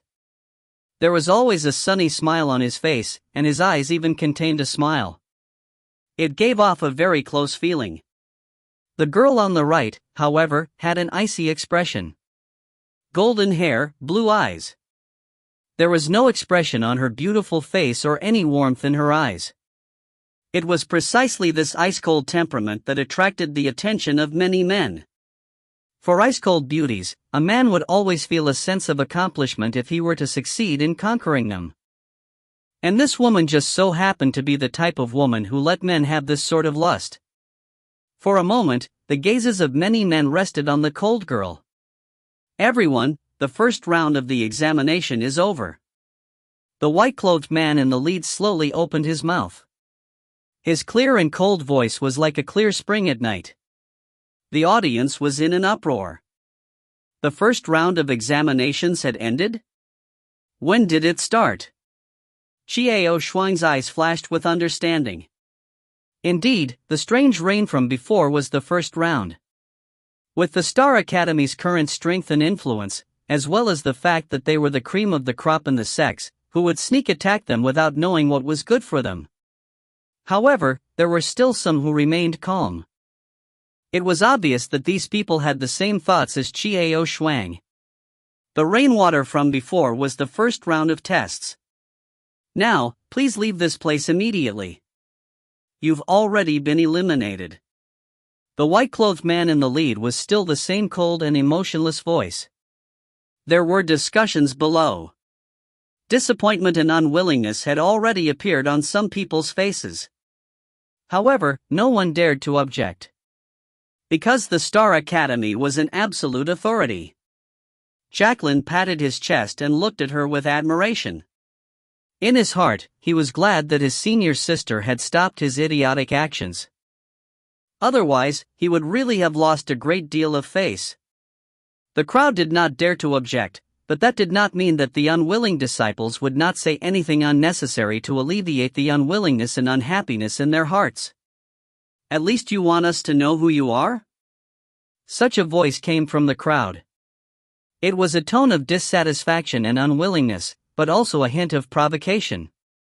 As for the target, it was naturally the white-clothed man with an extraordinary disposition. If he couldn't make a move, wouldn't he allow them to take advantage of him? If you find any errors, ads pop up, ads redirect, broken links, non-standard content, etc., please let us know. Report chapter so we can fix it as soon as possible. Chapter 258. Stunning Edge, C258. However, before the man in white could speak, the ice-cold beauty beside him gave a cold snort. She raised her head, her eyes filled with disdain as she coldly said, "You don't have to know our names, nor do you have the qualifications to know them. Only the last person who passed the exam had the right to know. Those who didn't pass the examination just now, leave now. Don't let me say those words a second time." The cold beauty's voice was not loud, but it was exceptionally clear in everyone's ears. The man who had spoken just now had mysteriously flown out just like that. It only stopped after it knocked down several large trees behind it. He vomited blood and did not get up for a long time. However, the cold beauty coldly snorted with disdain. Her eyes were filled with mockery. The entire empty space became quiet in an instant. Just like that, there was a deathly silence. No one would have thought that this cold and beautiful lady would act without warning, and in such a heavy manner at that. Some were angry, some were unwilling, some were surprised, but no one stood up and said a word. In an instant, many of the people who had a favorable impression of this cold-eyed woman frowned in dissatisfaction. This woman was not only arrogant, but also cold and callous. However, there were also a few people who were more determined to fight. If they could tame such a woman, it would be a good thing.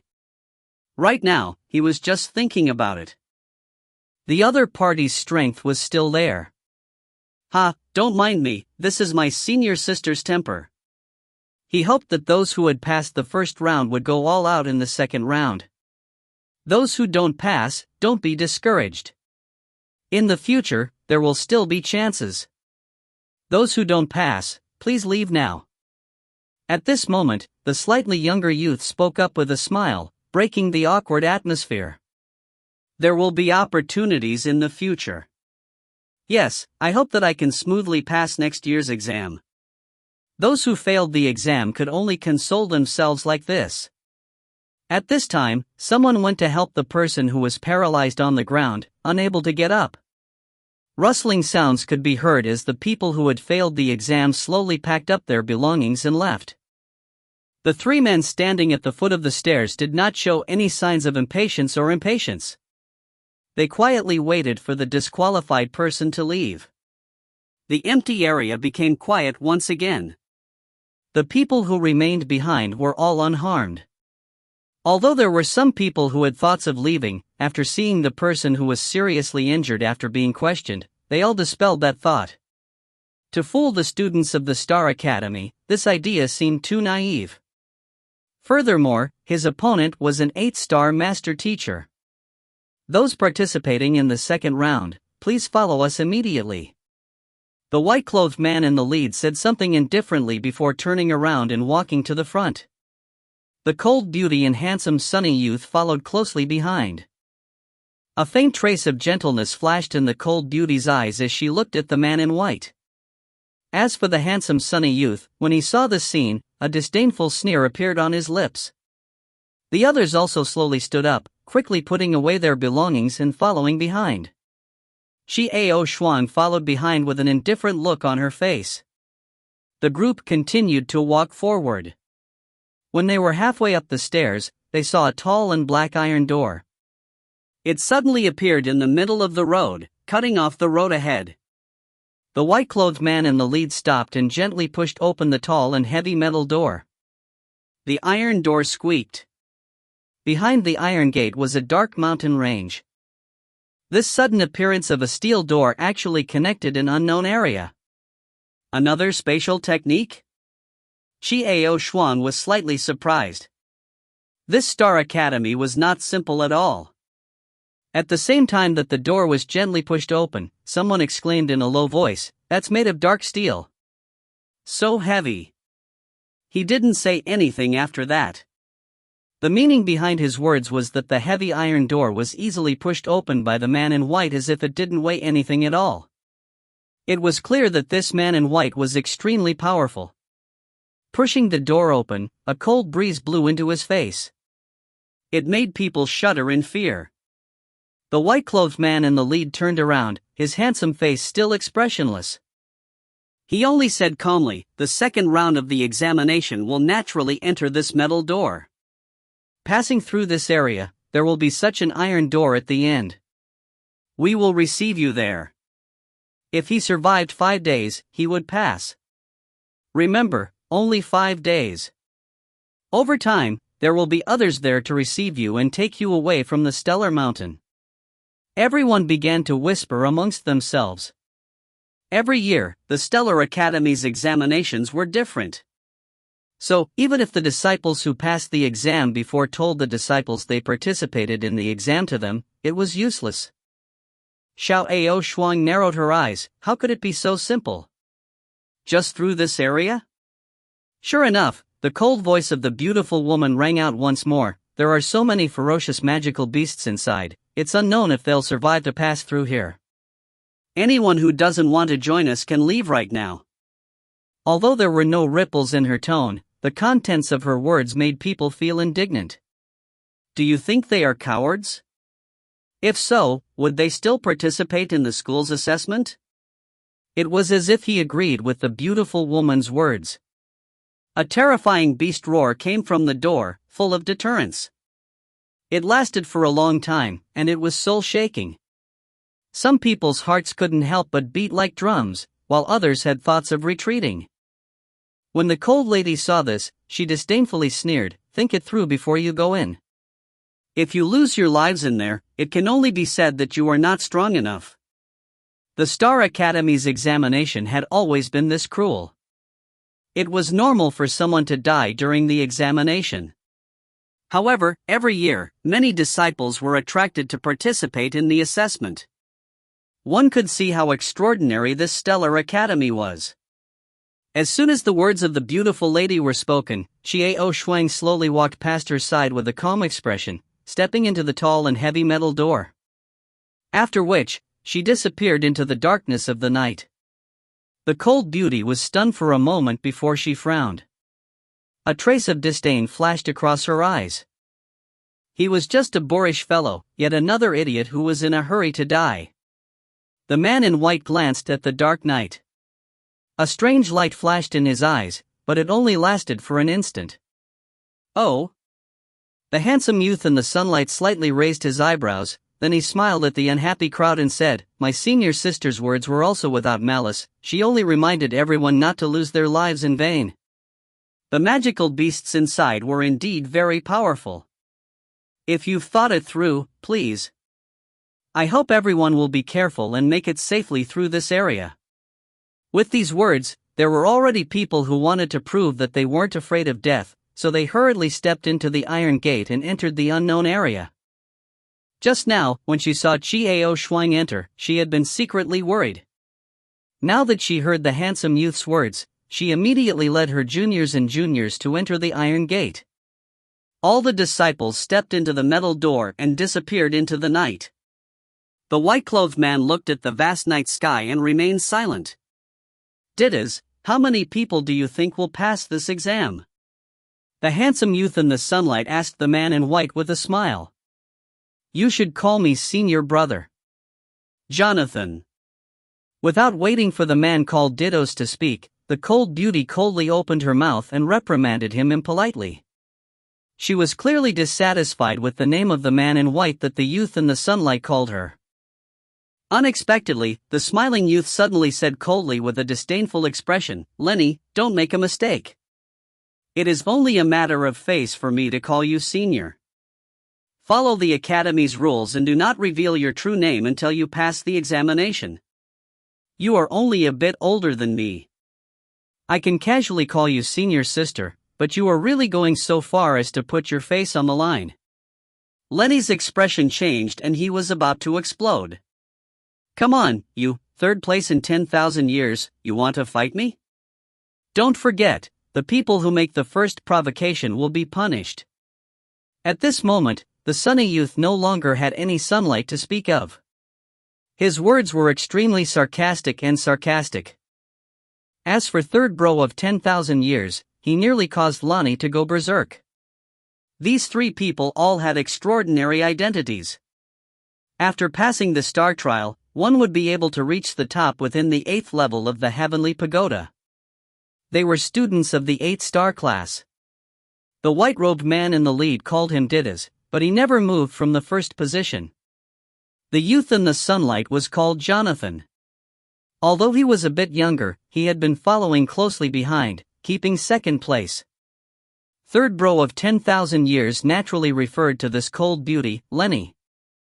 Jonathan had never liked Lenny, who was always high and mighty, as far as he was concerned, like an open peacock. Why? Because the peacock opens the screen, the ugly buttocks will be exposed. In Jonathan's eyes, this woman who was untouchable to anyone else was nothing more than a shallow-faced, stupid woman. The Star Academy wasn't divided into grades according to the order of enrollment, but into different grades according to the star trial. For example, even if the students who had just entered this year participated in the star trial, those who could pass the 8th level would have the strength of 8 stars. They would be in the same class as the students who had passed the 8th level of the star trial. Even if it was a long time ago, students who had not reached the 8-star level would still be courteous to them. This place was a world where the strong were revered. A cold glint flashed in Lonnie's eyes, and he was about to explode. Alright, let's go and wait for them there. Do not make unnecessary disputes. Dittos lightly interrupted the conversation between the two. He reached out his hand and gently drew a line in front of his eyes. A white light gradually formed a door, and he stepped in first. When Ditto spoke, they both stopped arguing. A hint of uneasiness and gentleness flashed in Lenny's eyes as he looked at Ditto's. Afraid that his words and actions had left a bad impression on Ditto's. Jonathan sneered and followed him. Lenny glared at Jonathan's back and followed. In the darkness of the night, Xiao Shuang lifted her head and looked at the seemingly calm front. However, when a gentle breeze blew, Xiao Shuang narrowed her eyes. The wind told her that there was danger ahead. There were too many ferocious magical beasts in front of them, ready to fight. As soon as these disciples entered the area, the magical beasts in the area sensed them. He was grinding his teeth as he waited for the food to arrive. In the eyes of the magical beasts, these people were all delicious delicacies. Xiao Shuang raised her head and looked towards the sky. The sky was dark, without the moon or the sun. It was completely different from the place they were at just now. The sun and the moon of the chaos world coexist. The world existed at the same time of day and night. There was a full moon in the sky when they had been waiting in the open space. Hiss, a light breeze seemed to have life of its own as it swirled around Xiao Shuang, letting out an almost inaudible sound. Xiao Shuang let out a faint smile and said in a low voice, "Alright, I understand." As for that light wind, it seemed to understand what Xiao Shuang was saying, as it flowed happily around Xiao Shuang. She gently blew on her hair. If anyone saw this, they would definitely be shocked. This was because this youth could actually understand the sound of the wind and was able to communicate with it. Had the elven Prince Oster been there, he would have been appalled as well. One had to know that he was an elf, and he had the talent to communicate with the wind. However, this youngster was able to reach such a level in just a short month. Xiao Shuang put away her smile, and took off a leaf that was about the size of a palm. With a light wave of her hand, the leaf floated in the air. Xiao Shuang flew up lightly with a concentrated gaze, and in an instant, her aura vanished. Or, rather, her breath dissolved in the air around her. The wind blew gently, and it was as if Xiao Shuang was weightless. She stood on the leaves and slowly flew into the night sky, disappearing into the night. Tarina, who had been following them, did not see Xiao Shuang's figure. A faint sense of worry arose in her heart. That youngster just barged in alone. He wouldn't be in any trouble, right? Senior sister? What's wrong? Jacqueline looked at the somewhat entranced Tanina and asked, puzzled. Oh, nothing. Let's go. Don't let us leave on the way, and don't go too far. Be careful. After recovering from her daze, Tanina immediately ordered calmly. Yes. The disciples all nodded with serious expressions. They did not doubt her words. The group of people cautiously made their way towards this unknown region. The three of them had just arrived at another thick space. Jonathan tilted his head and teased. Dittos, do you want to bet on who arrived here first? Open the door and we'll wait. Before Dylan could say anything, he lightly spat in disdain. Why are you opening the door so early in the morning? In 2 days. Do you think those people can come in such a short time with their talent? Lenny looked at Jonathan with a sneer, as if laughing at his innocence. However, just as Lenny finished speaking, the heavy metal door slowly opened. If you find any errors, ads pop up, ads redirect, broken links, non-standard content, etc., please let us know. Report chapter so we can fix it as soon as possible. Chapter 259. Stunning Edge, C259. The heavy iron door opened, making a creaking sound that was especially ear-piercing in the quiet night. Jonathan's mouth was wide open as he watched the heavy iron door slowly open in disbelief. Lenny's smile froze on his face, and his eyes were filled with astonishment. Ditto's looked calm, but his eyes flashed with surprise. The metal door slowly opened, revealing a calm, handsome face. Fiery red hair fluttered in the wind. There were no ripples in those deep black eyes. Even when he saw the three people at the door, he didn't show any expression. His tall and straight body just stood there quietly. Jonathan wanted to ask how the red-haired boy could safely pass through the area, but found his tongue in a knot. He could not speak clearly. How could you be so fast? Still unharmed? Lenny spoke smoothly, but not in a questioning tone. When Jonathan had asked that question, Dittos had immediately thought of a person. It was indeed this youth. However, it was much faster than he had expected. However, Yixuan did not say anything. She calmly walked past the three people and walked to the stairs behind them. She slowly sat down, closed her eyes and began to rest. Seeing how Yixuan was behaving in such a manner, Lonnie's expression turned slightly cold as he said, I'm asking you, how did you pass through this area so quickly? Impossible. Did you cheat? These words were said with extreme rudeness. There was disbelief in Lenny's eyes, and a hint of jealousy. He was actually able to pass through this region so quickly. However, Yixuan ignored him with a calm expression, continuing to sit there silently. When had Lenny ever received such contempt from others? He was furious and even wanted to take action. The first reason was to teach this arrogant guy a lesson. It was to test whether or not he was really cheating. Just because you can't do it doesn't mean that others can't. You're so sick of jealousy. A weird voice sounded. Needless to say, this was Jonathan, the Schadenfreude. He could speak such vicious words with ease. He didn't mind exposing any of Lenny's ugliness to Dittos.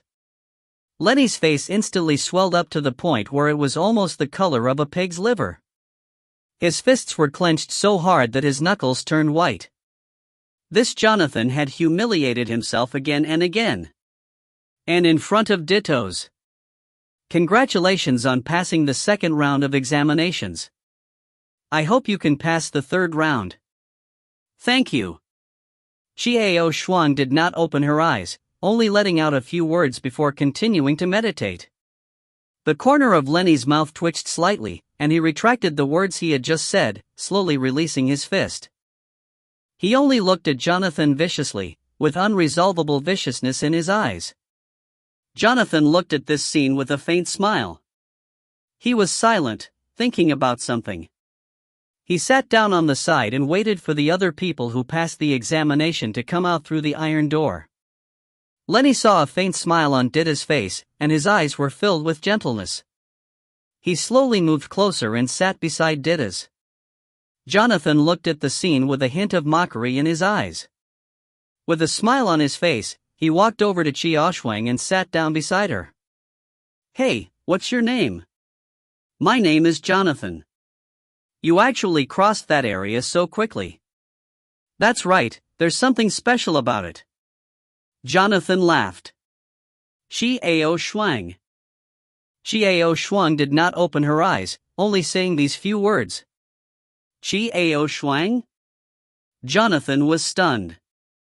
Why was this name so feminine? However, it could be said that this kid looked even more beautiful than a woman. In particular, the aura exuding from him was like ice, but also like water. "Oh, which sect are you from? Where are the other disciples of your sect?" Jonathan continued to ask with a smile. "The Tian Dao sect." After these 3 words, Xiaoshuang remained silent. Jonathan rolled his eyes, embarrassed. This kid had fiery red hair, but he was so cold. His words were as sharp as gold. Even more silent than Dida's. Jonathan saw that he could ask no more. Instead, he sat beside Xiaoshuang with his eyes closed, resting his mind. For a moment, the surroundings were silent. Just like that, the night passed by. The sun and the moon swapped places, and the day came down on this side of the land. Xiaoshuang slowly opened her eyes, but she could feel that the noisy Jonathan was still sitting beside her. Below them, not far down the steps, Didos and Lenny sat. "Didas, are you hungry? Do you want some of the stuff I brought?" Lonnie's face, which had always been frosty, broke out in a smile. "No need, I have my own." Still expressionless, Dylan took out some food from his space ring and began to eat. Lonnie was a little embarrassed, but he still picked up the food and started eating. An item like the interspatial ring was rather rare, even in this world. Each of them seemed to have one person. The Star Academy was truly unfathomable. Xiaoshuang watched all of this indifferently, not saying anything as she prepared to take out her own food from her space ring. A hand appeared in front of him, and he handed him a piece of bread. Xiaoshuang looked towards the direction of the hand and saw Jonathan's smiling handsome face. "Eat this in the morning. And this." Jonathan magically found fruit juice and milk in front of him and Xiaoshuang. Xiaoshuang was stunned. She looked at Jonathan's eyes, but she could only see honesty in them. "Thank you." Xiaoshuang did not stand on ceremony as she accepted the bread from Jonathan. Jonathan withdrew his hand. "Wait." Jonathan didn't wait for Xiaoshuang to react before snatched the bread back. Then his hand froze and a wave of heat came from his palm. The bread actually emitted a burst of fragrance and a faint heat. Xiaoshuang raised her eyebrows and took the bread from Jonathan. Jonathan was using fire magic. Milk or fruit juice? Then Jonathan pointed to the table in front of him. "May. Juice." Xiaoshuang almost blurted out the rose tea out of habit, immediately changing the juice on her mouth. Xiaoshuang received the fruit juice from Johansson, but her eyes darkened. Rose tea. The man who used to make rose tea for himself. Do you think that woman is funny? It was a joke to think that one of them was too much of a womanizer, that he had to spend all day with Didas and keep other women away from Didas. Very arrogant. Jonathan looked at Lenny, who was sitting below them, and said to Xiaoshuang in a low voice, his tone full of mockery. At this time, Lenny was pouring a cup of water and handing it to Didas, but Didas didn't accept it. He took out the water bag himself. Lenny's hand holding the water paused awkwardly in the air, and only retracted after a while. Jonathan almost laughed out loud when he saw this. Seeing this, Xiaoshuang's face eased up a little. This Jonathan was such a rascal, he built his happiness on the pain of that woman. Now you know why I don't want to sit with them? Jonathan chewed on his bread and spoke in a low voice. Xiaoshuang nodded slightly, showing that she understood. The woman's character did not match her appearance at all. From the very beginning to the questions she'd asked about herself, she'd been conceited and narrow-minded. Jonathan was a man who could not bear solitude. No one came out of the metal door during the day, and Jonathan continued to whisper in Xiao Xuan's ear. All this nonsense. He explained everything regarding the chaos world very clearly. Before this, Heaven Breaker had only told her some of the Star Academy's matters in a hurry, but this world didn't have the time to explain them in detail. Now, thanks to Jonathan's blessings, the chaos world knew everything. In this world, there really weren't any races. There were demons, humans, demons, elves, etc. There is no such thing as a ruler. For cities stood tall, and one of them was the sky-shattering Heavenly Treasures City. Upon hearing this name, Xiao Shuang immediately understood the meaning behind it. The other three cities were Nine Heaven City, Jade City, and Hurricane City. And in this world, there were 9 great sects and countless small sections. The Tian Dao sect was one of the 9 great sections. There were also areas that Jonathan did not know about. For example, the outer sea and the inner sea, which was said to be desolate. Because of the dangerous environment, no one bothered to investigate. Jonathan could not tell what was in the open sea. The Star Academy was a place where crouching tigers and hidden dragons. It was a place where the experts of this world cultivated even higher. Every 20 years, the city lords would send people from their own forces to join their own sects before coming to participate in the assessment in order to strengthen their own forces. On the surface, the sects and the cities had nothing to do with each other, but in fact, they were secretly involved. Those who could pass the star trial in the heavenly pagoda were not ordinary people.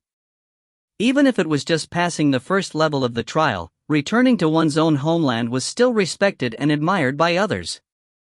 After listening to all of this, Xiao Shuang was very clear in her heart, but she was also shocked by the power of the heaven-shattering sect. Back then, when he met Heaven Breaker, he was already stunned by his unfathomable strength. There was also the woman he had met at the core of the fire. She seemed to be rather afraid of Abao after recognizing him. Heaven Breaker truly wasn't simple. Sigh, how boring, Jonathan yawned, hugged his hands behind his head, and mumbled to himself, I really don't know what the Grand Elder is thinking, but he wants us to be his guides. In the past, it had always been someone else's. I've never asked an 8-star student to come. When Xiao Shuang heard this, she was slightly startled. This meant that in the past, there had never been anyone with such a high level of strength that could be used as a guide, but this year was an exception. Was there a problem with this? Jonathan, this is not something you and I should deal with. We'll do our part. The faint, cold voice of Didus could be heard.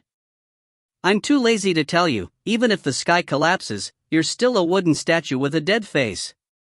Jonathan spat. Jonathan, mind your tone. When Lenny, that cold beauty, saw Jonathan talking like that, he frowned and was about to explode. What's your name? You're Ditos's girlfriend? A wife? Or his mother? Jonathan's strange words made Xiao Shuang's eyes flash with a trace of laughter. This sunny and handsome youth was actually so venomous. Once again, he succeeded in making that cold and elegant female so angry that her eyes, ears, and mouth were all covered in smoke. Indeed, Lenny's reaction was annoying. Dittos was obviously a serious person, while Jonathan was a lively and carefree person. However, when Jonathan teased him, he didn't pay much attention to him. It was obvious that the two of them had a deep friendship. Lenny, on the other hand, wanted to understand, and scolded him with a superior attitude. You! Jonathan, don't think I'm afraid of you. Lenny's expression changed drastically. He stood up and glared at Jonathan. Ha, what a joke. You, third brother for 10,000 years, come with your peacock look, only those bumpkins would chase you around like a flower, in my eyes, you are nothing. Don't lecture people with your condescending tone. Do you even have the qualifications to teach me a lesson? Which trial didn't you eat dust behind me? Jonathan's venomous tongue was fully displayed at this moment.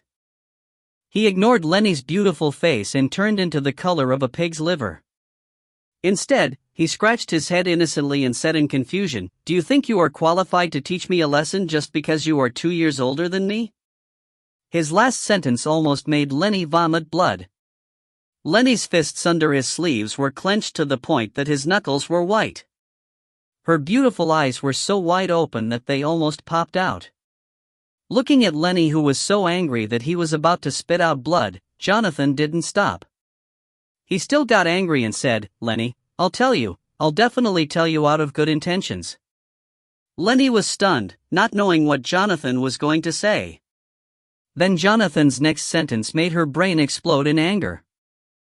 "Women, I remind you out of goodwill, are apt to grow old when they get angry. You're old enough to die if you go on," Jonathan casually said with a beaming smile. This time, no matter how much Lonnie tried to restrain himself, he couldn't bear it any longer. Yixuan raised her eyebrows and looked at Jonathan, who was smiling mischievously. Her eyes flashed with a strange light. "This guy, how interesting." Lonnie let out a delicate shout, and with a shake of her hand, a beautiful and luxurious magic staff appeared in her hand. Following which, Yixuan felt a chill run down her spine. Water. Lenny uses water magic. The huge water spear formed a whirlpool in the air, and it rushed towards Jonathan with a whistling sound. Naturally, this attack also included Yixuan, who was standing beside Jonathan. Clearly, Lenny had done it on purpose. Jonathan used fire magic. Water and fire were incompatible. Jonathan's face turned cold. His hands moved, but he did not stand up. "All right." The silent Dickens finally spoke slowly. The huge water spear stopped in mid-air, and then disappeared abruptly. Dotens didn't even turn around, easily neutralizing Lenny's attack. This person. Yixuan narrowed her eyes as she looked at the back of Denton's, deep in thought. Ditto slowly stood up and turned around, but his face was still as calm as before. "If you find any errors, ads pop up, ads redirect, broken links, non-standard content, etc. please let us know. Report chapter so we can fix it as soon as possible." Chapter 260. Stunning Edge, C260. "This is interesting." The silent Dickens finally spoke slowly. Just a few simple words were like a thunderclap that rang in the ears of everyone present, causing their eardrums to buzz. It was as if it could pierce through one's soul, making one feel extremely shocked. Lonnie, who wanted to attack again, immediately calmed down. Jonathan stopped smiling. "Don't let others see you as a joke. Your current identities are at least 8-star. The tension between the two of them completely disappeared with a single sentence. "Humph." Jonathan grunted and sat down. Lenny glared at Jonathan and sat beside Dittos. With regards to Lenny's attack on Jonathan, which had almost affected Yixuan, Dittens did not mention anything about it. Yixuan's eyes flashed with a teasing look. This was because Ditta's deep eyes were looking at her. There seemed to be an unfathomable light in his eyes as he stared straight at her. However, Yixuan did not retreat at all, and went up to him openly. However, the mockery in Yixuan's eyes became more and more obvious. Finally, he narrowed his eyes, looked away, and turned away. Yixuan also retracted her gaze, closing her eyes to rest her mind. The day passed just like that. At night, someone finally walked out from the Iron Gate. The person who came was a young woman with a tyrannical glint in her eyes. When she walked out, there was the scent of blood in the air, as well as an unconcealable sense of slaughter. As Yixuan smelled the scent, she furrowed her brows and slowly opened her eyes. However, she was surprised to see a woman she had seen before. It was the woman that Yixuan had met when he came to the primordial chaos to take the core of the fire, the woman who had attempted to snatch Abao away. The young woman was beautiful, and her fiery red clothes sparkled brilliantly. Her every movement was vicious, and her eyes were filled with irritation. The viciousness that was revealed between her eyebrows gave off a very uncomfortable feeling. There was no blood on her body, but the stench of blood was thick. And the aura on her body showed that she had come all the way here to kill. However, there wasn't a single drop of blood on his body. This kind of strength. She was much stronger than before. Xiao Shuan looked at this woman indifferently, then closed her eyes once again. Congratulations on passing the second round, please wait by the side. After 4 days, we will begin the third round of the examination. Ditto's voice was still neither cold nor indifferent, neither warm nor estranged. He was quite good at pinching her. Thank you very much. The woman in red expressed her gratitude, nodded to Dittons, and then sat to the side. Lonnie looked at the woman in red and frowned slightly. He did not say anything. However, his eyes flashed with a faint trace of enmity. Jonathan looked at Lenny's expression and thought it was funny. The self-righteous woman was again treating other women as imaginary rivals. After listening to what the lady in red said, Xiao Shuang felt that the tone was different from the time she met her. It seemed to contain more vicissitudes of life and enlightenment. He had seen her before as a willful and reckless girl, but now, she seemed to have matured? How could there be such a big change? What had she been through? Of course, Xiao Shuang did not know that the black feather had inflicted a fatal blow on this woman, cutting her into 2 halves. It was all thanks to her master that she was able to save her. Her state of mind had changed since then. And he even painstakingly cultivated with his current strength, participating in this examination. Jonathan continued to chat with Xiao Shuang for the rest of the day. To say that he and Xiao Shuang were chattering away was to say that he was the only one who was noisy. Many times, Xiao Shuang would just nod her head lightly or just say oh. Over the next few days, many disciples also walked out from the Iron Gate one after another. Fang Xingjian looked around and saw that there were many people who had passed the examination as well. On the morning of the 4th day, the disciples of the Tian Dao sect had already come out. Even though 2 of them had sustained light injuries, they had still passed through. This was inextricably linked to Tarina's decision and the unity of the crowd.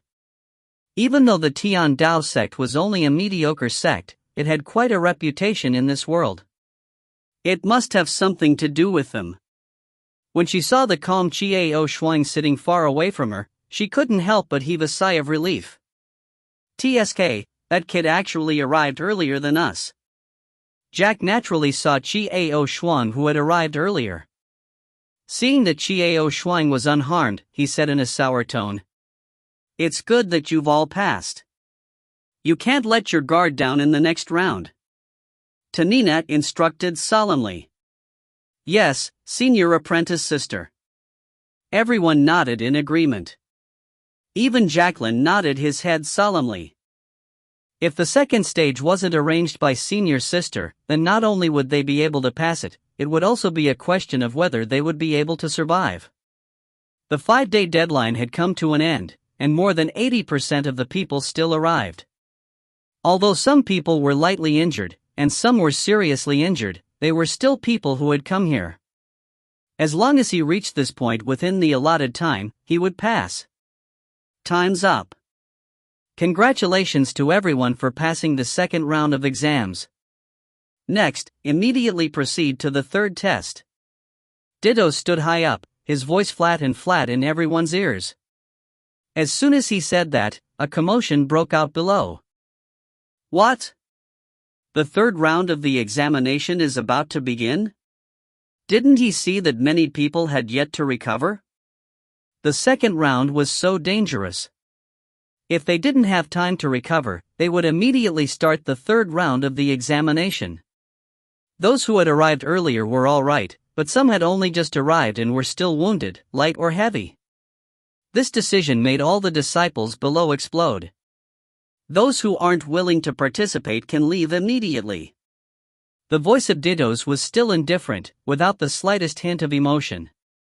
However, when these words entered the ears of the crowd, they felt a chill run down their spine from head to toe. These words were said with absolute sincerity, not a shred of emotion could be felt from his words. Then, hurry up for the third exam. Someone shouted. If he were to be humiliated by this man in white, it would be too shameful. After a voice sounded out, more and more voices rang out. The third round of the examination is to follow these steps up. If you can reach the entrance of the academy in the end, you will pass the examination. Dittos faintly said such an outrageous test. What? As long as he followed this flight of steps up, he would be qualified to reach the academy's entrance? Everyone looked at each other in dismay. It probably wasn't that simple. There must be something dangerous between them. Don't worry, there won't be any more dangerous creatures attacking you in the second trial. Now, let's begin. Jonathan smiled affably. Lenny let out a cold snort of disdain and didn't say anything. Everyone was suspicious and looked at each other without saying anything. At that moment, a hasty shout came from within the heavy metal door, "Wait, wait." Everyone looked back and saw a battered disciple frantically running towards them. Behind him, a group of people followed. The exam has ended. Seeing those people frantically running and stumbling, Dotans's face was as cold as ever.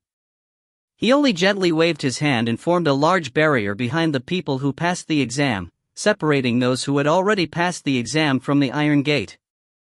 Those disciples who had arrived late finally rushed out of the iron gate and crashed into the barrier. Many people's eyes were filled with anticipation as they furiously rapped on the spirit formation while begging for forgiveness. "Lord Escort, please make an exception for me. I was only 5 minutes late. Please make an exception. I was only 3 minutes late." The sound of pleading mixed with the sound of someone knocking on a barrier. The faces of those disciples who had arrived late were full of pleading and expectation. "It's too late." Dittos coldly said nothing, not saying anything else. Then he turned away and walked straight ahead. "The assessment has already begun," Jonathan reminded them with a smile. Everyone hesitated as they looked at each other. After a moment, someone suddenly let out a strange cry and flew up. There was a first, and of course there followed one after another. Xiao Shuang's face was calm as she slowly walked forward. "Yesterday, today, and tomorrow, how is that true?" Just as Xiao Shuang was about to take a step forward, Jonathan's voice sounded in her ears. Xiao Shuang turned to look at Jonathan in shock. She saw him give her a big look, shrug his shoulders, and slowly walked forward as if nothing had happened. Xiao Shuang narrowed her eyes as if she was deep in thought. She turned around and followed the crowd. At the beginning, everyone was still cautious, but the journey was calm and without any obstructions. Some people were overjoyed, quickening their pace and dashing forward. Xiao Shuang walked slowly, thinking about Jonathan's secret message to her. Why did Jonathan suddenly say such a stupid thing? It was impossible for her to say that there was no reason for her to do so. But what did it mean? Not far behind Xiao Shuang, a pair of eyes flashed across her body. It was the look in her eyes. Tarina slowly followed behind with her group of disciples. Nor did she think it would be so simple. Looking at the unhurried pace of Xiao Shuang, she was a little absent-minded. This youth had a faint sadness between his brows that caused one's heart to ache and one's heart to feel sorry for him. He didn't want anything to happen to him during the exam. He didn't want anything to happen at all. Talina quickened her pace, leading the crowd to chase after them. She wanted to keep the distance between them and Xiao Shuang. However, at this moment, Tanina's pupils suddenly dilated. She saw an incredulous scene. The red-haired youth, Xiao Shuang's figure, was actually slowly disappearing. Following that, she vanished into thin air. Startled, she quickly took a few steps forward and gave chase. Upon closer inspection, there really was no sign of that youth. Jacqueline. She turned to ask if anyone had seen the strange scene. However, when she turned around, she was completely stunned. There was no one behind him. At this moment, the juniors and juniors, like the red-haired youth, mysteriously disappeared. Then, the most familiar scene appeared in front of her. At this moment, Xiao Shuang was stunned. She stood there blankly, watching the scene unfold in front of her, tears welling up in her eyes. You came. The soft voice was the same. Just like that, Camille's elegant face appeared in front of Xiao Shuang. Behind him was a transparent crystal wall. The person inside the crystal wall had a calm face, so familiar that it made her heart palpitate. Black hair, and a pair of tightly shut eyes under long eyelashes. Who else could it be other than Xiao Shuang's body? If you find any errors, ads pop up, ads redirect, broken links, non-standard content, etc., please let us know. Report chapter so we can fix it as soon as possible. Chapter 261. Stunning Edge, C261. After receiving the proof of identity, the freshmen were no longer led by Didas, nor were they led by the Star Academy's teachers. Instead, a group of people in gray robes appeared to lead them to their dorms. The differentiation of the dormitories was also very obvious. There were a total of 10 buildings, and each building was divided into 2 parts. One part was occupied by male students, while the other part was occupied by female students. Different doors led in. The first building was occupied by new students and students who hadn't even passed the first level of the STAR trial. Naturally, the people living here had the lowest status. The second building was the residences of students who had passed the first STAR trial. Therefore, no one had lived in the last building with the most elegant environment. That building was also the goal of many students. It was a symbol of strength and status. I truly did not expect you to arrive so quickly. Camille smiles gently and slowly steps forward to stand in front of Xiao Shuang. Looking at the seemingly lifeless person in the crystal wall, Xiao Shuang opened her lips slightly and trembled, but not a single sound came out. Don't worry, he didn't die, and neither did Lung Lingyun. They're waiting for you. Camille smiled and said softly. Mir. Xiao Shuang retracted her gaze, looking at the familiar smile on the face of the person in front of her, and called out his name in a low voice. Yes. I knew you'd come. Camille squints and smiles. Then I will keep my promise and save them. Xiao Shuang looked at Camille, and did not say another word. Her eyes were misty, and there was something flickering in them. Little Ao Shuang. Camille reached out habitually and was about to gently rub Xiao Shuang's head. Pa! With a crisp sound, Xiao Shuang lowered her head, reached out her hand and slapped Camille's hand away. Little Ao Shuang, you still want to cause trouble with me? Did you blame me for not helping Feng Yixuan back then? Camille massaged the back of his hand, which was aching, and spoke with a pampered tone. However, Xiao Shuang lowered her head and turned a deaf ear to him. Then, she slowly walked past Camille. Little Ao Shuang, alright, stop being so noisy.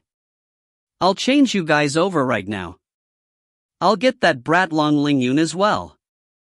Let's find a place to live together in the future. Camille turned around and reached out his hand to hold on to Xiao Shuang, but the moment his hand touched Xiao Shuang's arm, it became transparent, then slowly disappeared.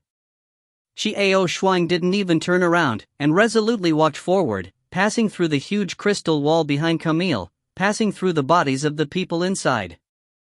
The instant Xiao Shuang passed through, Camille's body turned into dust and dissipated. His face maintained that gentle and graceful smile, and the huge crystal wall and the people inside also disappeared. Xiao Shuang slowly raised her head again, her eyes clear and filled with determination. The scene before her eyes had changed. It was a seemingly endless stone staircase. This stone staircase led to the Star Academy. Yesterday, today, tomorrow, was it really true? Jonathan's words echoed in Xiao Shuang's ears. Jonathan, in fact, yesterday, today, tomorrow, are all true. What has happened? What is happening? What will happen in the future? Which is false? There was no lie, it was all real. The illusion just now was also real. But that was the future. This was the scene that Xiao Ao Shuang wanted to see the most in her heart. So, what I saw just now was the third round of the examination? To test a person's mental fortitude. By the time Qi Aoshuang reached the entrance, the three of them were already waiting. As for Qi Ao Shuang, she was not the first to pass the examination, and the first to arrive was the lady dressed in red who was covered in killing intent. At this moment, she had already withdrawn her killing intent and was silently waiting by the side. "Oh, you're here." Jonathan greeted her. Qi Ao Shuang nodded her head gently in acknowledgement, before leaving him with a long sigh. Xiao Ao Shuang cast a glance at the Star Academy. When he said the school gate, there was actually no door at all. Because of the stairs, there was a huge lake. In the middle of the lake, two huge granite slabs were slowly moving with each other. An interaction between the lake and the other side. It was like a moving water elevator. The strange thing was, there was nothing under the huge rock. It was just floating in the air, moving back and forth on the surface of the water. Soon, the disciples who had passed the assessment began to arrive one after another. Some looked relaxed, some were sweating profusely and in a sorry state. It was obvious that some people had tried very hard to recover from the ideal illusion. Although some of the other disciples of the Heavenly Tao sect were in a very sorry state, they had all passed as well. It was a miracle. Even so, only half of the participants had just arrived for the third round of the trial. Only half of them passed. What would happen to those disciples who failed the examination were clearly not within their scope of concern. Those who have passed, please come here to register and claim your identity token. Jonathan led the group to the lake with a smile and stood on the stone slab. His eyes swept across to Qi Aoshuang. Qi Ao Shuang followed, and the others also followed. The huge stone slab was somewhat empty after they all stood on it. After pausing for a while, everyone slowly moved to the opposite side. Qi Ao Shuang was surprised in her heart. This stone tablet was floating in the air, without anything supporting it. She could not feel any magic power. How did the Star Academy do that? Looking at the dark green lake that rippled from both sides of the stone slab, and the occasional fish jump out of the water, everyone gradually recovered from the heavy mood. Some people started chattering away. Qi Ao Shuang looked at the dark green lake and remained silent. An indistinct gaze was always cast towards her. Qi Ao Shuang knew who it was, a disciple of the Heavenly Tao sect. The senior sister who seemed to be the leader was called Tanina. But she didn't want to go into it. Now that her identity was that of a man, she wasn't willing to have too many conflicts with other girls, allowing others to misunderstand her. Beyond this dark green lake, what entered his eyes was a huge plaza. In front of the plaza, there was a huge and majestic building that looked like a palace. After receiving the proof of identity, the freshmen were no longer led by Ditas, nor were they led by the Star Academy's teachers. Instead, a group of people in gray robes appeared to lead them to their dorms. The differentiation of the dormitories was also very obvious. There were a total of 10 buildings, and each building was divided into two parts. One part was occupied by male students, while the other part was occupied by female students. Different doors led in. The first building was occupied by new students and students who hadn't even passed the first level of the Star Trial. Naturally, the people living here had the lowest status. The second building was the residences of students who had passed the first Star Trial. Therefore, no one had lived in the last building with the most elegant environment. That building was also the goal of many students. It was a symbol of strength and status. The two of them shared a room, and the one who shared the room with Qi Ao Shuang was a quiet, thin, and quiet young man. The two of them greeted each other indifferently. After knowing each other's names, they no longer interacted with each other. This kind of person was the same as Ao Shuang. If a person with the same personality as Jonathan was given to her, it would give her a headache. Everyone had a comfortable bed, a desk, a bookcase, and a wardrobe. The wardrobe contained clothes from all seasons of the year. There were 2 sets of clothes for each season. There was no need for Chiao Shuang to worry about passing the examination. Arduous had already arranged everything, and before he left, he threw a few huge crystal cards to Chiao Shuang like an upstart. The amount of money inside could be easily guessed from his tone. "Spend," said Arduous, fiercely. "I'll settle the score with you if you spend the money badly." "I don't have much," he said with a pained expression. "I hate money." He looked just like a dandy. Actually, there was no need to worry about living and eating in Star Academy, because everything was already included in the expensive tuition fees. However, Heavenbreaker insisted that Chiao Shuang accept these crystal cards, saying that it was to prevent them from being useful in the future. Chiao Shuang remembered the help she had received from Heavenbreaker. According to the attribute test, Chiao Shuang was placed in the Wind Division. And the thin youth in the room was also in the same class. On the wall of the dorm room, there was a huge map. On it, everything about Star Academy was clearly indicated. Some places were green, some places were red, and there were big forks on them. The green area was accessible, and the red area meant that one couldn't enter or leave freely. They were all quite special places. Being familiar with the campus was also a matter for the freshmen themselves. Whether or not they would go to class was also a matter for the students themselves. However, every year, there would be an exam competition held among students of the same level of strength, and the last 10 students would be demoted. For example, the last 10 places in the 8-star student exam would be reduced to 7 stars, and so on. As for the lowest level students who didn't even have the strength of a 1-star, the top 10 in the examination were eliminated by the school. This system made Chiao Shuang sigh in admiration. Without pressure, there was no motivation. The Star Academy did very well in this area. Students whose name has been removed will be eligible to enter the academy for the examination and continue the challenge. It became a loop that helped people progress. After resting for a while, the thin youngster turned around and went to the bathroom to change into a white school uniform before silently walking out. Chiao Shuang's stomach let out an indecent cry, and she remembered that it was time to eat. Her roommate must have gone to dinner. Chiao Shuang looked at the map on the wall, changed her clothes and pinned her identity token to her chest. She then walked out the door and headed towards the cafeteria. The school had only one cafeteria, but on the west side of the college, there was a bustling street.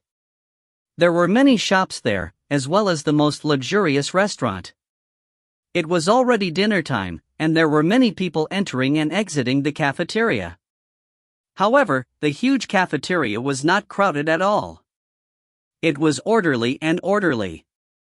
Chiao Shuang picked up a standard meal from the restaurant window and sat down in an empty corner. In front of his eyes, there was a plate of thick soup along with the 2 dishes. Looking at the taste, Chiao Shuang picked up the knife and fork, slowly enjoying the taste. At this moment, at the entrance of the cafeteria, Tanina walked in with a young lady. With just one glance, Tanina saw Chiao Shuang in the corner of the cafeteria. The youngster with long red hair was extremely eye-catching. However, his face was calm as he sat there quietly and ate his lunch. "Tarina? What's wrong?" The young girl beside her couldn't help but ask curiously when she saw Tanina suddenly stop in her tracks, lost in her thoughts. "Oh, nothing. Come on, let's eat." "Yuna." Tarina turned her head and smiled towards the young lady next to her. This young lady was someone she had met just now. They were in the same bedroom, and their personalities were open and generous. In just a short while, they had become friends. "Yes. I heard that the food in Star Academy is also very tasty. Let's go try it." Yuna asked excitedly like a child. With a smile and a nod, she and Una went to the window to get the plates. Just as he finished carrying the tray, he saw a few people walking towards the direction of Chiao Shuang. His expression seemed unfriendly. At this moment, A wave of whispers reached the ears of Tanina and Una. TSK, that red-haired kid is a freshman, right? Isn't that bullshit? Didn't you see that brat only had ID tags on his chest? No wonder, he's so unlucky. Leeds, that son of a bitch, likes bullying the freshmen. Shoo, lower your voice. You're a 5-star now, and Leeds is a 6-star. It's none of our business. Speak less. That brat is really unlucky. That piercing hair must be causing trouble. And that pretty face. The expression on Tanina's face changed drastically. A 6-star student actually wanted to cause trouble for that person. He had only just entered the academy. Tarina bit her lip. As a disciple of the Tian Dao sect, she definitely couldn't stand idly by the side. But the situation was clear. Given how they had just entered the academy, it was impossible for them to be a match for a 6-star student. What should he do? Tisk, Tanina, let's go. Stop looking and be careful of the fire on your upper body. Una naturally did not know about the relationship between the red-haired youth and Tanya, and she spoke up to stop him. As far as she was concerned, that youth was really going to suffer. It was a 6-star master teacher, and his strength was already displayed there. No, he is my junior brother, a disciple of our Tian Dao sect. I cannot stand idly by the side and watch. She gritted her teeth, but firmly said these words. Ha! Una was slightly stunned. The red-haired youth was actually Tanina's junior apprentice brother? Then what should he do?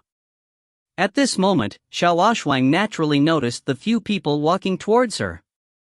His white clothes and his chest were all adorned with 6 little golden stars. Oh, have all of them passed the 6th level of the Heavenly Star Tower? Judging from their expressions, they seem to have come with ill intentions. Kid! You're in our seat, get out of my way. The 6-star student in the lead placed the plate in front of Xiaoshuang as he coldly shouted with disdain. Leeds was the leader, of course, and his sudden release sent the soup splattering everywhere.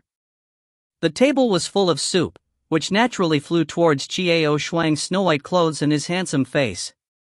He thought that the soup would splash onto Xiaoshuang, but who knew that it would splash onto the table as if it had grown eyes? Your position? Does it have your name on it? Xiaoshuang smiled. She picked up her own spoon, leisurely scooped up a spoonful of soup and elegantly took a sip. This smile, this sip, was filled with grace and grace, peerless and magnificent in this generation. Leeds was stunned, and the people behind him were stunned. Why did this youth look even more beautiful than a woman at that moment? Illusions. Illusions. Stupid Adonis. Leeds came back to himself, his eyes flashing with exasperation. She was so angry that she was actually distracted by a man's smile just now. I say, so be it. Scram. Otherwise, humph, Leeds snapped, then gave a final sneer that meant something, but he didn't say the rest of it. However, the ruthlessness in his eyes had explained everything. If you find any errors, ads pop up, ads redirect, broken links, non-standard content, etc., please let us know. Report chapter so we can fix it as soon as possible. Chapter 262. Stunning Edge, C262. I say, so be it. Scram. Otherwise, humph, Leeds snapped, then gave a final sneer that meant something, but he didn't say the rest of it. However, the ruthlessness in his eyes had explained everything. What else? Xiaoshuang put down her spoon and asked indifferently. Otherwise I'll let you look for teeth on the floor. The youngsters behind him also laughed coldly. This was the first time he had seen such an arrogant freshman. Even if he asked for mercy now, it was already too late. He had to beat up this fellow to the point that he had to look for teeth on the floor. Out of the corner of Xiaoshuang's eyes, she glanced at her surroundings. The people around her didn't seem to be used to it, only some people used the corner of their eyes to look at her. Some were gloating, some were sympathetic, some were hating, some were cold. However, no one came forward to stop them.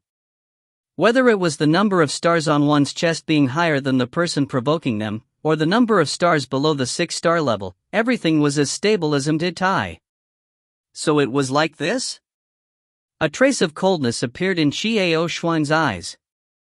This place was also a place where the strong were bigger and clearer. Before Qiao Shuang could say anything, a voice called out to her. "You are all our seniors, how can you treat a freshman like this?"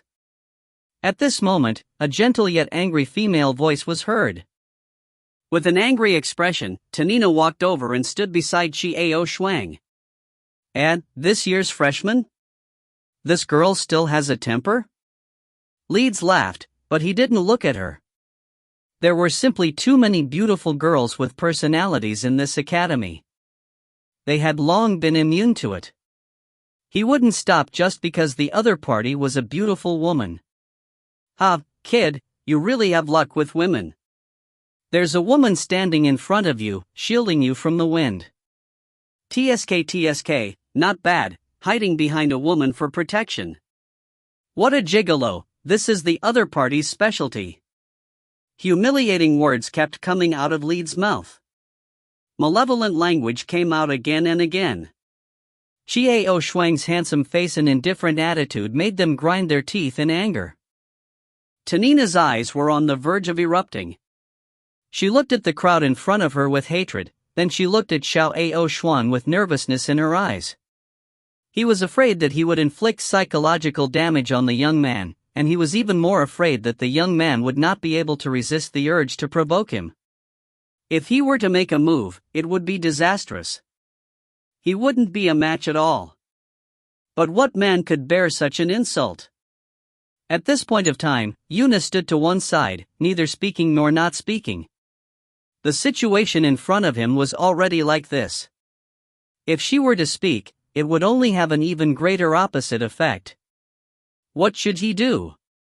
Yunia was beginning to grow anxious. Looking for a teacher? Impossible. In this place, as long as the school rules weren't broken, the teacher wouldn't interfere. "Pretty boy, what's wrong? Dummy? Ha, he can only get a woman to speak up for him." More laughter escaped from the mouths of Leeds and the others, and they grew even happier when they saw the expression on Tanya's face grow uglier and uglier.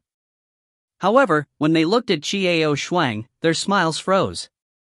Originally, in their imaginations, the red-haired kid should have been so angry that his face flushed red, wishing for death. In that case, their goal was already halfway there. When that red-haired kid could no longer endure the stimulation and gave him another ruthless lesson, they would truly be enjoying themselves. It wasn't like they were the first to make a move. Even if they did cause a ruckus, they wouldn't be afraid. They were very familiar with these matters. However, the red-haired youth remained calm. Elegant as he cut the bread on his plate. Suddenly, he turned his head to look at the nearby Tanina and said softly, "Senior apprentice sister, let's go have a meal. This place is a bit dirty, I'm afraid that you don't have any appetite." With these words, Tanina was stunned as she stared straight at Qiao Shuang. She wanted to find sadness and anger in Qiao Shuang's eyes, but all she saw was calmness and indifference. Those people's words had no effect on him. He was fine? And he knew his name? He actually remembered his name. Though this was not the time to ponder on this, she immediately thought of this. What's wrong with me? Tarina suddenly realized how frantic she had been. When she saw the look in Qiao Shuang's eyes, her mind was completely blank. She quickly agreed, and was about to turn around and sit at the table with Yuna. Leeds, on the other hand, stepped in front of them and said with a sneer, "Ladies, why don't you sit with us over there?" Without waiting for a reply, Leeds looked at Qiao Shuang in a provocative manner. Qiao Shuang's gaze turned cold. She slowly raised her head and looked at the proud-looking Leeds. Leeds met Qiao Shuang's gaze, full of provocation. Gradually, looking at the deep and cold eyes of Qiao Shuang, Leeds felt a sense of trepidation in his heart. What kind of eyes were those? It was as deep and invisible as a cold pond, as ethereal as a cold night sky, and as terrifying as a 10,000-year-old glacier. Lizzie felt cold on her hands and feet, and then cold on her skin. This feeling was as if he was being watched by a poisonous snake, causing him to tremble with fear. That's not right. It was a suffocating feeling, as if he was being stared at by the god of death and had nowhere to escape. How could this be? At this moment, the smile on Leeds' face froze, and cold sweat covered his back. Who was this youth? Were they really only freshmen this year? Why was there such a terrifying aura? Leeds' companions also noticed his abnormal behavior. Someone shouted with a frown, "Kid, what did you do?" Qiao Shuang retracted her gaze and looked at the others. She smiled faintly, but didn't say anything. She only turned to the stunned Tanina and Yunia and said softly, "Senior sister, let's go eat." She nodded, and they sat at a table to one side. This time, Liz didn't dare stop him. "Kid, I'm asking you a question." When the person who had asked the question saw that Qiao Shuang was only a freshman and had ignored his words, he couldn't help but become angry from embarrassment and abruptly slapped his hand onto the table. This huge sound attracted the attention of many people who looked in their direction. His instincts told him that this red-haired boy was eccentric, and that he was far from being as simple as he appeared on the surface. But now that the situation was like this, could it be that he wanted them to back down? If he did, he would lose a lot of face. By this time, Qiao Shuang had finished eating, and she still ignored the hooting youth in front of her. Instead, she took the white napkin and elegantly wiped her mouth. This action was undoubtedly a slap to the young man who was shouting. The young man was so angry that he didn't even think about anything else before throwing a punch at Qiao Shuang's face. Tarina and Una exclaimed, their hearts rising to their throats. The other party possessed the strength of a 6-star, while Qiao Shuang was just a new student who had just enrolled into the academy. How could he dodge the strike? However, the next moment, everyone was stunned. The youth swung his fist without any warning and was sent flying backwards. His body smashed onto the table behind him, smashing it several times before coming to a stop. He looked so miserable that he couldn't stand up for a while. Many people did not even see how Qiao Shuang did it, and how she did it. When they came back to their senses, they saw the hooting youth fly out. The cafeteria immediately turned silent. They were all stunned by the unbelievable scene in front of them. Leeds and the others were always looking for trouble with the new life. Although it was repulsive, but nothing major had happened. The stronger ones couldn't be bothered with it, and the weaker ones didn't dare to bother with it. However, the scene today left everyone stunned. That red-haired handsome youth. He was only a mere freshman, but he was able to send a 6-star student flying. What was going on? Qiao Shuang slowly stood up, looking at the stunned Leeds, and slowly said a word. Leeds was alarmed and tense. He looked at Qiao Shuang and said in a threatening tone, What do you want to do? He didn't even notice the trembling in his voice. I'm done eating, please make way. However, Qiao Shuang said those words lightly. Leeds froze, his mouth wide open, but he couldn't say a word. Please move aside. Qiao Shuang said in her usual calm tone, her eyes turning cold. Liz slowly turned her stiff body away. Stop. You want to leave as if nothing happened after you beat someone up? Someone went to support the youth who was sent flying by Qiao Shuang as they shouted angrily at Qiao Shuang. In his heart, he felt extremely humiliated. This was the first time they had been beaten to such a state by a student who was weaker than them. Qiao Shuang looked at the person who shouted, and her face revealed a heavenly smile. These people were truly disgraceful. They were the first to be provoked, and they were the first to act. Now you want to leave after beating someone up? For some reason, Qiao Shuang's stunning smile was so cold in the eyes of Leeds and the others. It was so mesmerizing. The others were stunned when they saw this. Was this youth really a man? Was it a woman? However, the Adam's apple in his throat clearly did not contain such a possibility. How could there be such a peerless man? Ah, today my horizons have really been broadened. Suddenly, a voice filled with ridicule drifted into everyone's ears. However, the tone was filled with disdain. But when the leads team heard this voice, their bodies froze. This voice was too familiar to them. This tone was too familiar to them. The venomous tongue king, Jonathan. Strong, smiling face, venomous tongue, sunny, handsome, easygoing. His evaluation could be said to be the most complicated. He was a respectable man, and no one wanted to provoke him. Because he wouldn't buy anyone's account. Even if it was Ditto's, there was no room for discussion if he was provoked. Lenny, one of the school beauties of the campus, was so angry that his face turned pale. This type of character suddenly appeared here and then suddenly said these words. What do you want to do? A bad feeling arose in the hearts of Leeds and the others. This character switched really quickly. It is interesting to see someone being bullied and becoming a bullied person. Jonathan's voice came closer and closer. He slowly walked over, and everyone automatically made a path for him to come out. Jonathan's face was full of smiles as he walked in front of Chiao Shuang. He looked at the group of people inside. Then, his expression suddenly changed. He curiously walked around Leeds and the others, and said something that almost made them spit out blood. Leeds, what's going on?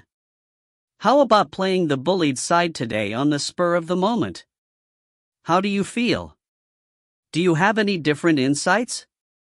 Jonathan's attitude was abnormally serious when he said this. There was no hint of irony in his words at all. It was this serious expression that made Liz and the others want to vomit blood. Play? He really could play it. Under the watchful eyes of the crowd, he did not care about his own face and cooperated with his opponent, sending him flying. Is that how you play it? Was there anyone who was so despicable? Is there anyone who deserves such a beating? Unfortunately, these words were only spoken in his heart, and he didn't dare to shout out loud. Jonathan. Leeds looked at the serious face in front of him, but he didn't dare say anything. Because this guy was extremely dangerous. Chiao Shuang, what a coincidence, you're here too. Jonathan saw the look of sudden enlightenment on Chiao Shuang's face. His acting talent was really quite good. He clearly saw that the main character of this farce was Chiao Shuang, but now he looked as if he had just seen the main character. Chiao Shuang nodded in reply. Come on, I'll show you around the campus. Jonathan grinned warmly. No need, I'll go by myself. No need, Chiao Shuang replied as she walked past Jonathan and headed for the door. Aya, don't be so cold. I'll take you there. Jonathan hurried after her like a shadow. At this moment, everyone in the cafeteria was completely silent. Was that Jonathan? Was that Jonathan, who was ranked second in the academy? To think that he would treat a freshman in such a manner, so he rushed over without even paying attention to him. Everyone had a question in their hearts. Who was the red-haired youth? Leeds and the others watched Chiao Shuang leave, but no one dared to stop her. Chiao Shuang did not even turn her head as she walked forward. Jonathan shouted from behind her, Chiao Shuang, wait. One left, the other pursued. Along the way, it naturally attracted the attention of many people. Many people were looking at this strange combination in good spirits. The red-haired pretty boy sprinted in the front, followed by the academy's influential figure, Jonathan, desperately begging for his life in pursuit. Finally, Chiao Shuang stopped and looked at Jonathan angrily. What do you want? If you find any errors, ads pop up, ads redirect, broken links, non-standard content, etc., please let us know. Report chapter so we can fix it as soon as possible. Chapter 263. Stunning Edge, C263. Finally, Xiao Shuang stopped and looked at Jonathan angrily. What do you want? Jonathan ran up to her with a smile on his face and said, nothing. As a senior, I will bring my cute juniors to visit the school. Looking at Jonathan's smiling face, Xiao Shuang was a little angry. This person's skin was truly thick. It was unknown what he was thinking. Jonathan pointed to the surrounding buildings and introduced them. In his heart, he had long since become interested in this red-haired youth. From his outstanding performance in the first round of the examination to the fact that he had sent a 6-star student flying just now, Jonathan was curious and puzzled.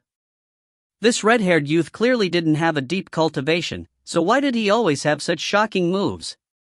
What secrets did he have? Jonathan smiled. Xiao Shuang, that is the library of our school. They were divided into 10 levels, which was of course based on their status and power. I can go to the 9th floor. One day, I will be able to ascend to the highest floor.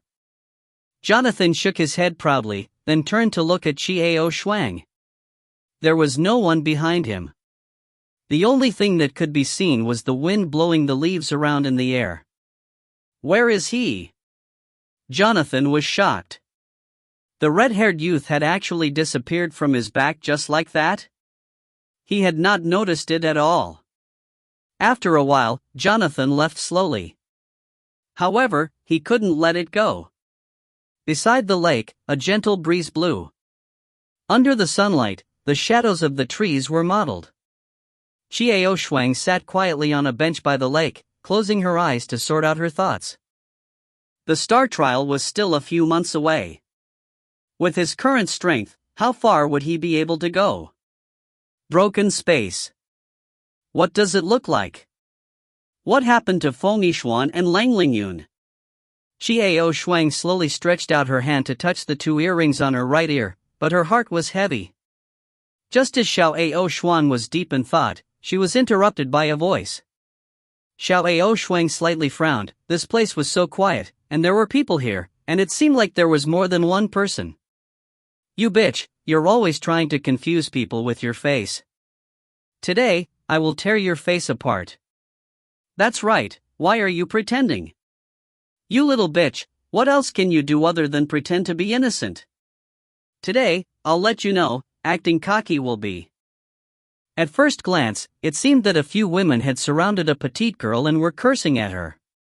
The woman in the middle didn't make a sound and just stood there with her hands on her hips. Xiao Shuang did not want to get involved in troublesome matters, and even more so, did not want to be a hero trying to save a beauty. The best thing to do at the moment was to slap your ass and run away. Xiao Shuang stood up and was about to leave, but she suddenly stepped on a small branch, causing cracking sounds to ring out. The people on the other side noticed and shouted coldly, "Who is it? Who is it?" Xiao Shuang did not reply, only showing them her back as she continued walking forward. Taking advantage of this moment, the woman who was surrounded ran out. However, he ran straight towards Xiao Shuang. Stop! Little bitch! Stop right there! Xiao Shuang turned around and saw a group of women chasing after them. This group of women wore 3 small golden stars on their chests. Big brother, save me! The young girl who rushed in front of Xiao Shuang looked to be around 14 or 15 years old. Her petite body trembled slightly, but her curves were beautiful. She had big eyes under long eyelashes, a round face, small lips, and skin that could be broken by the wind. She was a cute little beauty. At this moment, his face was filled with panic. He hurriedly hid behind Xiao Shuang and reached out his hand to grab onto the hem of Xiao Shuang's clothes. He refused to let go no matter what. She wore 2 small stars on her chest. Oh. It seemed like a show where the strong bullied the weak. However, was that really the case? This student, don't be fooled by her appearance. She is always showing off her pitiful appearance. Little slut, you're using this move again. There's nothing for you to do here. You can leave now and leave that little slut behind.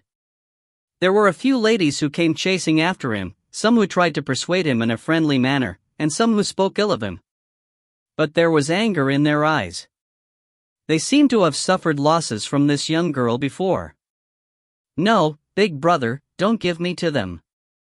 They are not good people. The girl behind Xiao Shuang trembled even more as she begged in a low voice. A trace of mockery flashed in her eyes as she stuck her head out from behind Xiao Shuang and winked at the group of girls.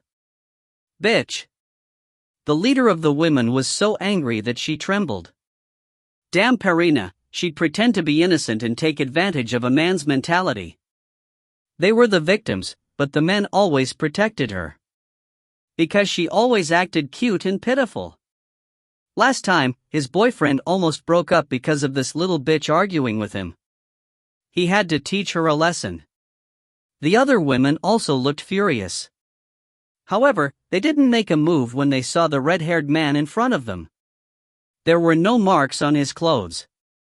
He was a freshman, but if this matter were to spread, it would cause a huge disturbance. Xiao Shuang remained silent, not saying anything. The girl behind him pulled on Xiao Shuang's sleeves and said with a trembling voice, "Big brother, save me. Take me away.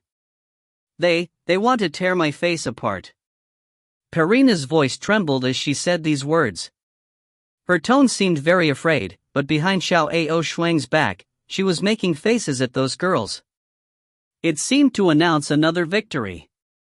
Men, all that shit. Be merciful to the fairer sex, then let them be merciful to the fairer sex. In the next moment, Xiao Shuang moved. Xiao Shuang and the other ladies looked at Xiao Shuang warily. However, Xiao Shuang did something that surprised everyone. She coldly turned around and stretched out her hand, grabbing onto Perina's collar before throwing her out and pushing her in front of the group of girls. Big brother? Tears welled up in Perina's eyes as she stared at Xiao Shuang in disbelief. There was an indescribable charm in his eyes when he looked at Xiao Shuang. However, Xiao Shuang's expression was cold, and she did not even look at her. The group of women chasing after him were all stunned. This was the first time he had seen her ruthlessly thrown out by a man. The men looked at Perina's lovely face, her pitiful expression. Which one of them didn't want to protect her first? But this red-haired youth was so cold. Xiao Shuang couldn't be bothered with him, and was about to leave in silence. Big brother, you can't leave. Don't ignore me. Help me, I'm scared. Whoa, I'm so afraid of them they want to scratch my face. Perina looked pitifully at Xiao Shuang, her sparkling tears sparkling in her big eyes.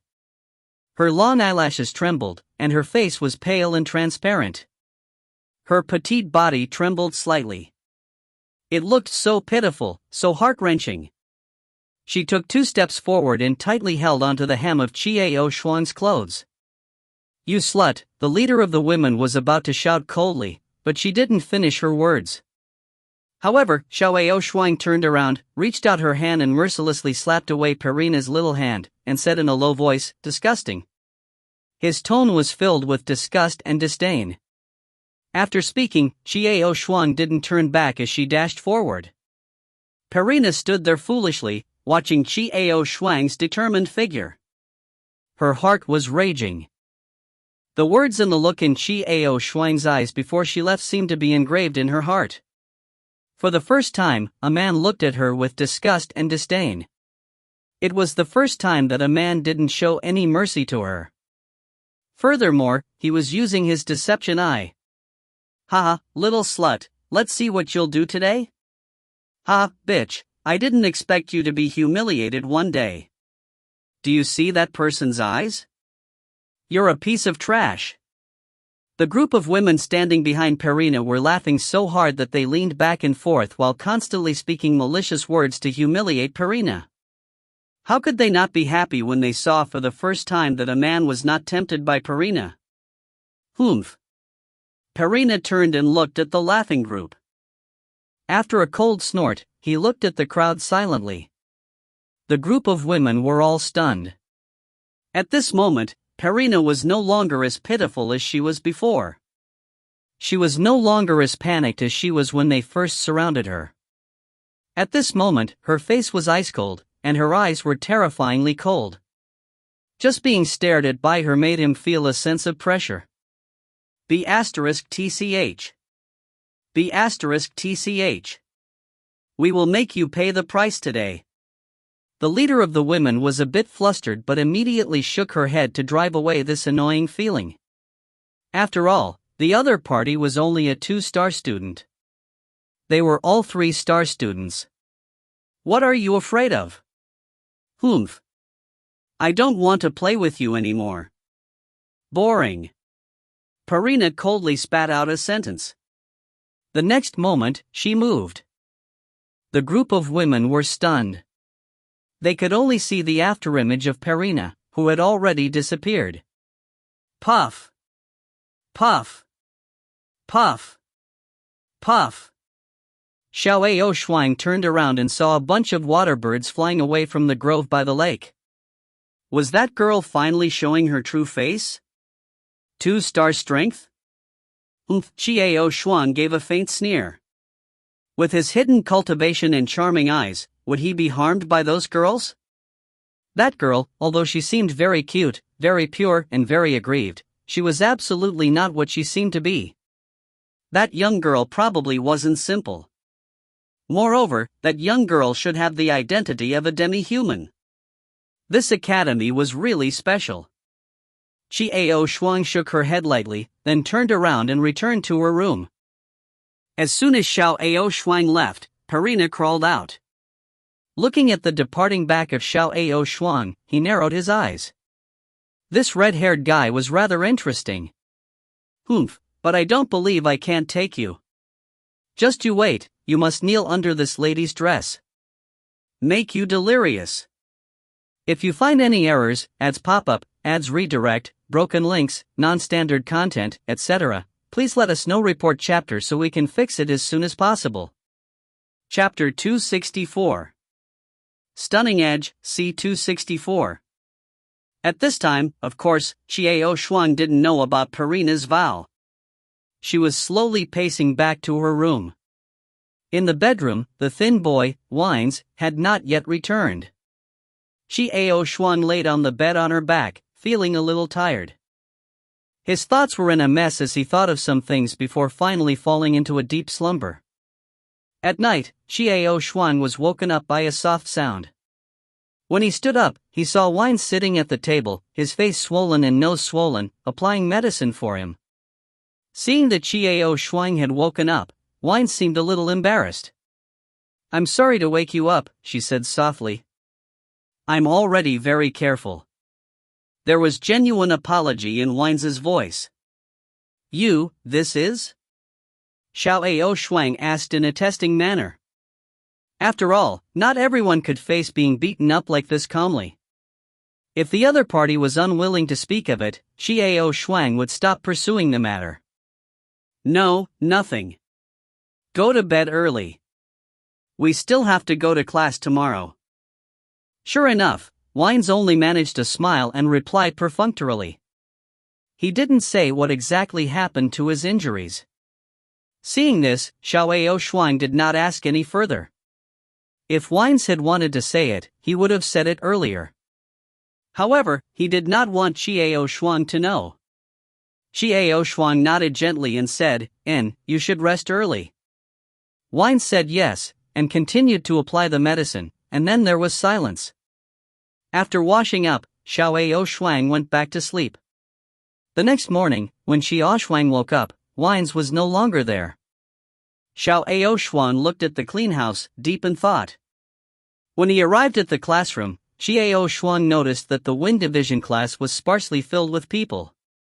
After all, there weren't many freshmen this time. Wines sat in a corner, lost in thought, as if thinking of something. He did not even notice that Xiao Shuang was sitting beside him. The bell for class had rung, but still no teacher came in. After more than 10 minutes, a trembling figure finally appeared. An old man who couldn't even walk stably felt like he was taking 3 steps back. The walk from the door to the podium seemed to take a long time.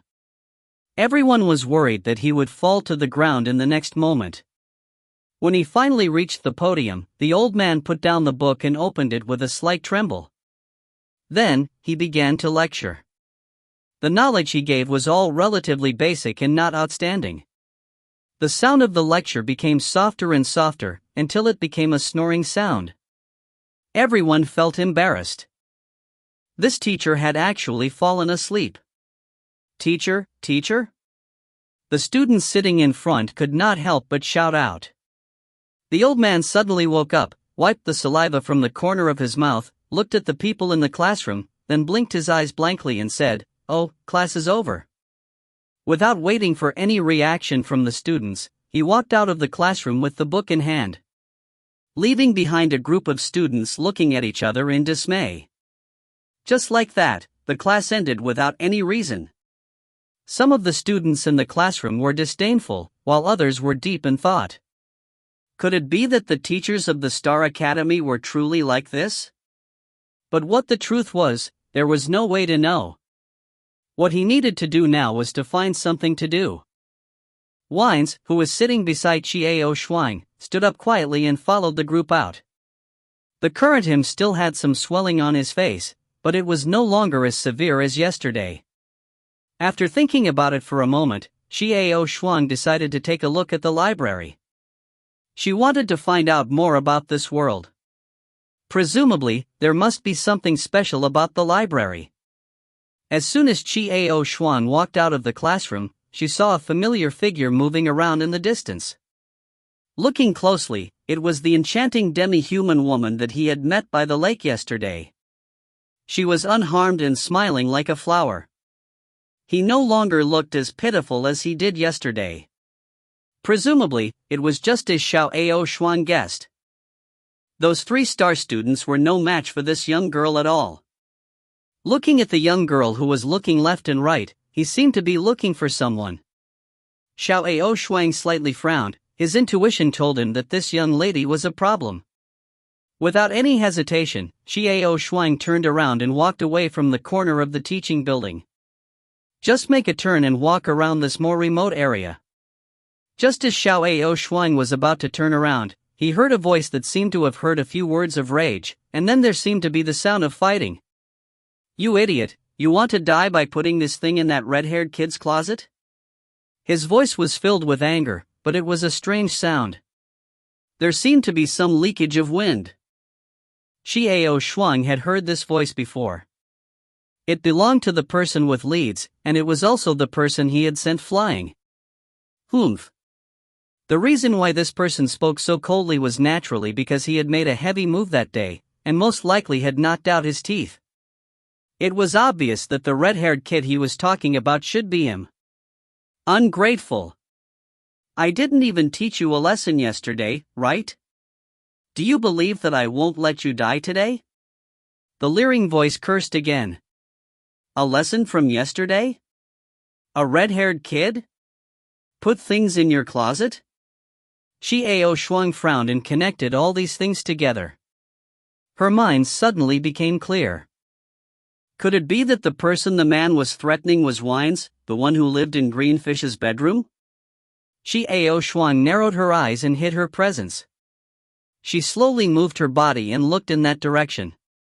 At this moment, it was as if she was one with the air, making it impossible for anyone to feel her existence. A few of the youths surrounded Wines, all of them aggressive.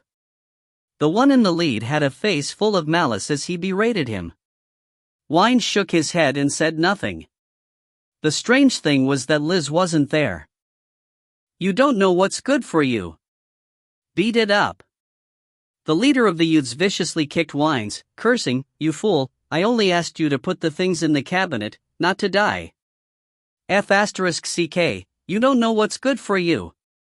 Wines was kicked and fell to the ground. Blood oozed out from the corner of his mouth. However, he still shook his head stubbornly.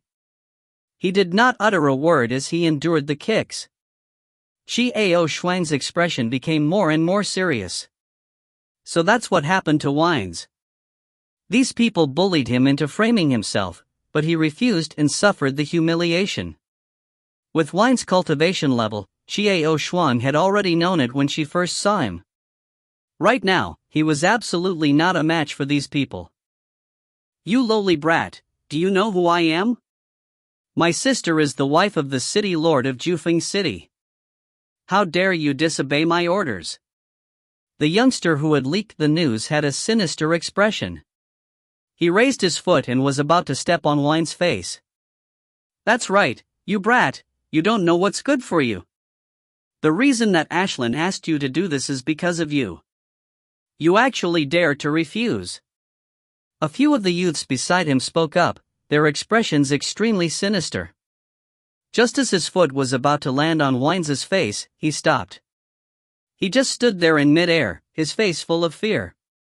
This was because he realized that his body could no longer move.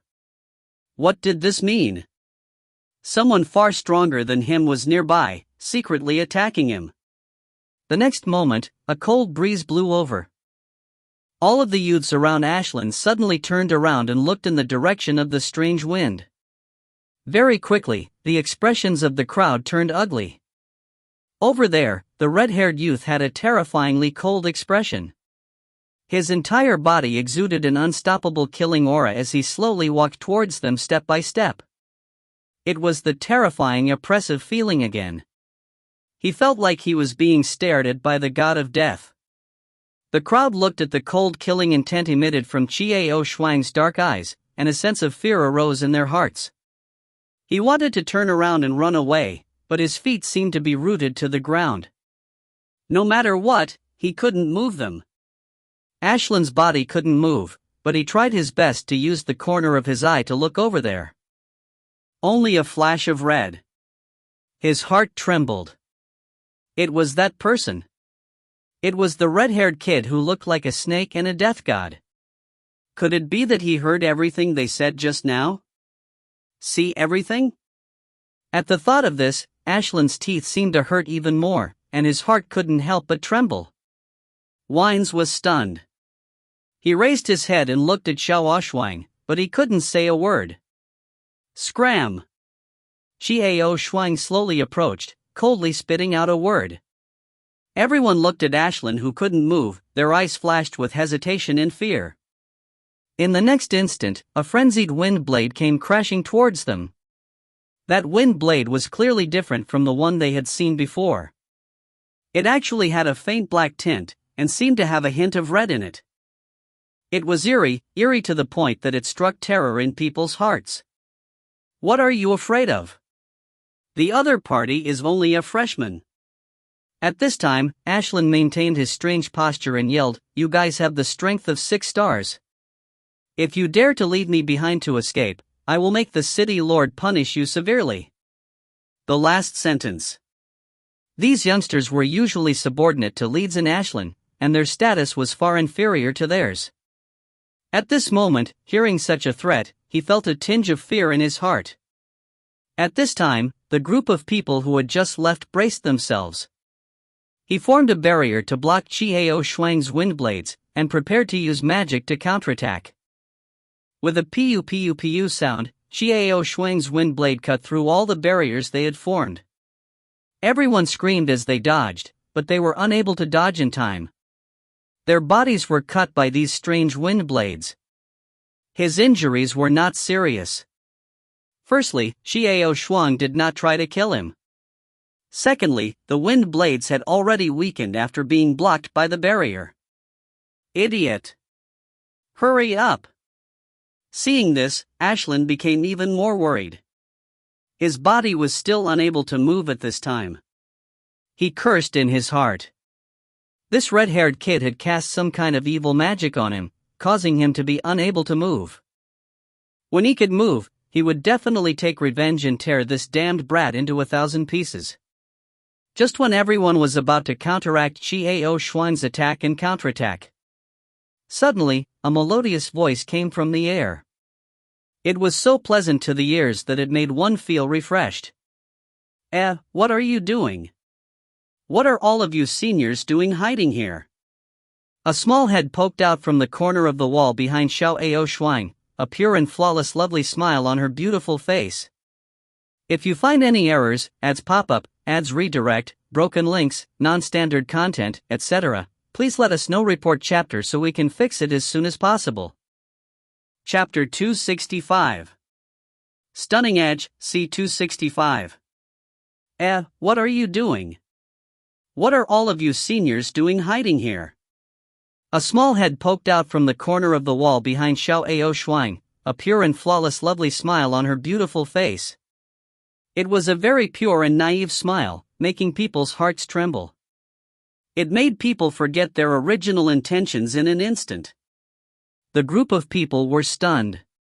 When Xiao Shuang heard this voice, his heart tightened. Of course she knew who the owner of this voice was. It was the demi-human girl who had been pretending to be innocent by the lake that day. At this point of time, Xiao Shuang did not think that it was a coincidence. Could it be that she was looking for me just now? Pa! Perina, why are you here? The youths who were about to make their moves all stopped when they saw the young girl. Instead, they asked her these words with some hesitation. His tone was complicated. There was hesitation, pity, and reluctance to please. Senior, what are you guys doing here? Are you playing? Perina's clear eyes widened, and she seemed curious to see what was going on. Her pretty face was slightly pink, but it looked even more enticing. Her long eyelashes blinked and her small red lips slightly pursed. She looked so adorable. Oh, nothing. Perina, don't come over. Surprisingly, Ashlyn was a little nervous. He turned around and shouted at those people, "Let's go, hurry up and carry me away." Xiao Shuang raised her eyebrows and saw the group of people carrying Ashlyn running away in a panic. Xiao Shuang did not stop him. Making a scene in the academy was not good for her, nor was it good for Wines. There must be a reason why Wines had been coerced into keeping his tongue. If he acted rashly, it might also embarrass Wines. It turned out that Xiao Shuang's guess was right. Wines did have his own difficulties. They left. You two are freshmen, right? What are you doing here? Perina walked up to them with a light heart. She tilted her head to look at Xiao Shuang and Wines. Her eyes were wide open as she asked. Her sweet voice had an indescribable charm to it. Xiao Shuang snorted coldly and ignored Perina. She walked forward to support Wines. Junior brother, how are you injured? Are you all right? Seeing that Xiao Shuang ignored her, she secretly bit her lips in displeasure. Then, her face returned to that innocent and pure look from before. She went up to ask Wines. No, it's fine. Thank you for your concern, senior sister. Wines took a deep breath and nodded politely. Oh, what's your name? Is this redhead your friend? What are they called? Perina and Wines looked at each other. The expression in their eyes suddenly became very gentle, as if there was an unspeakable gravitational force. Staring straight at Wines, his tone became very gentle. I'm called Perina. What about you? My name is Wines, and this is my roommate, Xiao Shuang, Wines murmured, looking at the expression in Perina's eyes. Xiao Shuang frowned and turned around to look at Perina. Suddenly, he snorted coldly. Perina immediately felt a formless, sharp aura pounce on her, shaking her to the point that she was completely exhausted. She even took a step back. As for his chest, it was stuffy and he almost couldn't breathe. The fascination in Perina's eyes was gone, replaced by astonishment, but there was no fear. Xiao Shuang did not look at Perina again. She helped Wines to get up and slowly walked back. Perina didn't say anything to stop him. Instead, she stood where she was and watched Xiao Shuang's back. A crafty smile appeared on her face. After the figures of Xiao Shuang and Wines disappeared, Perina muttered to herself, Xiao Shuang? Hee, we finally know your name. Stupid boy, wait to be my captive. Perina smoothed the hair by her ear, but her eyes were heavy. Just now, he was actually able to interrupt his charm, and almost injured himself. Interesting. Xiao Shuang did not say anything as she supported Wines towards the dorm. On the contrary, Wines felt a bit nervous. After returning to the dormitory, Xiao Shuang brought some hot water and placed it on the table. Then he sat by the side without saying anything else. He just looked at Wines in silence. Wines took a towel to wash his wounds and applied the medicine. After doing all this, he said in a low voice, "Sorry, I don't know what happened just now, so I told that person your name." Xiao Shuang was stunned, but then she sighed bitterly in her heart. "This Wines, what a good man. You don't have to mind, that woman just now used her charm on you, that's why you lost your composure." Xiao Shuang said solemnly, "What I want to ask is why you did that." After Xiao Shuang said this, she looked at the wounds on Wines and fell silent. Ever since Xiao Shuang learned the truth behind this matter, she had a good impression of this young man in front of her. Although he was a bit pedantic, he was a person with his own principles. He would rather be injured and humiliated than do something to frame him. He was just a freshman, yet he didn't cower in the face of those students with 6-star strength. Astonishment flashed across Wines' face when he heard Xiao Shuang's explanation. He then thought for a moment, as if he was recalling how Parina had used her charm on him back then. Xiao Shuang did not speak again, just waiting silently for Wines' next words. "I won't do anything that goes against my principles," Wines suddenly said in a low voice. Of course, he was referring to the people who had tried to force him to frame Xiao Shuang. After a pause, Wines added, "Absolutely not, even if it cost me my life." Xiao Shuang looked at the abnormally serious Wines, looked at his thin and weak body, then looked at the determination in his eyes. Suddenly, Xiao Shuang smiled. She stood up and walked to Wines, clapping him on the shoulder as she said, "Everyone has their own principles." "I've made up my mind, you friend." Wines was stunned. Suddenly, something flashed in his eyes. This was the first time someone had said that they were willing to be friends with him. All those people had ever said to themselves were disdainful, contemptuous, and malicious sarcastic words. And this time, this red-haired arrogant youth actually said that he wanted to befriend him. What's wrong? It hurts? Only then did Xiao Shuang remember that she had slapped a person who seemed to be injured. No. Wines quickly shook his head, looked up at Xiao Shuang and said, Are you really willing to be my friend?" "That's right." Xiao Shuang replied as if it was a matter of course. "Even if you knew about my background, would you still know?" Wines suddenly felt nervous. "Origin? I'm not friends with your ancestry, I'm friends with you." Looking at the nervous expression on Wines' face, Xiao Shuang could not help but guess in her heart. Wines' birth seemed to be a thorn in his heart. Even if I am an illegitimate child," Wines looked at the young man in front of him and made up his mind. Long pain is better than short pain. If the youth in front of him had really become friends with him and found out that he had been repulsed by him, he might as well know the situation now. As soon as Wines said this, he looked at Xiao Shuang nervously, feeling very nervous. So what if he is an illegitimate child? Your mind is strange. Can't illegitimate children make friends? Xiao Shuang frowned and asked in surprise. Wines looked at the expression in Xiao Shuang's eyes, but he only saw that there was a clear look in his eyes. There was only sincerity in them, and there was no hint of falsehood in them. Thank you. Wines' lips trembled slightly as he spoke with excitement. All right. Xiao Shuang smiled, "I should be the one thanking you.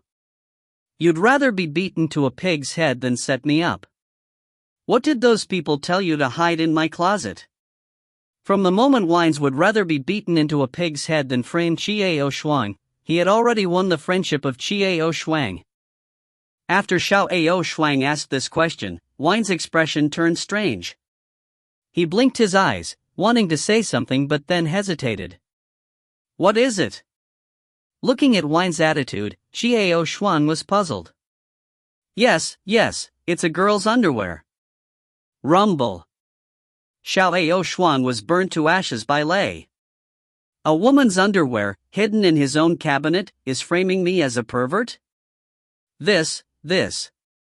Isn't that a bit too much? It's also the school belle Bethany's underwear. Wines's face turned red and he said in a low voice, those people stole it. Trying to frame you. Make you a public enemy. Xiao Xuan's mouth twitched. At this moment, he felt even more grateful to Wines. What kind of joke was this?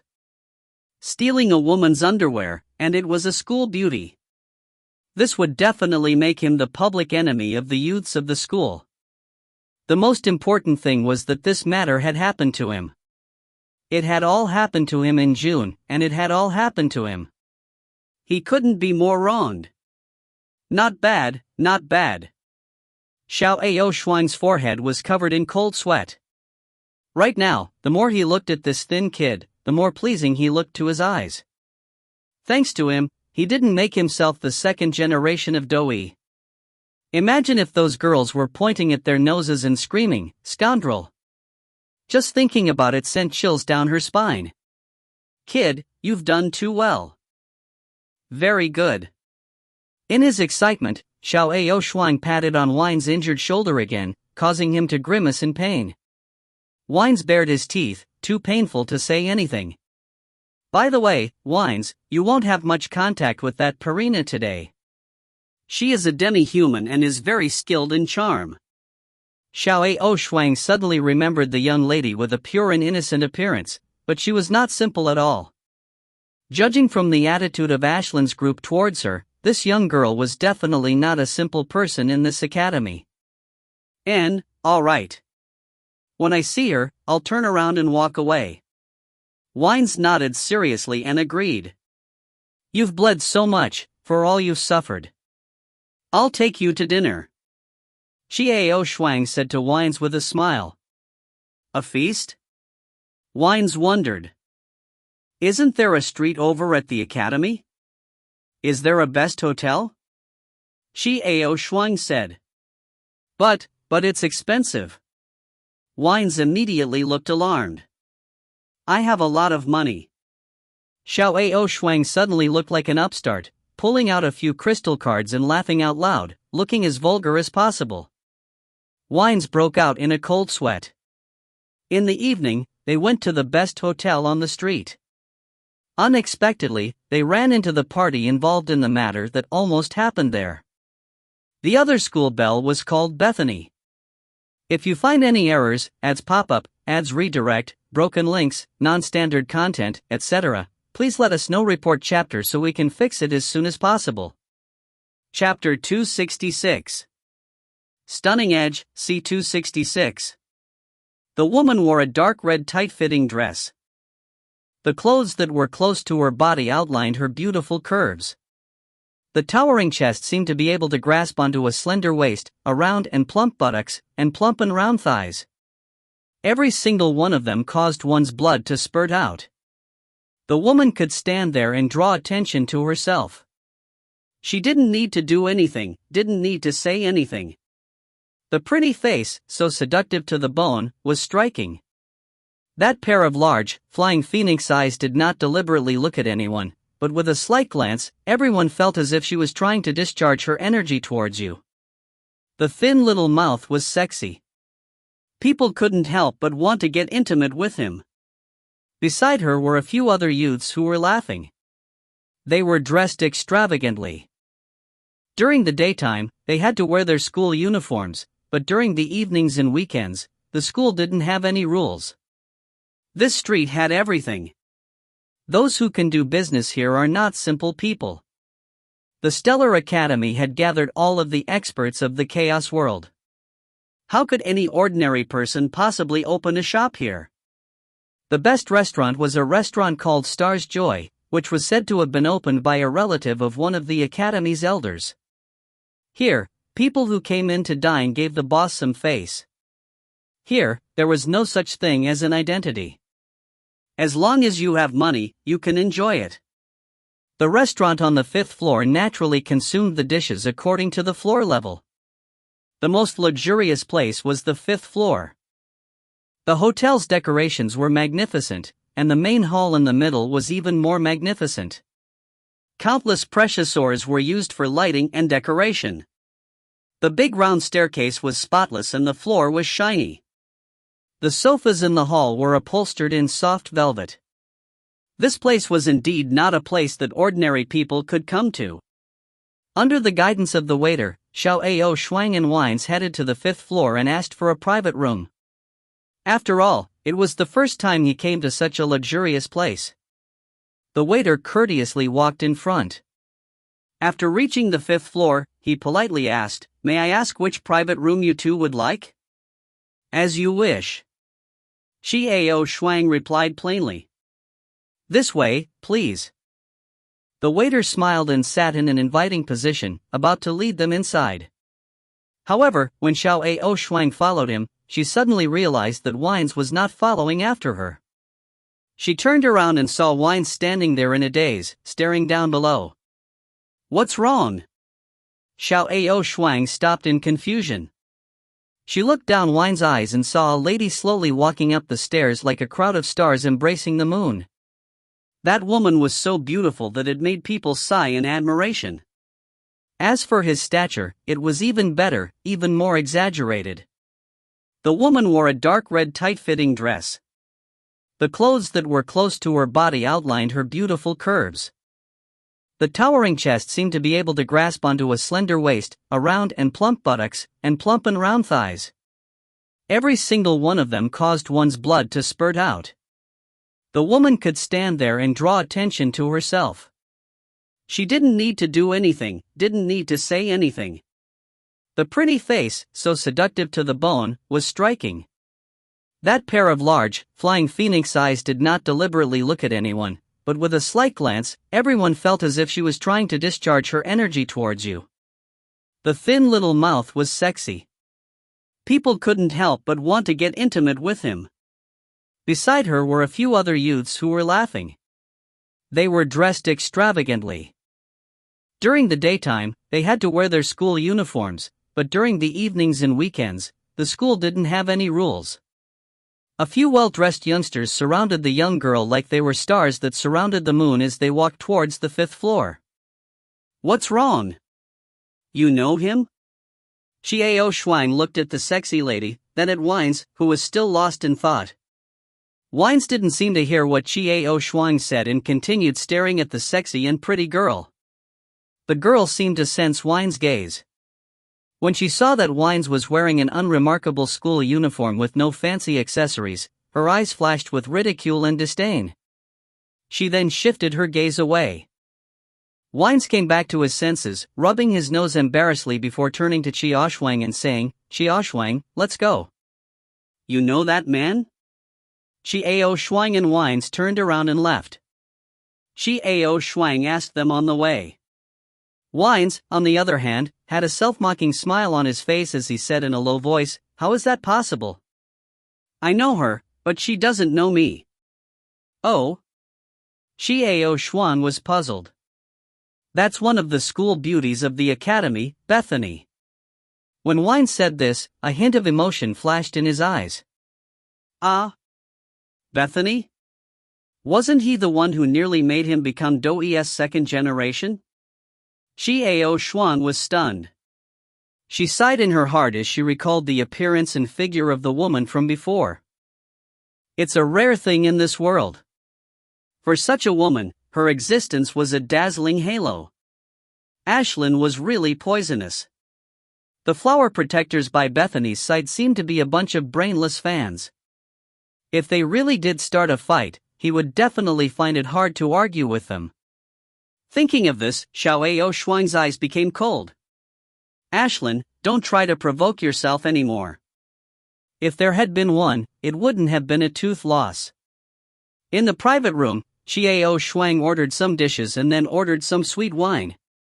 After returning the menu to the waiter, he turned around to find that Wines was still in a daze. "Wines, you don't like Bethany, do you?" Suddenly, Xiao Ao Shuang's words startled Wine so much that he almost jumped up.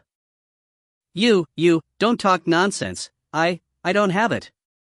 Wines waved his hands, but his face was red. It was self-confessed without fighting. The corner of Qiao Shuang's mouth twitched. She never thought that this thin and weak silent fella would actually like hot and sexy women like that. She really couldn't tell. Wines was such a sullen man. Heavy tastes. Don't talk nonsense. She was the daughter of the Jade City's city governor. I don't even dare to think about it.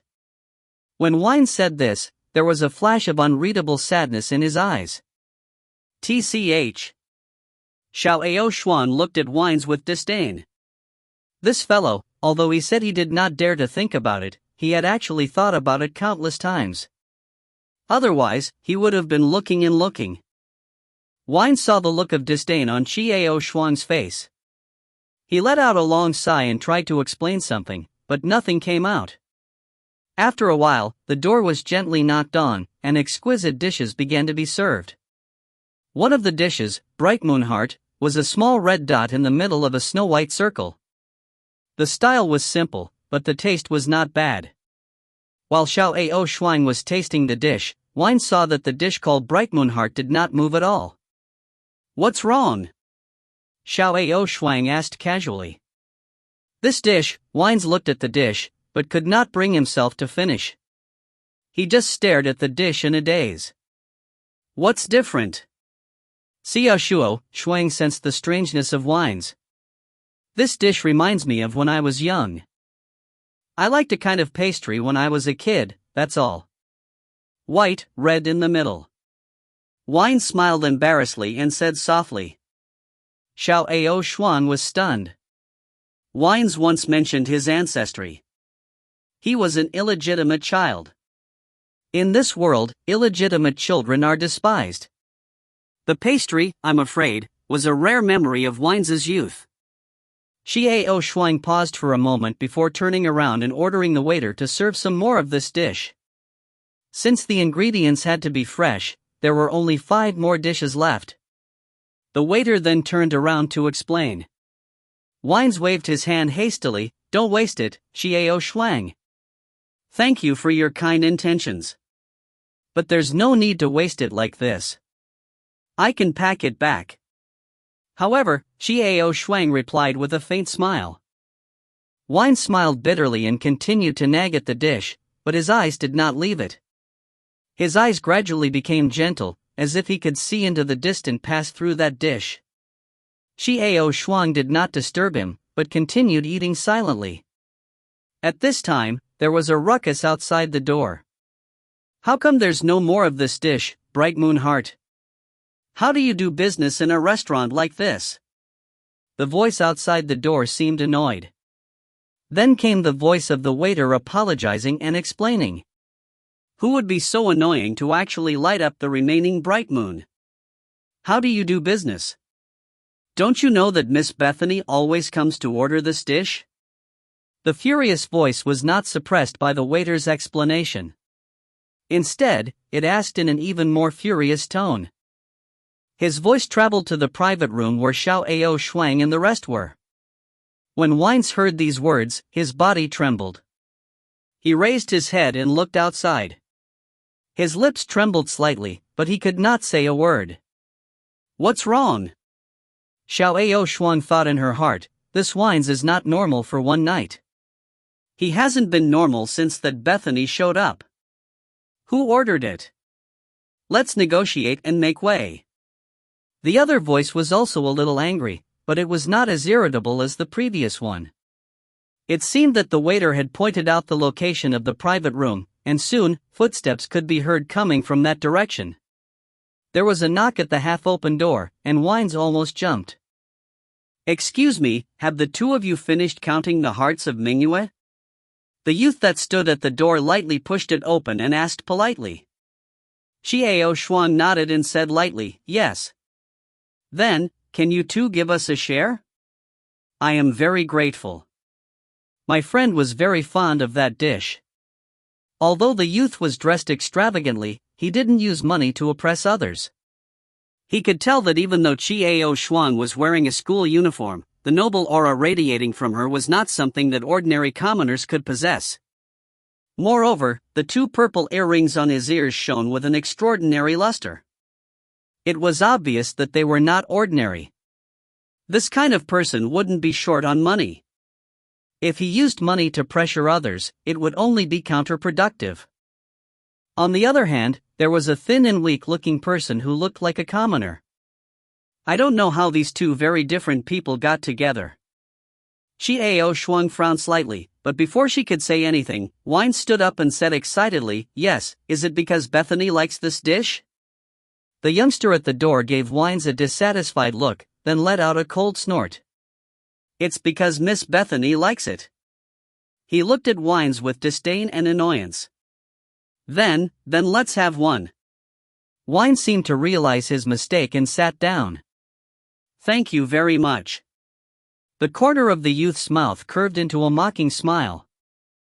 He turned around and was about to leave, but then muttered in a low voice, "A toad wants to eat swan meat, why don't you look at your own character?" It was not loud, but Wines heard it. Wine's face turned pale. His eyes dimmed. He bit his lips and couldn't say a word. Just as the youth was about to leave, Qiao Shuang's cold voice came from behind him, "Wait. Who said I agreed to transfer it to you?" At the same time, the expression of Wines and the young man at the door changed. If you find any errors, ads pop up, ads redirect, broken links, non-standard content, etc., please let us know. Report chapter so we can fix it as soon as possible. Chapter 267. Stunning Edge, C267. Wines looked at Qiao Shuang with a nervous expression. Only then did he remember, how could he have the qualifications to agree to the transfer of dishes? He was here to invite Qiao Shuang to treat him, but he had actually decided to do something like this. "I don't agree. Please leave." Qiao Shuang coldly spat out a sentence. The youth at the door turned around and glared at Qiao Shuang, not speaking for a long time. There was a venomous glint in his eyes, as he stood there looking at Qiao Shuang, as if he was trying to carve the memory of her into his heart. After a while, he suddenly turned around and left. The room fell silent. Qiao Shuang flicked her finger and a gentle breeze blew, closing the door. Wine's face turned gloomy. He lowered his head and looked at the delicate dishes on the table. However, he no longer had any appetite. "Wines, do you know why I changed my mind?" Qiao Shuang said passively. Wines shook his head. You know that Bethany, right?" Suddenly, Qiao Shuang said these words again. Wines looked up. There was a trace of panic in his eyes. "The pastry you said you liked when you were young has something to do with that Bethany, right? There must be a story between you. Otherwise you wouldn't react so strangely to this dish. As you can hear, that Bethany must order it every time she comes." Qiao Shuang spoke slowly, neither white nor white. She connected Wine's words with those, and naturally, she thought of something else. The more he said it, the paler his face became. Qiao Shuang stopped talking and waited silently. After a while, Wines let out a soft sigh. He was a little sad and said, "So what? She was the treasured daughter of the city lord of Jade Child City. I just need to watch her from the corner, and she'll be all right." "Then you won't let other men try to curry favor with her, right?" Qiao Shuang coldly spat out this sentence. For a moment Wines was tongue-tied, not knowing what to say. "How can you not know without trying? She's so obsessed with that dish that she can't forget you, right?" Qiao Shuang thought of that sexy and arrogant woman from before, and she was a little puzzled in her heart. Could it be that she was faking it? So what? She didn't recognize me at all now. I just wanted to meet her, so I desperately tried to enter Star Academy. Wine smiled bitterly and said in a low voice. He only joined the Star Academy to see that girl? Qiao Shuang could imagine how difficult it was. For a lowly illegitimate child to enter a sect and then be recommended to attend the Star Academy's assessment examination, just how much effort would he have to put in? This fellow, he never thought that he would still be so infatuated. Xiao Shuang, suddenly, Wines spoke softly. Ha! Xiao Shuang turned to look at Wines, picked up the sweet wine and took a sip. Do you have a woman you like? Wines looked at Xiao Shuang and asked very seriously. Pop. Xiao Shuang spurted out the sweet wine in her mouth and splashed it all over Wine's face. I'm sorry. Xiao Shuang quickly apologized and handed the white napkin to Wines. Wines took it and wiped his face with tears. He did not know how he could make Xiao Shuang react with just a single question. No, only then did Xiao Shuang answer Wei's question. However, the figures of Feng Yixian and Lang Lingyun suddenly appeared in her mind. They, now, okay? Camille, where are you now? Was it still the same as before, silently looking at him in a place he didn't know? Amber Yen, Waldo, Summer, Black Dragon Ben, Xiao Chuxin, the Lord of the East Wind, how are they doing now? Are you all right? Xiao Shuang? Wine said in a low voice as he looked at the entranced Xiao Shuang. Oh. It's fine. Xiao Shuang came back to her senses. She shook her head gently and smiled. After dinner, Xiao Shuang and Wines prepared to leave. After passing by the private room where Bethany was, Wines glanced at the door and a trace of sadness flashed across his eyes. He then turned around and left with Xiao Shuang. When they returned to the bedroom, both of them were deep in their own thoughts and did not fall asleep for a long time. Xiao Shuang, we are almost at the Star Heavenly Pagoda's star trial. Are you participating? Wines suddenly asked. Yes. Yes. Xiao Shuang did not hesitate as she replied with certainty. Maybe after this exam, we won't be roommates anymore. Wines said gloomily. Xiao Shuang's strength was far above his. He knew it from the day he was rescued by Xiao Shuang from Ashland. Even if we don't live together, we're still friends. Xiao Shuang said softly. She understood in her heart that this thin and tenacious youth was actually extremely inferior to himself. All right. Wines acknowledged softly. Do you want to be with Bethany? Xiao Shuang suddenly asked. I said I don't want to, but that's fake, but, Wine's voice was a little misty. But you don't think you deserve her, do you? Xiao Shuang helped Wine speak the rest of his words. All right. Wine said. Then, you will be able to match her and protect her.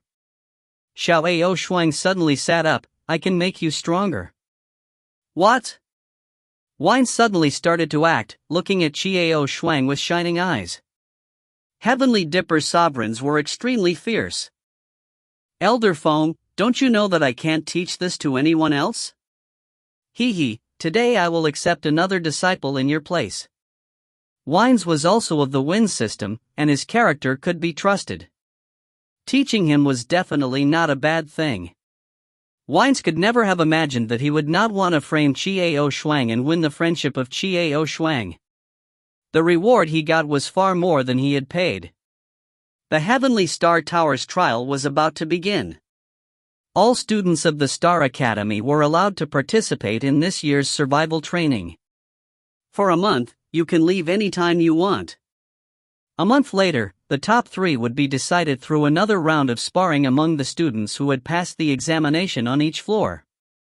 The top 3 would all receive generous prizes. Today, the plaza in front of the Stellar Tower was filled with a sea of people. All of the students were gathered here. Some came to participate in the exam, while others just came to watch the show. The cruelty of the Heavenly Pagoda's trial was far beyond the imagination of ordinary people. The higher the floors, the more terrifying. The students who entered were only allowed to enter after they had signed a life and death agreement. It was obvious how dangerous it was. Even though quite a few people would lose their lives every time this exam was opened, people still rushed there like a flock of ducks. This was because this trial was a major turnaround in many people's lives. Those who belonged to the forces of the various cities had passed the high-level smelting trial here, so the nurturing of the forces behind them was not in vain. Some students who did not belong to any of the factions were looking forward to passing the upper echelon, hoping to obtain Venus, which symbolized their strength and identity. In that case, he would quickly be recruited by the city lords, and he would be able to rise to greatness, and he would be able to enjoy the limitless glory and wealth. Others wanted to prove themselves. Strength, the strong were respected. Looking at the excited students, Xiao Shuang felt a sense of loss. Broken space. Was it that easy to reach that plane? In order to break through the highest realm of this world, one had to pass the 9th level of the Heavenly Pagoda's trial. Xiao Shuang, what are you thinking about? Suddenly, Wines, who was standing beside Xiao Shuang, asked in a low voice. Xiao Shuang raised her head and looked at the tall Heavenly Star Pagoda. The towering pagoda was half covered in mist and the tall pagoda was wrapped by a few thick chains, looking very simple and ancient. Xiao Shuang did not reply to Wine's words. Instead, she smiled and asked, "What level has the cultivation I've taught you reached?" "The 9th. When Wine said this, he somewhat excitedly dropped his hand. His face turned red. How could he not be excited? He was confident that he would definitely be able to reach the 5th level or above in this trial. In the future, he would really be able to make others view him in a new light. That's good. Good luck. Xiao Shuang nodded lightly, "Be careful during the trial." You're not coming with me?" When Wines heard what Xiao Shuang said, he was stunned. "No need." Xiao Shuang slowly shook her head, and glanced towards Ashlin's group from the corner of her eyes. Those people had been glaring at him from the start, probably wanting to cause trouble for him after entering the Heavenly Tower. These people's wishful thinking was really good. To lose one's life in the Heavenly Pagoda, it was hard to say whether this was due to failure or being ambushed by others. However, it was still unknown who would die at that time. Looking at the sinister look in Ashlin's eyes, the corner of Xiao Shuang's mouth curled up in a cold smile. "Heh, junior brother's pickpocket, are you guys here?" All of a sudden, a sweet voice rang out. The surrounding people all turned to look at Perina, their hearts filled with doubt. Who was the sweet little princess speaking to? He didn't need to look to know who it was. Xiao Shuang shuddered in her heart, and without turning her head, she said to Wines, "I'll be going first, you have to be careful when the time comes. It would hurt if Bethany knew you were dead." Before Wines could speak, Xiao Shuang moved forward. However, the crowd was unable to stop Xiao Shuang from quickly advancing. Xiao Shuang stepped out of the strange arc and easily made her way through the crowd. She directly headed to the front to sign the contract with life and death. Wines was stunned when he heard the last sentence of Xiao Shuang. "Tisk, why are you running?" Perina chased after him, but she could only watch as Xiao Shuang's figure disappeared from the crowd. Perina was also thinking about Xiao Shuang. She glanced at Wines, who was still in a daze, and left with a cold snort. Only then did the crowd realize that the sweet little princess in their hearts was actually looking for the red-haired kid from earlier. TSK, that brat actually ran away after not knowing what was good for him. How could he not know how to enjoy such beauty? On the other side, Tanina stared blankly at the place where Xiao Shuang had just stood. That sweet and adorable young lady just now, did she know Xiao Shuang? For some reason, there was a faint, indescribable feeling of vexation in her heart. At this time, Xiao Shuang had already signed the agreement and walked into the entrance of the Sky Tower. As for Ashlin and his men, they squeezed over with all their might. After quickly signing the contract, they chased after it. He looked like a pack of wolves chasing a lamb. But in fact, who is the wolf and who is the sheep? If you find any errors, ads pop up, ads redirect, broken links, non-standard content, etc., please let us know report chapter so we can fix it as soon as possible. Chapter 268. Stunning Edge, C268. Chiao Shuang slowly moved forward, and the wind carried a faint fishy smell. One thing was certain, this was not the smell of blood. Chiao Shuang frowned slightly, this place could not fly. There was a tyrannical restriction in the air that prevented people from flying in this place. Thinking about it, if these places could fly, then the difficulty of the trial would be greatly reduced. Behind Chiao Shuang, Ashen's group followed closely. That kid won't be far. This was his first time here, so he wasn't familiar with the terrain. We'll stop him from the short way, Ashlyn said in a deep voice. There weren't many people who came in at this time. It made Ashlyn feel more at ease. He mustn't let anyone know that it was them who did it. Otherwise, if the academy were to find out, it would deal with him as well. All right. The others were naturally obedient to him. Leeds is real, too, cowardly, saying it's best not to offend this kid. What's so special about this kid? How could it be as powerful as he claimed? Let him die without a complete corpse today. A trace of disdain appeared in Ashlyn's eyes. Now he remembered the warning Leeds had given him the other day. Leeds had repeatedly warned him that Chiao Shuang was definitely not as simple as she appeared to be. His strength should also be hidden. Better not to offend him.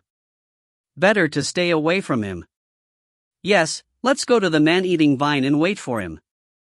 This kid doesn't know that place. This time, he's really dead without a complete corpse. The others grinned. The man-eating vine, as its name suggested, was a kind of carnivorous plant. They are usually in a deep sleep, but they wake up as soon as someone or an animal touches them. After that, there was a large group of attacking living things with poisonous thorns all over their bodies. After piercing the skin, it numbed the human body and then slowly ate it, leaving not even a single bone and muscle behind. Pop, pop, pop, pop, pop. But as long as humans or animals do not touch them or attack them, they will not act. Ashlyn and his men had already gotten a good look at the topography of the first level. They quickly cut off the route to the cannibal area in front of them to wait for Chiao Shuang. The narrow canyon was the only way to the second level, and only 3 people could pass through it side by side. On both sides were dark mountains, all of them covered with dark green cannibal vines. If the people in the canyon accidentally touched the cannibal vines, then the cannibal vines in the 2 mountains would rush over like a tidal wave. A weak person would naturally die without a doubt. Although Chiao Shuang was the first one to enter the heavenly tower, Ashen still ordered one of them to hide in the front of the canyon just in case something went wrong. If the others came first, then he would think of a way to delay them to the side. Most experts would only enter after them. Many of the people who came in first were freshmen, and Ashlyn wasn't afraid that the people he sent out wouldn't be able to deal with the freshmen. Ashlyn and the rest of his party had some skill with earth-type magic. He had created a hidden pit at the edge of the canyon. Everyone was hiding inside and were focusing on the entrance of the canyon. As soon as Chiao Shuang appeared, they would throw out their daggers, waking up the closest vine beside Chiao Shuang to attack her. Ashlyn looked at the dark green cannibal vines drifting gently in the wind at both sides of the entrance of the canyon, the corner of his mouth revealing a cruel and proud smile. He seemed to have seen how Chiao Shuang was entangled by a large group of man-eating vines and then panicked. When he desperately shouted for help, they appeared at the right time and began to mock him. How straightforward that would be. After a long period of time, Chiao Shuang still hadn't appeared. Ashlyn frowned and said in a low voice, "What's going on? Why hasn't that stinky brat come yet? Logically speaking, he should be here by now." Ashlyn deliberately lowered his voice, afraid that he would disturb the man-eating vines around them. Although these man-eating vines did not pose a threat to their lives, if they were to move together, it would be quite troublesome. The other people in the pit were also frowning in thought. After so long, the red-haired kid still hadn't appeared. Could it be that something happened to Fairy? A person whispered. Ferris was the one Ashlyn had sent ahead to intercept the freshman. Note that Brat doesn't have that much ability, nor does he have the guts to do so. Ashlyn said disdainfully. But last time, that person was a bit stumped, but he did not finish his words. Ashlyn's expression changed slightly, naturally recalling the 2 times he had suffered losses at the hands of Chiao Shuang. Once was when he was sent flying in front of everyone's eyes in the cafeteria, and once was when he held onto her from behind the school building. Could it be that this kid really wasn't as simple as he looked on the surface? What are you afraid of? When he comes, I will definitely tear him into 1,000 pieces. Wait for me to cut off his dazzling red hair and show it to Leeds. I don't know what he's afraid of. Just as Ashlyn finished this sentence, a mocking voice sounded in their ears. Oh, are you talking about me? The expressions of Ashlyn and the rest changed. This voice belonged to none other than the person they were planning to plot against, Chiao Shuang. The next moment, he didn't wait for them to react. Puff. Puff. Puff. Puff. The sound suddenly rang out, followed by the ear-piercing sound of crashing sounds coming from the surroundings of Ashlyn's group. The man-eating vines around them were awakened. The man-eating vines naturally detected the life in this pit.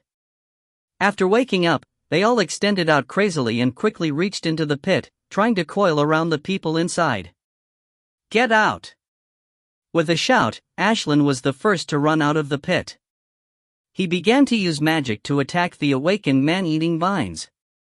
Everyone was busy dealing with the man-eating vine. Chiao Shuang stood leisurely in front of him as she stared at the scene before her. However, the man-eating vine did not attack Chiao Shuang at all. When did you get there? Ashlyn looked at the leisurely standing Chiao Shuang and asked in a shocked voice. He was both surprised and annoyed. When did Chiao Shuang arrive? They did not even notice. They originally wanted to use the man-eating vines to kill Chiao Shuang, but who would have thought that they would actually be fooled by Chiao Shuang instead? You think I'll tell you? Chiao Shuang smiled lightly, then she stood aside with her hands in front of her, as if she was watching a show. Don't be complacent. After we finish here, I will tear your corpse into 1,000 pieces and make you wish you were dead. The spell Ashlyn was using was even more ferocious. It was constantly releasing its power, burning down all the man-eating vines that were close to it. Ashlyn and his men were still people with 6-star strength, and very quickly, they burned down all the man-eating vines that attacked them. The man-eating vine behind them seemed to be afraid of being burned and slowly retreated. Oh? Chiao Shuang raised her eyebrows. She did not expect these plants to have a certain intelligence level. Knowing this situation was bad, they all retreated. Humph. You damned little bastard, now it's your turn. Ashlyn grinned maliciously at the leisurely-looking Chiao Shuang. In his eyes, Chiao Shuang's expression was as if she did not know whether she was dead or alive. Everyone, are you determined to kill me? Chiao Shuang stood there, looking at the crowd with a smile. Humph. It's useless for you to kneel on the ground and beg for mercy. You have humiliated me twice. Today, I will definitely tear your corpse into 1,000 pieces to vent the hatred in my heart. Ashlyn sinisterly said, the ruthlessness in his eyes becoming even more obvious. The others also sneered. Is there really no other way? Chiao Shuang looked at the crowd helplessly. Humph. It's too late for you to beg for mercy. You must die today. Ashlyn sneered, his face extremely sinister. The others also sneered, their eyes shooting out a cruel glare. Sigh, Chiao Shuang sighed softly, then she shook her head, stood up straight and shrugged. All right, it seems like there is no room for me to turn around. Ashlyn was about to laugh out loud, but he met Chiao Shuang's gaze. The lazy look in Chiao Shuang's eyes earlier instantly turned incomparably cold, as though she could pierce through someone. The smile on her face vanished, replaced by a coldness that resembled a 10,000-year-old glacier. Xiao Shuang slightly narrowed her eyes and raised her hand. A few visible gusts of wind shot towards Ashlyn's group, trapping them all in a split second. Ashlyn and the others all sneered, wanting to use their power to destroy this seemingly weak wind. However, in the next moment, their expressions all changed. This wind rope could not be destroyed. And this wind rope slowly extended many small wind tendrils, tightly binding them. What did you do? Ashlyn's face suddenly changed, because he realized that not only were these wind ropes unable to destroy them, they were slowly tightening and tightening. Almost into his skin. Do what you want to do to me. Xiao Shuang smiled charmingly, tilted her head and said carelessly.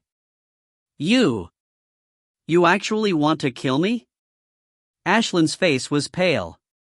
He only saw coldness in Xiao Shuang's eyes. This red-haired youth was not joking. He really wanted to kill him. The faces of the other people around Ashlyn also changed at this moment.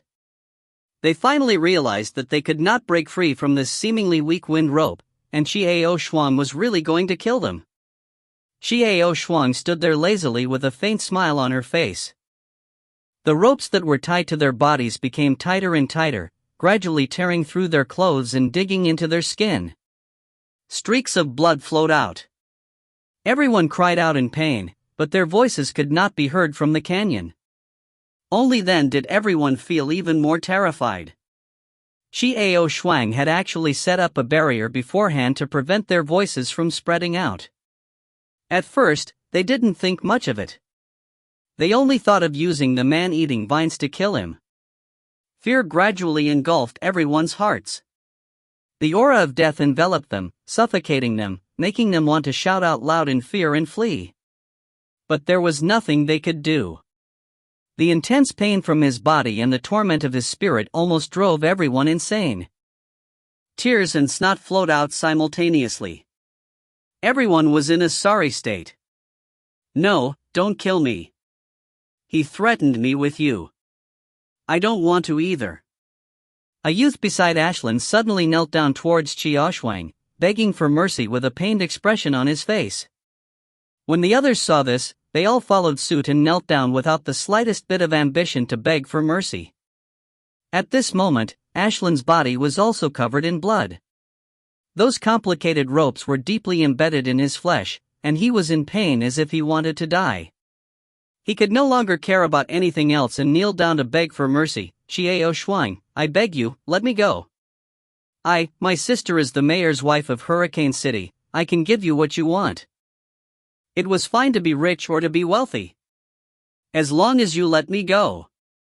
The crowd that had been clamoring to tear Xiao Shuang into 1,000 pieces was now in a completely ugly state, kneeling and begging for forgiveness. Oh? Xiao Shuang slightly raised her eyebrows, looking at Ashlyn with interest.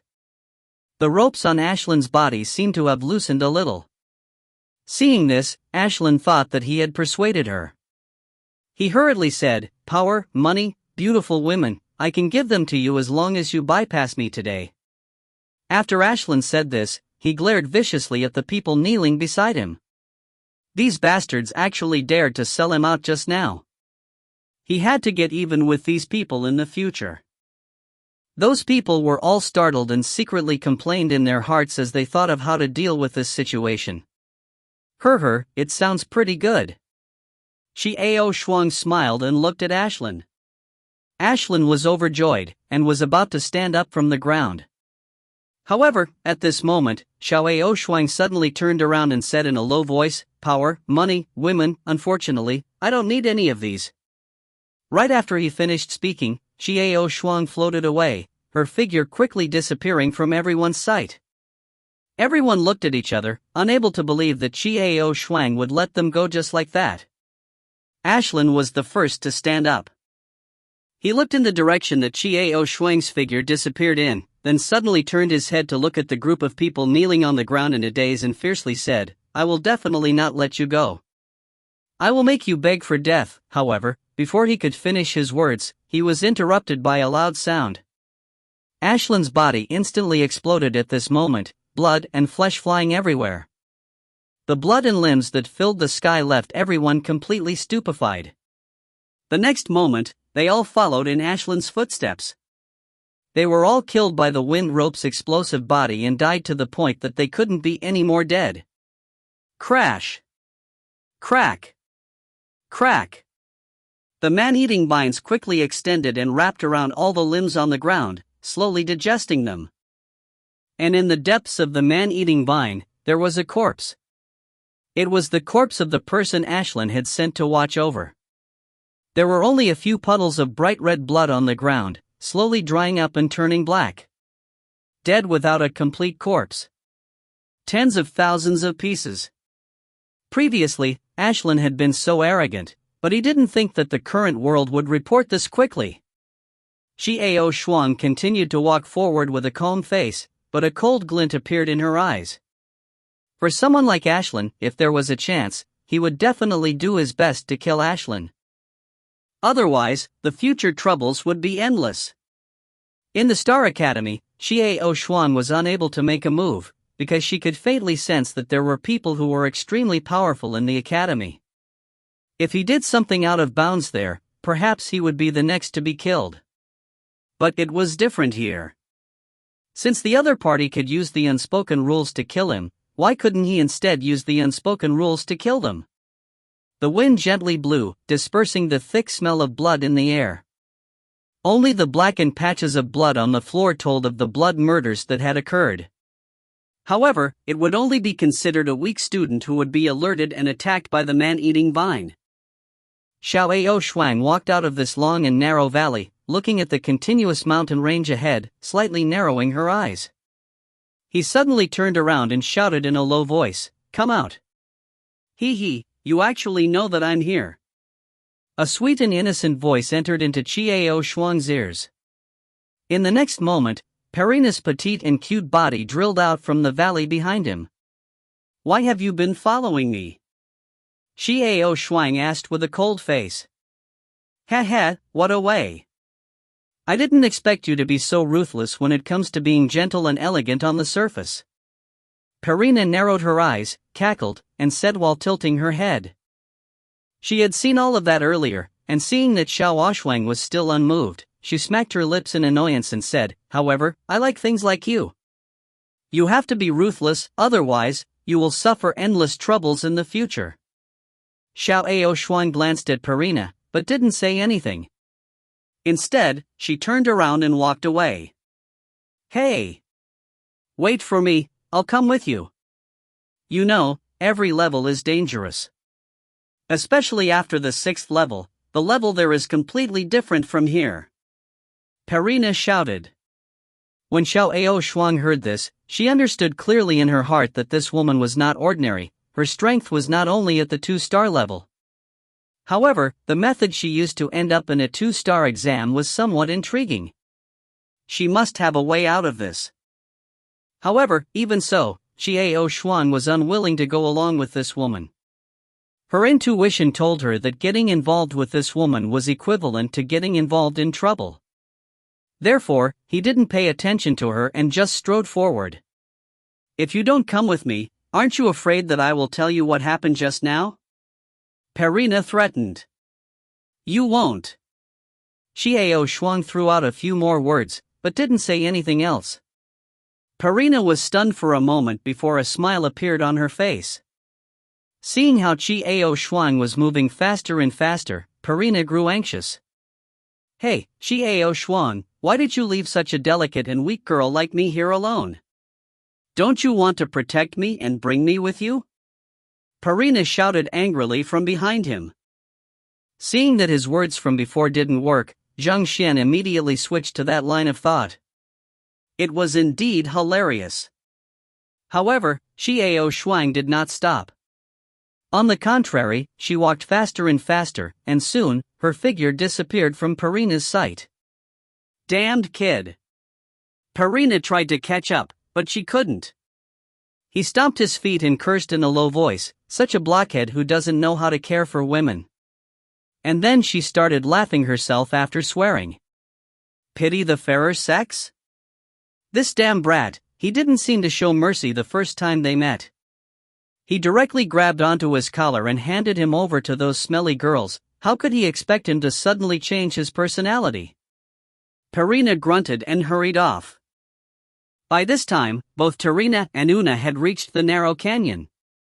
Because of the consolation she felt from Chiao Shuang, she quickly dragged Una into the heavenly tower. Be careful, Tanina. My senior brother told me that the man-eating vines here are very difficult to deal with. They're all sleeping, so we have to be careful not to wake them up. Unia said in a low voice, with a serious expression on her face. All right. Tarina nodded gently. There weren't many people ahead of them. If they walked any faster, they should be able to run into Chiao Shuang.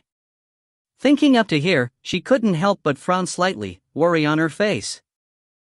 I wonder what is going on with Chiao Shuang. Just now, Ashland's group had hurriedly entered the heavenly tower, hoping that they would not cause trouble for him. Tarina, are you worried about your red-haired junior apprentice brother? Unia suddenly asked in a low voice. Huh? Hearing what he said, Tarina was startled. After that, he nodded honestly. He came in alone. I was afraid that he would be troubled by Ashland's group. Unia was silent for a moment. Ashland's group, she had asked about later. They were vindictive and merciless. If the red-haired youth were to meet them alone, he really wouldn't be optimistic. Ah! Look! Suddenly, Tanina let out a low shout, and her face changed dramatically. Una followed her gaze and saw a few patches of dried black blood on the floor. It seems that someone has suffered greatly here. Could it be him? Could he have been? No, maybe he's just hurt. Her body swaying a little, she tried her best to calm herself down.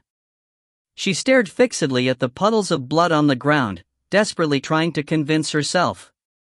Perhaps Xiao Shuang was only injured. However, the puddles of blood on the ground seemed to be way too big, and it was obvious that they were not simply injured. Tarina, calm down, that might not be him. Care makes no sense. Have you forgotten that he has some skill? Unia whispered. Only now did she come back to her senses. Staring at the bloodstains, she murmured, right, he won't. He'll be fine. Let's move on. Unia sighed softly. She understood that she had only just made a friend that she was quite acquainted with. She was afraid that she had taken a fancy to that red-haired kid. However, he hadn't noticed it yet. By this time, Chiao Shuang had already arrived at the entrance to the second level. Along the way, he met a few berserk beasts that were easily taken care of by Chiao Shuang. Overall, the first level wasn't that difficult. As long as one was careful, there wouldn't be any problems. At the entrance to the second level was a gate glowing with white light. Xiao Shuang did not hesitate, directly burrowing in. What was imprinted in front of Chiao Shuang was a boundless prairie. The grass, which was half the height of a human, moved with the wind and gave off an indescribable refreshing feeling. However, Chiao Shuang knew that in this seemingly peaceful grassland, there were many hidden dangers. If he wasn't careful, he would be beyond redemption. If you find any errors, ads pop-up, ads redirect, broken links, non-standard content, etc., please let us know. Report chapter so we can fix it as soon as possible. Chapter 269. Stunning Edge, C269. It turned out that the source of the wind in front of him was not yet an adult, and he had sneaked out from his hometown. The origin of wind was a very mysterious species, comparable to the nucleus of the wind. All of the elements' cores were formed from the elements of heaven and earth, but they could only form once the human body absorbed them, thus contributing to the growth of one's cultivation. However, the origin of the elements was different. It could help humans in their cultivation. Furthermore, he had stated that he would be able to provide a steady stream of assistance. Having an element source was equivalent to having an innumerable amount of elements cores. The elemental cores were already valuable enough, from the time that Chiao Shuang came to this world to look for the core of fire. And the source of the elements was naturally even more precious.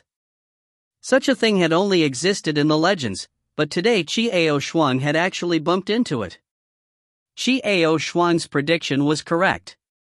In this prairie, there were countless poisonous insects and poisonous snakes hiding, waiting for the humans to step into this place before attacking them in the dark.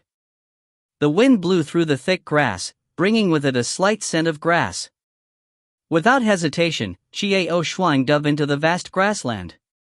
Hiss! Suddenly, a series of crackling sounds entered into Chiao Shuang's ears.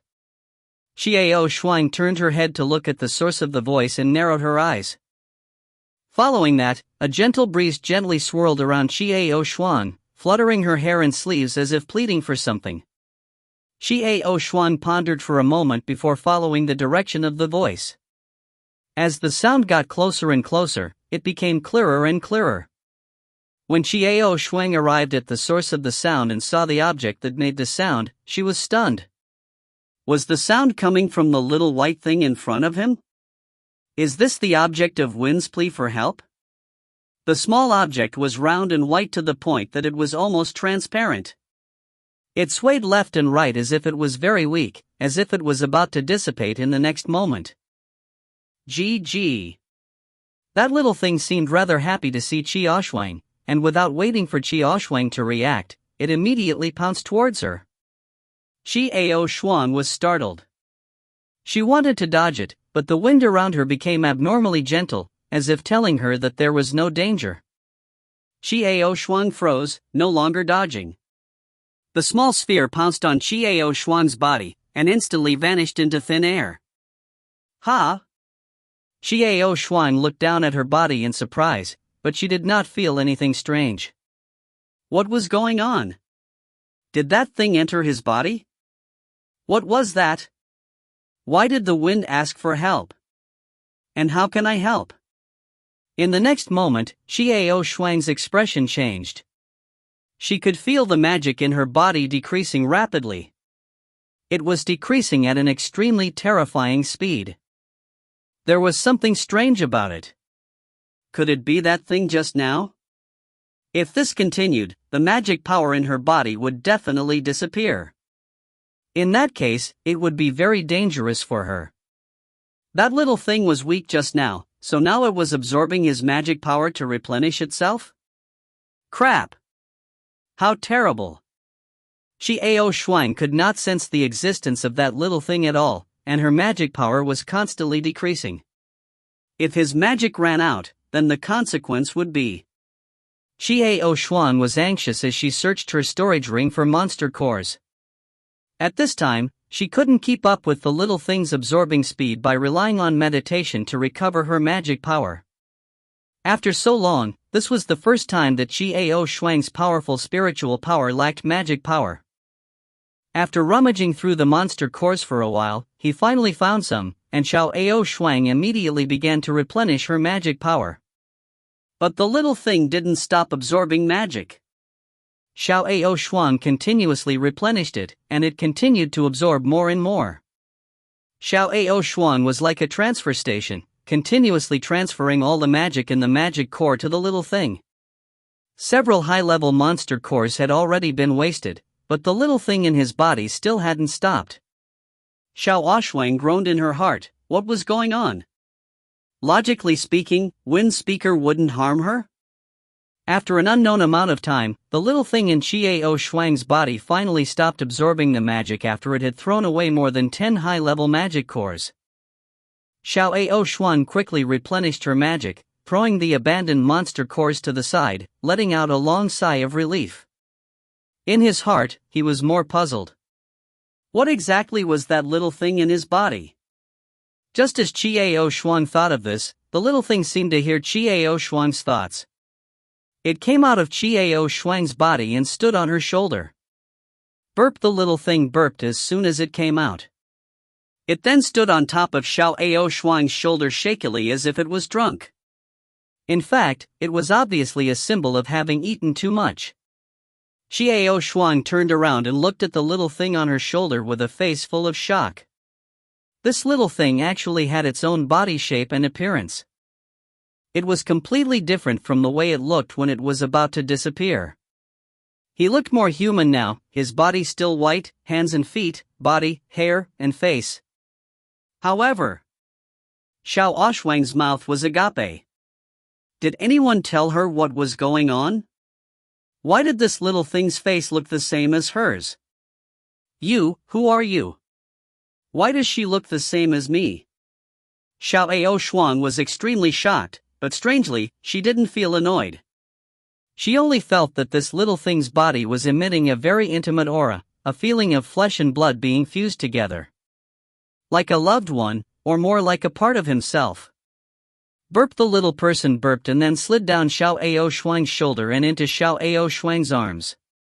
Xiao Oxuang extended her hand to catch him.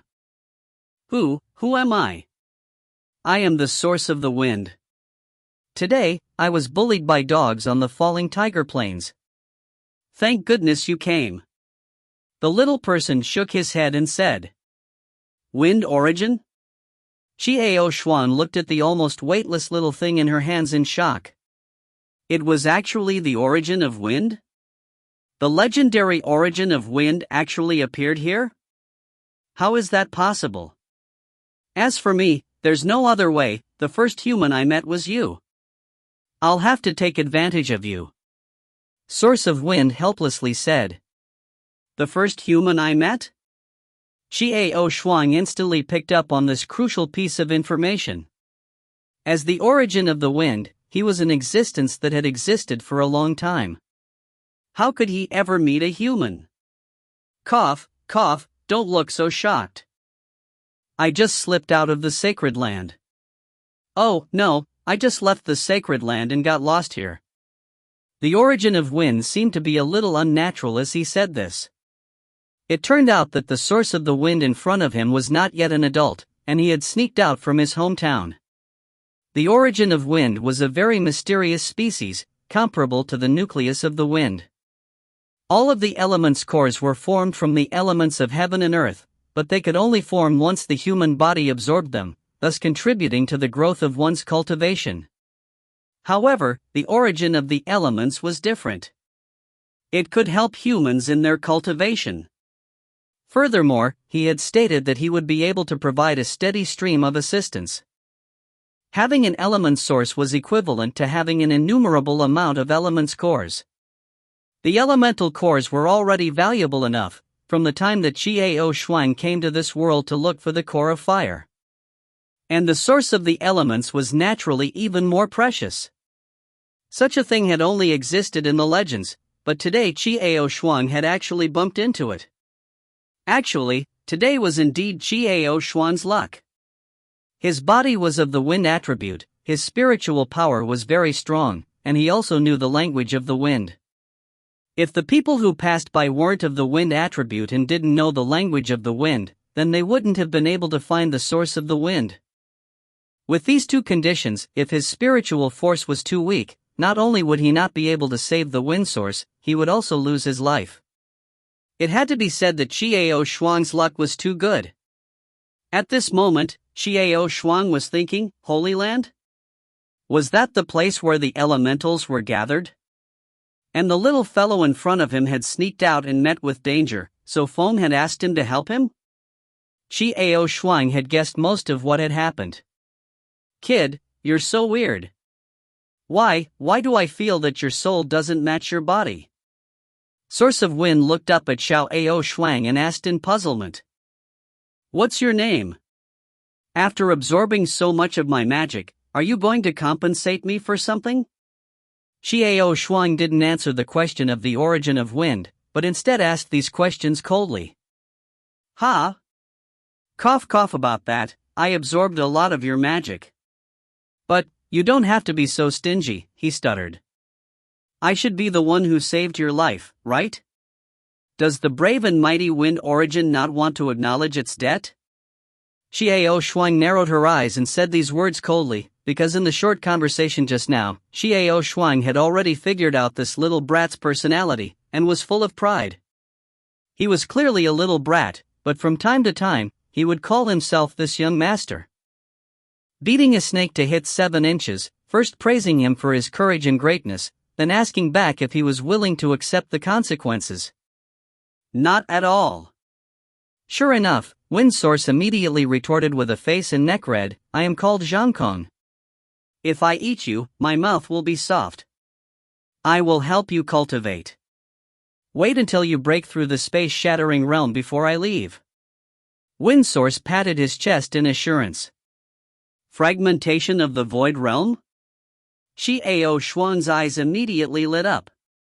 She grabbed onto the origin of wind and said with excitement, You can help me cultivate to the space-shattering realm? Nonsense. Our elemental source has inherited memories regarding these things, so we are naturally more proficient than you guys. You guys are also like headless flies, rampaging about. Many people are just one last step away from making a breakthrough. Actually, the last layer was very thin, it could break with a poke. Right, what's your name? The sky puffed up its chest as it spoke confidently. How long? My name is Xiao Shuang. Xiao Shuang asked urgently. The sky blinked as he sized Xiao Shuang up. Then, he narrowed his eyes and said, It's not that I said that. Some people can never cultivate it in their entire lives, but some people can do it very quickly. It shouldn't take long. I'm just confused, your soul and body don't seem to match. Xiao Shuang went silent. She did not expect that this wind source could actually see through her nature. This body really wasn't his. Hey, don't be discouraged. You have good aptitude and strong spiritual energy, you should be able to do it in 10 years. Wind Source scratched his head and said, 10 years. Xiao Shuang frowned. It was too long, too long. Maybe 8, maybe 7, depending on your own efforts, but seeing how much you've helped me, I'll definitely help you. Looking at the sadness in Xiao Shuang's eyes, Chang consoled himself. At this moment, there was a strange connection between Kong Zhangkong and Xiao Shuang, almost as if they were family. Looking at how upset Xiao Shuang was, Chang felt a sense of discomfort in his heart. Thank you. Xiao Shuang nodded absent-mindedly, but still looked at the little fellow gratefully. Looking at how similar Xiao Budian was to her, a strange feeling arose in Xiao Shuang's heart. Where is this? What are you going to do next? The sky was chirping as he asked. Xiao Shuang let go of the sky and allowed it to reach her shoulders. Only then did she stand up and slowly began to explain to the sky. Chang Kong also understood that Xiao Shuang was participating in a trial. Xiao Shuang stood up, knowing that the time she and Chang Kong spent here was not as simple as just a few moments. Because she clearly felt the hunger in her stomach, she quickly ate some food to replenish her energy. He needed to hurry to the next level as soon as possible. He really wanted to experience the 9th level. If he could pass the 9th level of the trial, he would have the chance to break through the void boundary. The sky was perched on Xiao Shuang's shoulder, following his instructions and transforming into the appearance of a small spirit beast. The outer appearance of the sky became that of a small snow ferret. This way, it wouldn't appear so abrupt. Xiao Shuang didn't want others to see and misunderstand that she had such a small child. The wind transmitted a message. Indeed, many people had already entered this plane, and there was no lack of powerful students among them. Xiao Shuang and Chang Kong's recovery and turnover magic actually took up a whole day and night. Xiao Shuang brought the sky with her as she rushed forward, wanting to reach the next level as soon as possible. Xiao Shuang tried her best to avoid people from getting into conflicts and wasting time. Xiao Shuang was unwilling, but that didn't mean that some people wouldn't deliberately crash into them. Miss Bethany, are you tired? Do you want to take a break? A fawning voice reached her ears. Miss Bethany, are you thirsty? Do you want some water? Another voice was also full of flattery. Xiao Shuang frowned slightly. The people in front were Bethany and her escorts. Xiao Shuang had heard those two voices before. They were the two people from the restaurant. It was really haunting. There had been those moments before, so Qiao Shuang didn't want to waste time with them. Xiao Shuang brought the sky around to the side. Suddenly, a low voice came from the sky, and in Qiao Shuang's mind, a frivolous voice rang out. Wow, Qiao Shuang, that little girl's figure is really good. This young master's heart was in turmoil when he saw this. Qiao Shuang was embarrassed. This little guy was actually a little pervert. However, the problem lay in the two chirps from the sky. Bethany looked through the cracks and saw the cute and snow-white ferret on Qiao Shuang's shoulder. What a cute small marten! Bethany's voice was filled with joy. Qiao Shuang thought to herself. He stretched out his hand to knock on the empty sky and spoke to it in his mind, "You little pervert. You're in trouble now. That student, please wait. Can you transfer your pet to us? Money isn't a problem." Sure enough, a nasty voice could be heard right away. "If you don't need money, we can give you what you want." Another voice was full of arrogance. "Heh, the beautiful lady has taken a fancy to me." Qiao Shuang's mind was in a mess of words. Qiao Shuang was exasperated. "No," Qiao Shuang said in a hurry. She did not even turn around, and was about to leave the place. "Wait!" Qiao Shuang's eyes flashed, and the two men quickly stood in front of Qiao Shuang, blocking her way. If you find any errors, ads pop up, ads redirect, broken links, non-standard content, etc., please let us know. Report chapter so we can fix it as soon as possible. Chapter 270. Stunning Edge, C270. Qiao Shuang stared indifferently at the two young men in front of her. The two young men were already wearing their school uniforms, and the 7 small golden stars on their chests showed that they had the strength of 7 stars. The two of them met up with Qiao Shuang, and they were finally able to see her clearly. They all opened their mouths in surprise. "It's you?" "It's me, so you should know very well that I won't change it." Qiao Shuang threw out a few words, and continued walking past the two people.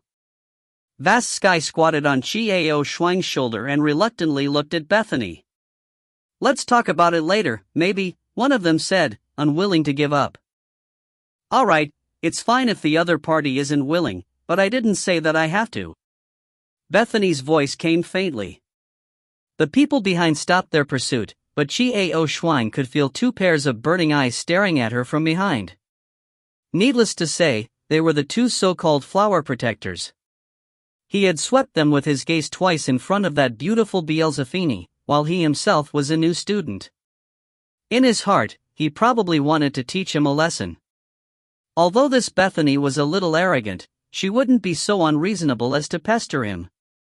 Qiao Shuang's evaluation of this Bethany was slightly better. Xiao Shuang knew clearly in her heart that this matter would not end so easily. The 2 youths would definitely find an opportunity to cause trouble for him. However, Qiao Shuang was too lazy to care about that right now and quickly walked forward. If these 2 came looking for him, he wouldn't blame himself for being impolite. When she could no longer feel the aura of the people behind her, Xiao Shuang squatted on her shoulders, looking at the sky and tearing it apart. "What? For what?" The sky was struggling with its 4 limbs. "Don't cause any more trouble for me. Begin now, let me in," Xiao Shuang said fiercely to the sky. "No need," Shangbai said pitifully. "Get in." Qiao Shuang's face was fierce, there was no room for discussion. "If you go in, you go in. If there's a beauty, I can see it too.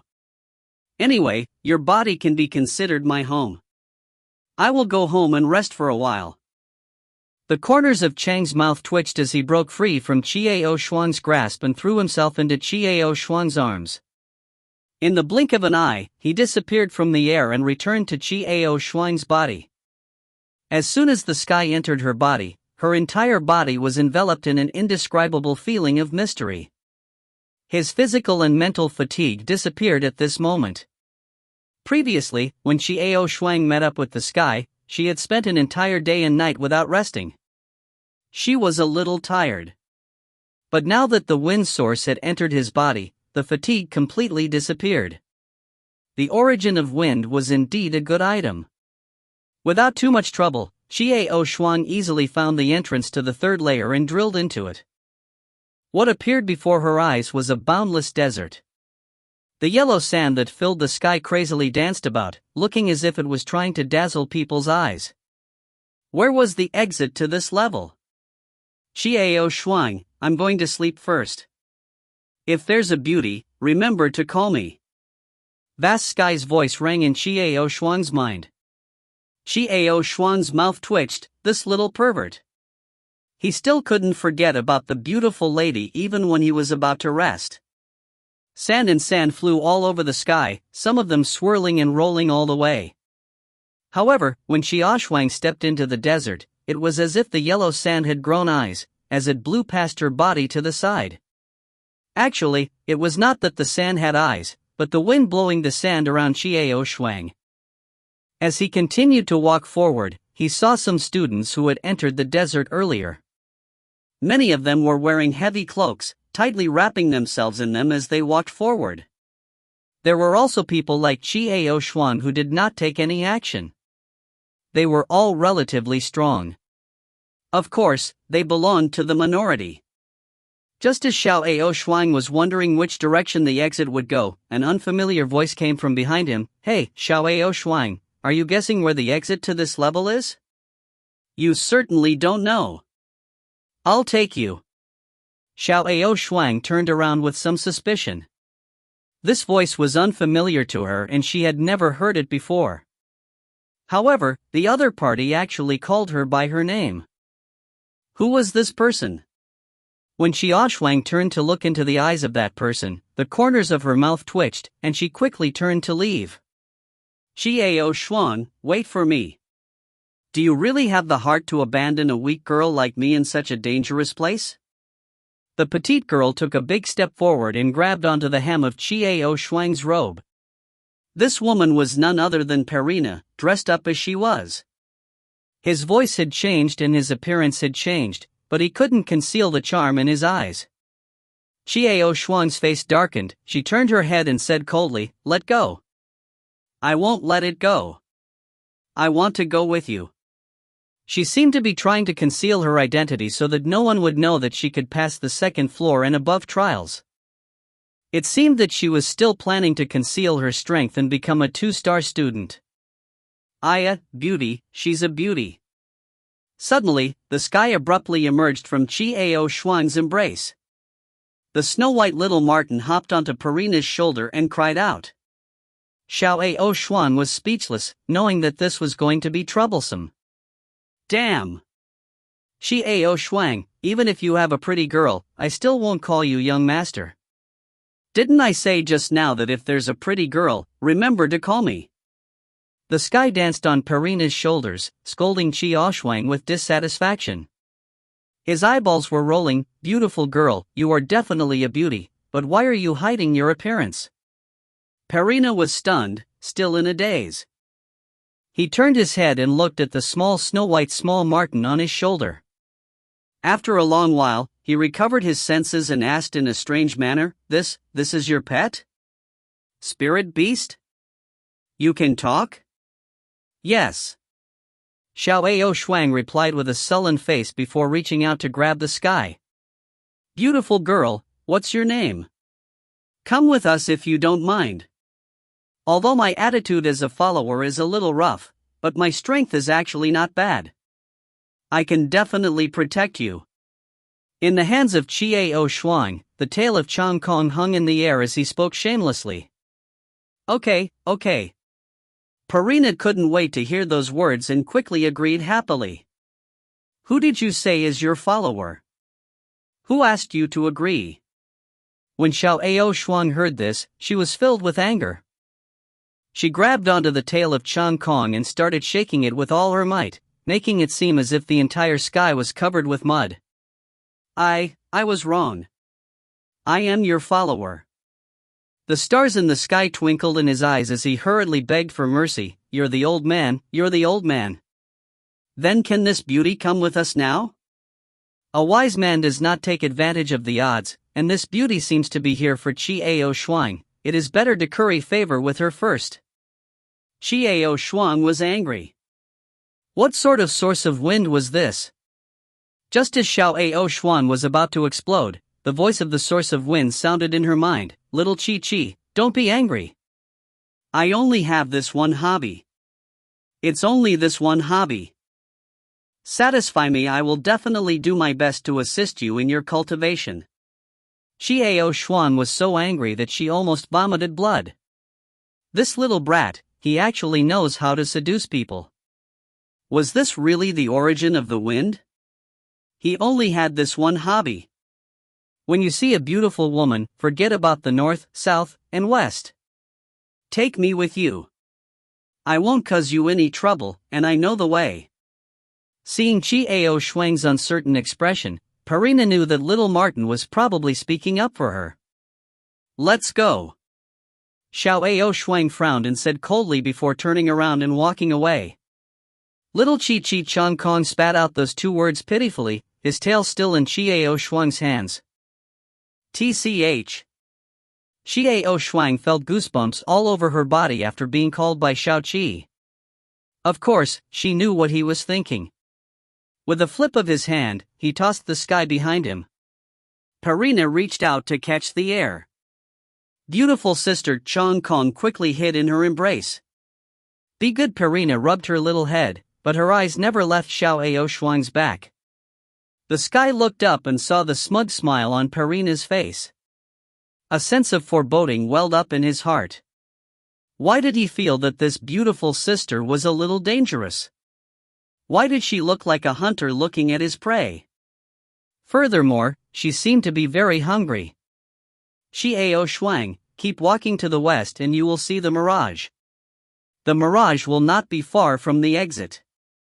Perina said as she caught up to Qiao Shuang and walked side by side. Qiao Shuang did not say anything, and continued to walk forward silently. Qiao Shuang, why did you want to come to the Star Academy? Is it also to stand out? Perina jabbered. Qiao Shuang's expression was still cold. Qiao Shuang, your name seems to be that of a woman. How old are you? Perina did not give up and continued to ask. The wind whistled in response to Perina. Perina pursed her lips, wondering why she was being so cool and not saying a word. The sky narrowed, and Perina hugged him contentedly. Feeling the softness on her chest, she was so happy that she was about to faint. He kept walking west until he saw the mirage floating in the sky in the distance.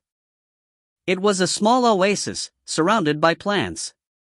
Go to Mirage and you'll reach a dune with a hole through which you can reach the exit. Perina explained from the side. However, Qiao Shuang remained silent. Hey, you don't even ask what's in that hole? Could it be dangerous or something? After speaking for so long, she didn't hear any response from Qiao Shuang, and instead, she pressed on discontentedly. If there's no danger, it's not called a trial. It's called sightseeing tourism. Qiao Shuang replied faintly, her eyes wide open in disbelief. You damn boy, that cave is actually a maze. There's a type of bug in it. Worms can spit acid, and anything can corrode. Perina said angrily, I really want to tell you, how can you have such an attitude? Even if you don't tell me, I can still safely pass. Qiao Shuang looked ahead, her eyes shining with determination. What's there to be afraid of? This was only the 3rd floor. He had to pass these trials. You! Perina stomped her feet and angrily followed. This guy's personality was really stinky and stubborn. With such confidence, she wanted to see just how far this freshman could go. However, where did the strong confidence in this fellow's eyes come from? Was he really that strong? The wind blew past, blowing Qiao Shuang's hair, but the wild sand completely bypassed Qiao Shuang. Looking at Qiao Shuang's figure, the wind blowing his hair, and the beautiful purple earring on his earlobe, Perina couldn't help but be stunned. Qiao Shuang, the earrings on your ears are so pretty. You're a man, why are you wearing earrings? Perina caught up to him and stared at the earrings on Xiao Xuan's ear. With her eyes wide open, she said, "What earrings does a man wear? Why don't you give it to me?"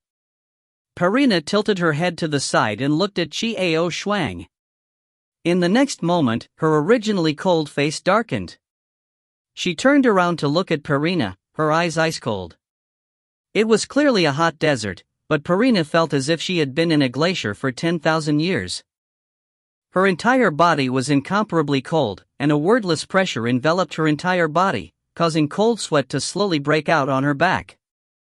And this terrifying pressure came from Xiao Xuan. What are you trying to do?" Perina asked in panic. "You'd better not mention this earring again, and you better not think about it." Xiao Xuan's face was frosty, and her voice did not sound warm at all. After saying this, Xiao Xuan no longer paid attention to Perina and strode forward. Perina stared at Xiao Xuan's back for a while before coming back to her senses. His back was drenched in cold sweat. "What? Wasn't it just 2 broken earrings? I don't even care about it, why are you being so fierce?" Perina stomped her feet angrily and snorted coldly. "Beautiful sister, those 2 earrings should be very important to Xiao Xuan." At this moment, the skies weakly spoke out. He was also shocked. Earlier, Xiao Xuan's aura was so violent, as if she could tear someone into 1,000 pieces in the next moment. What a terrifying feeling. "I can see it too, hoof." Perina pursed her lips and said unhappily, "I don't know. You wouldn't have said that before." "Really, what's so fierce about it?" "Alright, beautiful sister, let's hurry up and chase after her. We'll lose her later." Chang sighed. "Yes. Let's give it to him in the future." Perina clenched her teeth and snorted. She thought to herself, "I'll slowly torture him after capturing this guy's heart. Tell him to turn west and to stop." As she had said, he saw the dune and the cave. Even if Perina didn't say anything, Xiao Xuan could tell that this was the entrance to the next level. This was because at this time, there were already students walking inside. He had already entered the cave, and a cold aura assaulted him. The heat was gone in an instant, but there was still a fishy smell coming from the cave, mixed with some strange, soft sounds. Naturally, those students with high cultivation could hear it. Those with low cultivation realm might find it difficult to listen to it. Xiao Xuan frowned slightly, thinking about the insect that spat out acid earlier that Perina said.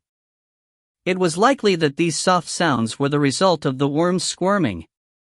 This cave was indeed a maze, leading in all directions, easily stunning people. "Hey, Xiao Xuan, follow me. I'll lead you out. Be careful not to get lost." Perina caught up to him and whispered to him. Xiao Xuan did not say anything. Instead, she narrowed her eyes as she looked at the messy cave in front of her.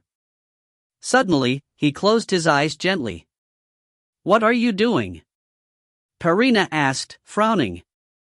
"He seems to be sensing the structure of this cave." Chang Bai replied weakly. "How is that possible?" Perina asked sharply. The sky fell silent. He didn't tell Perina that Xiao Xuan understood the language of the wind. He was feeling the structure of the cave through the slight breeze, searching for the shortest route through the maze of the cave. After a while, Xiao Xuan opened her eyes, and without any hesitation, she started walking to the left. Hey! Wrong, we should go this way. This way is the right way." Seeing that Xiao Xuan was walking in that direction, she hurriedly called out to her. Xiao Xuan ignored him and continued walking forward. Only a cold back view of Perina. "Humph. Stinky brat. Let's see how I'll wash you when you turn around later on." Perina huffed angrily as she followed after him. In her heart, she was thinking about how she should mock this cold-hearted hateful fellow if she were to take the wrong turn later on. To her surprise, though, Qiao Shuang did not hesitate at all. No matter how many forks in the road appeared, Qiao Shuang would immediately pick a path and continue walking forward. Along the way, they met a few bugs that were easily taken care of by Qiao Shuang. The doubt in Purina's heart grew. Why did it feel like Qiao Shuang was so familiar with him? Wasn't this his first time here? That's impossible. When Qiao Shuang saw that Purina had walked out of the cave into the sunlight, her jaw dropped in shock and she couldn't say a word. So fast. He had actually walked out of this maze so quickly. The route she knew would take at least 1 day. However, it only took Xiao Shuang 2 hours to walk out. How could this be? Walking out of the cave, what appeared in front of Qiao Shuang was a small forest. Behind this little forest is the exit. Qiao Shuang, how did you do it? Do you know there are a lot of people trapped in this labyrinth who won't be able to get out for days and nights? Some people were even trapped inside. How did you find the exit so quickly? Purina was extremely surprised as she kept asking Xiao Shuang questions, wanting to know the answer. It was no wonder that she was surprised. This maze of caves was indeed a headache. It was a huge and complicated place, and there were even dangerous creatures inside. Even if he had been here a few times, he might not have remembered the way he came. However, it only took Qiao Shuang 2 hours to find the shortest way out. Furthermore, this was the first time Qiao Shuang had come here, and he was a new student. Rest, let's set off tomorrow. After saying that, Xiao Shuang walked into the forest, took out a tent from her space ring and began to set up her tent. Purina stared at Xiao Shuang's back in a daze. Who exactly was this youth who seemed to be covered in mysteries?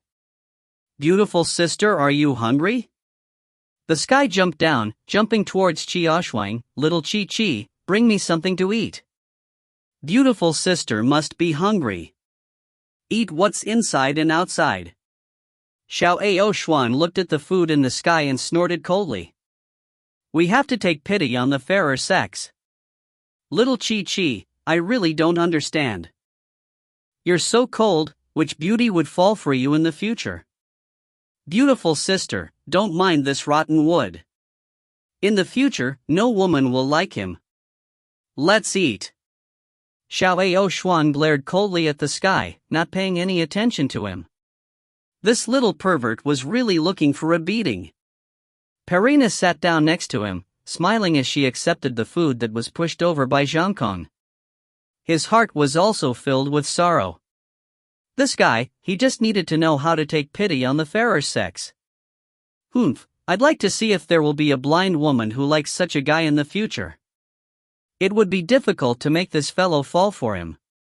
However, the more difficult it was, the more he liked it. He had to capture this fellow. Thinking of this, she felt better. He began to eat the food given to him by the sky. While Chang was talking, he tried to lighten the relationship between Purina and Qiao Shuang. Sleep. After finishing his meal, Xiao Shuang grabbed hold of the empty space where she was still trying to curry favor with Purina and went straight into the tent. Purina froze as Qiao Shuang and Zhangkong entered the tent. It was only a single tent. She sat alone outside the tent.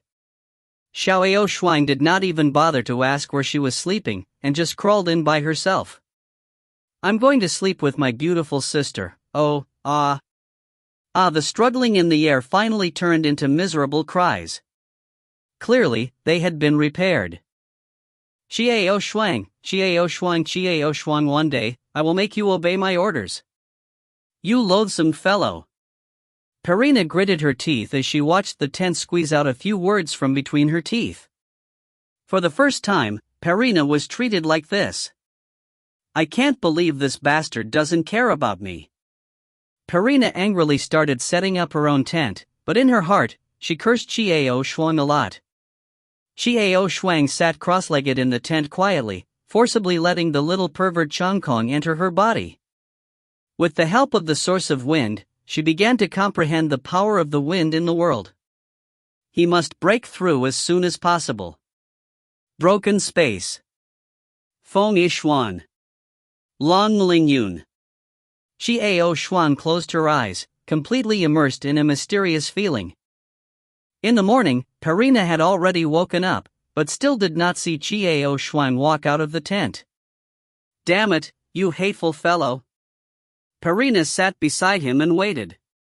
However, he hadn't thought that he would have to wait for 3 days. For 3 whole days, Xiao Xuan did not come out of her tent. There were several times when Perina wanted to call out to Xiao Xuan, but every time she walked in front of Xiao Xuan's tent, she was blocked by an invisible wind and was unable to take even half a step forward. Perina understood that Xiao Xuan was probably cultivating, so she didn't disturb her and just waited silently. On the morning of the 4th day, someone entered the forest and walked in their direction. Perina frowned and vigilantly looked in the direction that someone was walking towards. At this moment, Xiao Xuan finally made a move on her tent. Xiao Xuan slowly walked out from within. He met up with the people who had just arrived. The person walking towards them was Tanya. There were a few other people with her, and besides Yuna, there were 2 men. The 2 men were both 6-star experts. For a moment, the people on both sides looked at each other. Staring at Xiao Xuan, she was stunned. If you find any errors, ads pop-up, ads redirect, broken links, non-standard content, etc., please let us know. Report chapter so we can fix it as soon as possible. Chapter 271. Stunning Edge, C271. Perina's gaze naturally fell on Tanasha. It was for no other reason than she was looking at Xiao Xuan. Junior brother, she was somewhat surprised to see him here. Senior apprentice sister. Xiao Xuan nodded politely in greeting. No matter what, this Talina showed her concern for him while she was in the canteen, and Xiao Xuan still had a good impression of her. Xiao Xuan, when are we leaving? Seeing the look in Tanina's eyes, a trace of craftiness that was hard to notice appeared in her eyes. She silently moved closer to Xiao Xuan. A while. Xiao Xuan spat out 2 words. Tarina's eyes fell on Perina, a complex emotion flashing in her eyes. Who was this woman? What relationship did he have with Xiao Xuan? Why together? It seemed to be related to a different feeling. Junior brother, you, Tarina opened her mouth, but she didn't know what to say. Tarina, is this your junior apprentice brother? If you want to come with us, we can take care of you. The man next to her spoke in a low voice. Tarina was overjoyed. These 2 powerful men were the senior brothers of the sect that Yunia belonged to. Out of respect for Yuna, they had brought her along. If only he could bring Xiao Xuan with him. Before she could say anything, Xiao Xuan already spoke up. Thank you for your kind intentions, senior, there's no need. The man's expression changed slightly as a trace of anger flashed in his eyes. The meaning behind his words was clear. He was saying that Xiao Xuan did not know what was good for her. Talina opened her mouth slightly, not knowing what to say. All men had their own pride. Could it be that the actions of her senior had hurt her pride? Tarina felt regret in her heart. In that case, be careful. We'll be leaving first, said Yunia at this moment. Junior apprentice brother, be careful. After quite a while, Tanina forced out these words. Actually, she really wanted to let Xiao Xuan know how to do what she wanted. If she couldn't, then she didn't want to keep moving forward. He didn't want anything to happen to Xiao Xuan, but because he was afraid of hurting her self-esteem in front of so many people, he didn't say it out loud. Xiao Xuan nodded, not saying anything else. Just like that, Tanina's group left. Before she left, she even turned to look at Xiao Xuan, her eyes filled with worry. Perina's mouth twitched, her heart was filled with sorrow. It couldn't be that this lousy blockhead who didn't know how to cherish the fairer sex really had a woman take a fancy to him? Only after they were far away did she squat down. She looked at Xiao Shuang and asked with a teasing tone, "Hey, Xiao Shuang, who is that woman? Your senior sister? Why do I feel like she's looking at you differently?" Xiao Shuang ignored him and started rummaging through her storage ring. "Hey, does that woman like you?" Perina did not hesitate to ask. She treated all her junior brothers and sisters like this. Xiao Shuang finally replied coldly. As far as Xiao Shuang was concerned, this was the truth. The senior apprentice sister Talina was extremely caring towards her disciples. She was a kind-hearted woman. Perina rolled her eyes. Is that really true? Or was the rotten wood too slow? The way the woman looked at him was clearly different. Haha, but this is good too. It was extremely beneficial for him. By the way, where's Chong Kong? Perina asked, puzzled. He's tired and resting. Xiao Shuang said casually. Where do you want to rest? Do you have a beast bag with a spirit beast? Perina blinked her eyes and asked. There was no air in the interspatial ring, and creatures could not stay inside. If that was the case, then Xiao Shuang must have a special bag like the one used to store the spirit beasts. It wasn't really that valuable. Xiao Shuang did not reply. She did not want to tell anyone of Chong Kong's true identity. Seeing that Xiao Shuang did not reply, Perina assumed that he had tacitly agreed.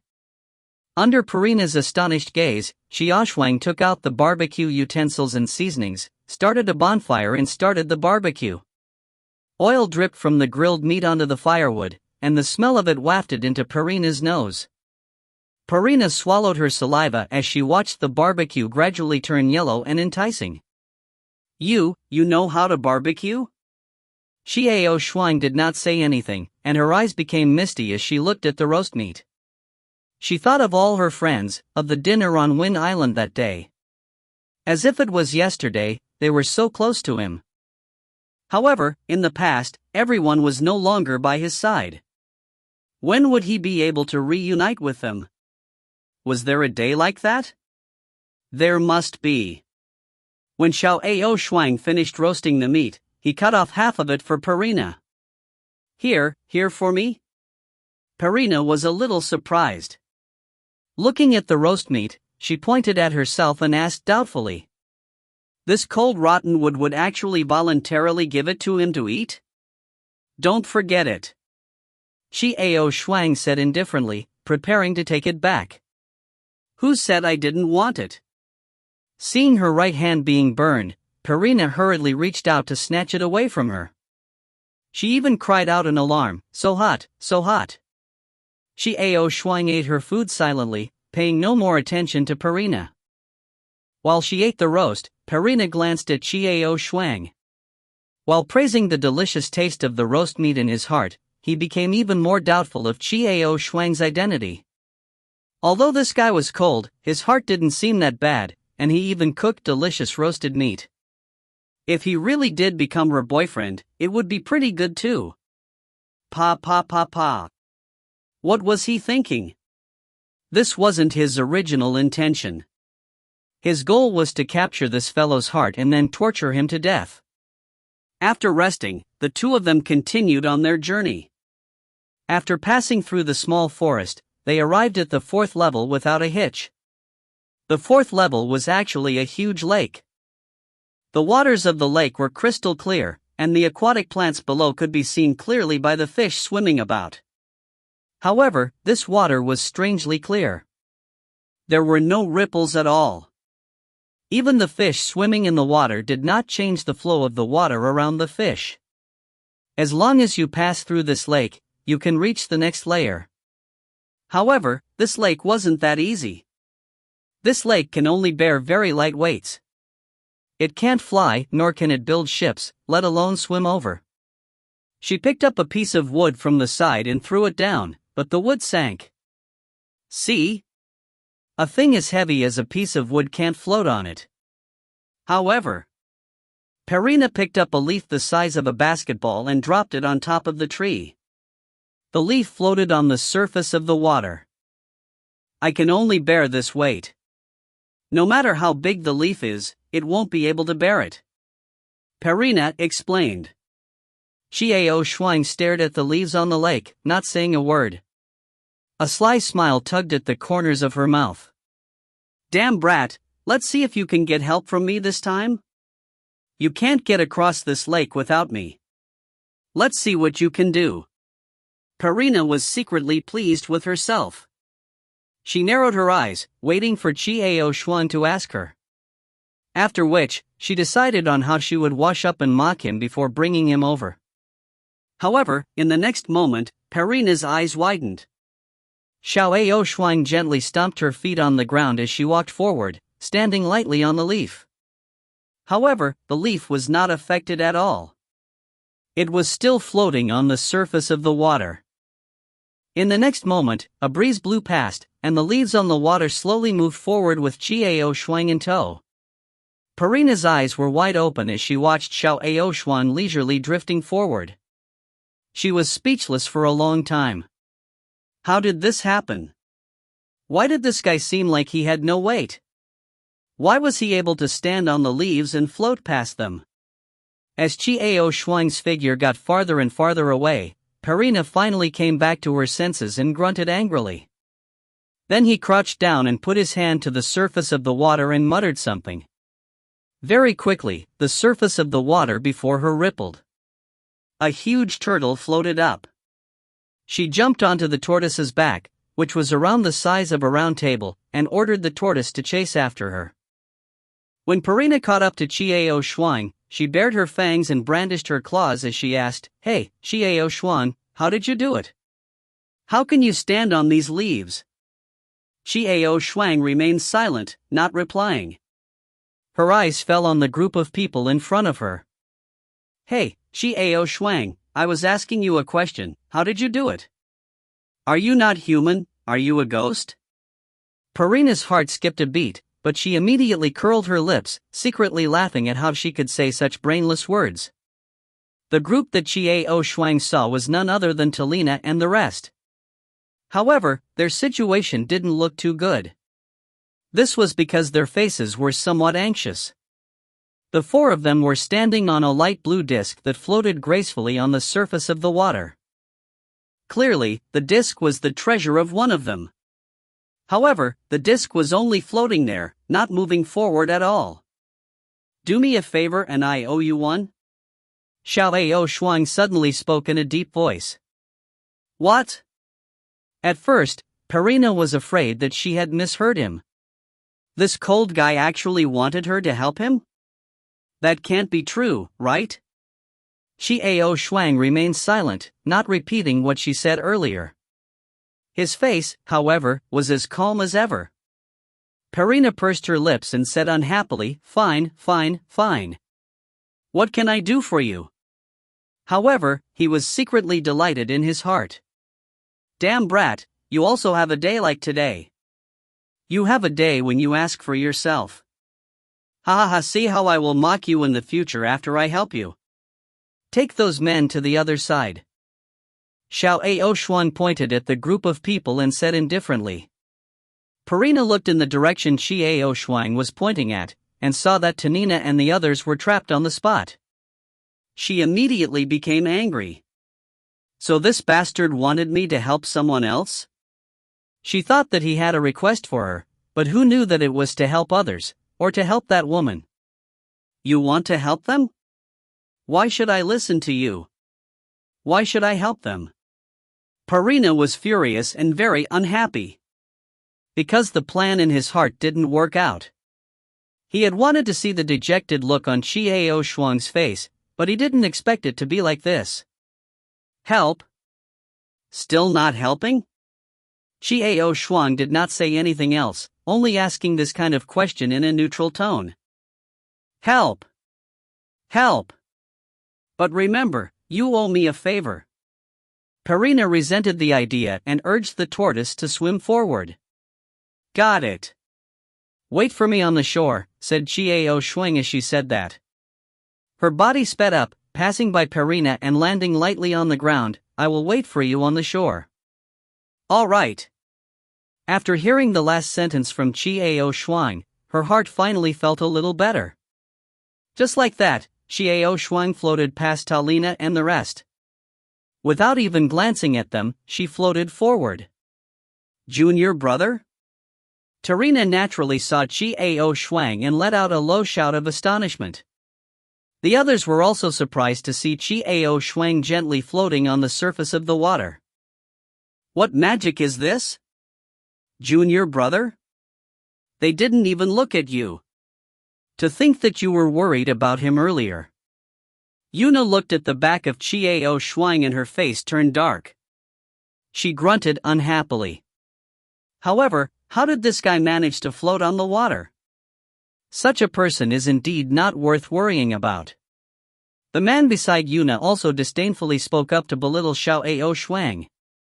You're worried about him, but he doesn't put you in his eyes at all. Although his tone was disdainful, there was also a faint hint of jealousy, because he could not walk on the surface of the water like Qiao Shuang did. No wonder this red-haired kid refused to go along with them. So he had some ability after all. He never wanted to help you, humph. Yuna looked at the retreating back of Qiao Shuang, and her heart filled with hatred. It was all thanks to Talina, who stood up straight in the cafeteria, that ungrateful bastard. Senior apprentice brother, what's wrong with this floating disc of yours? Hurry up and replenish your magic. How long are we going to be stuck here for? To add, I'm already very fast. The other man was sweating profusely as he explained, but he didn't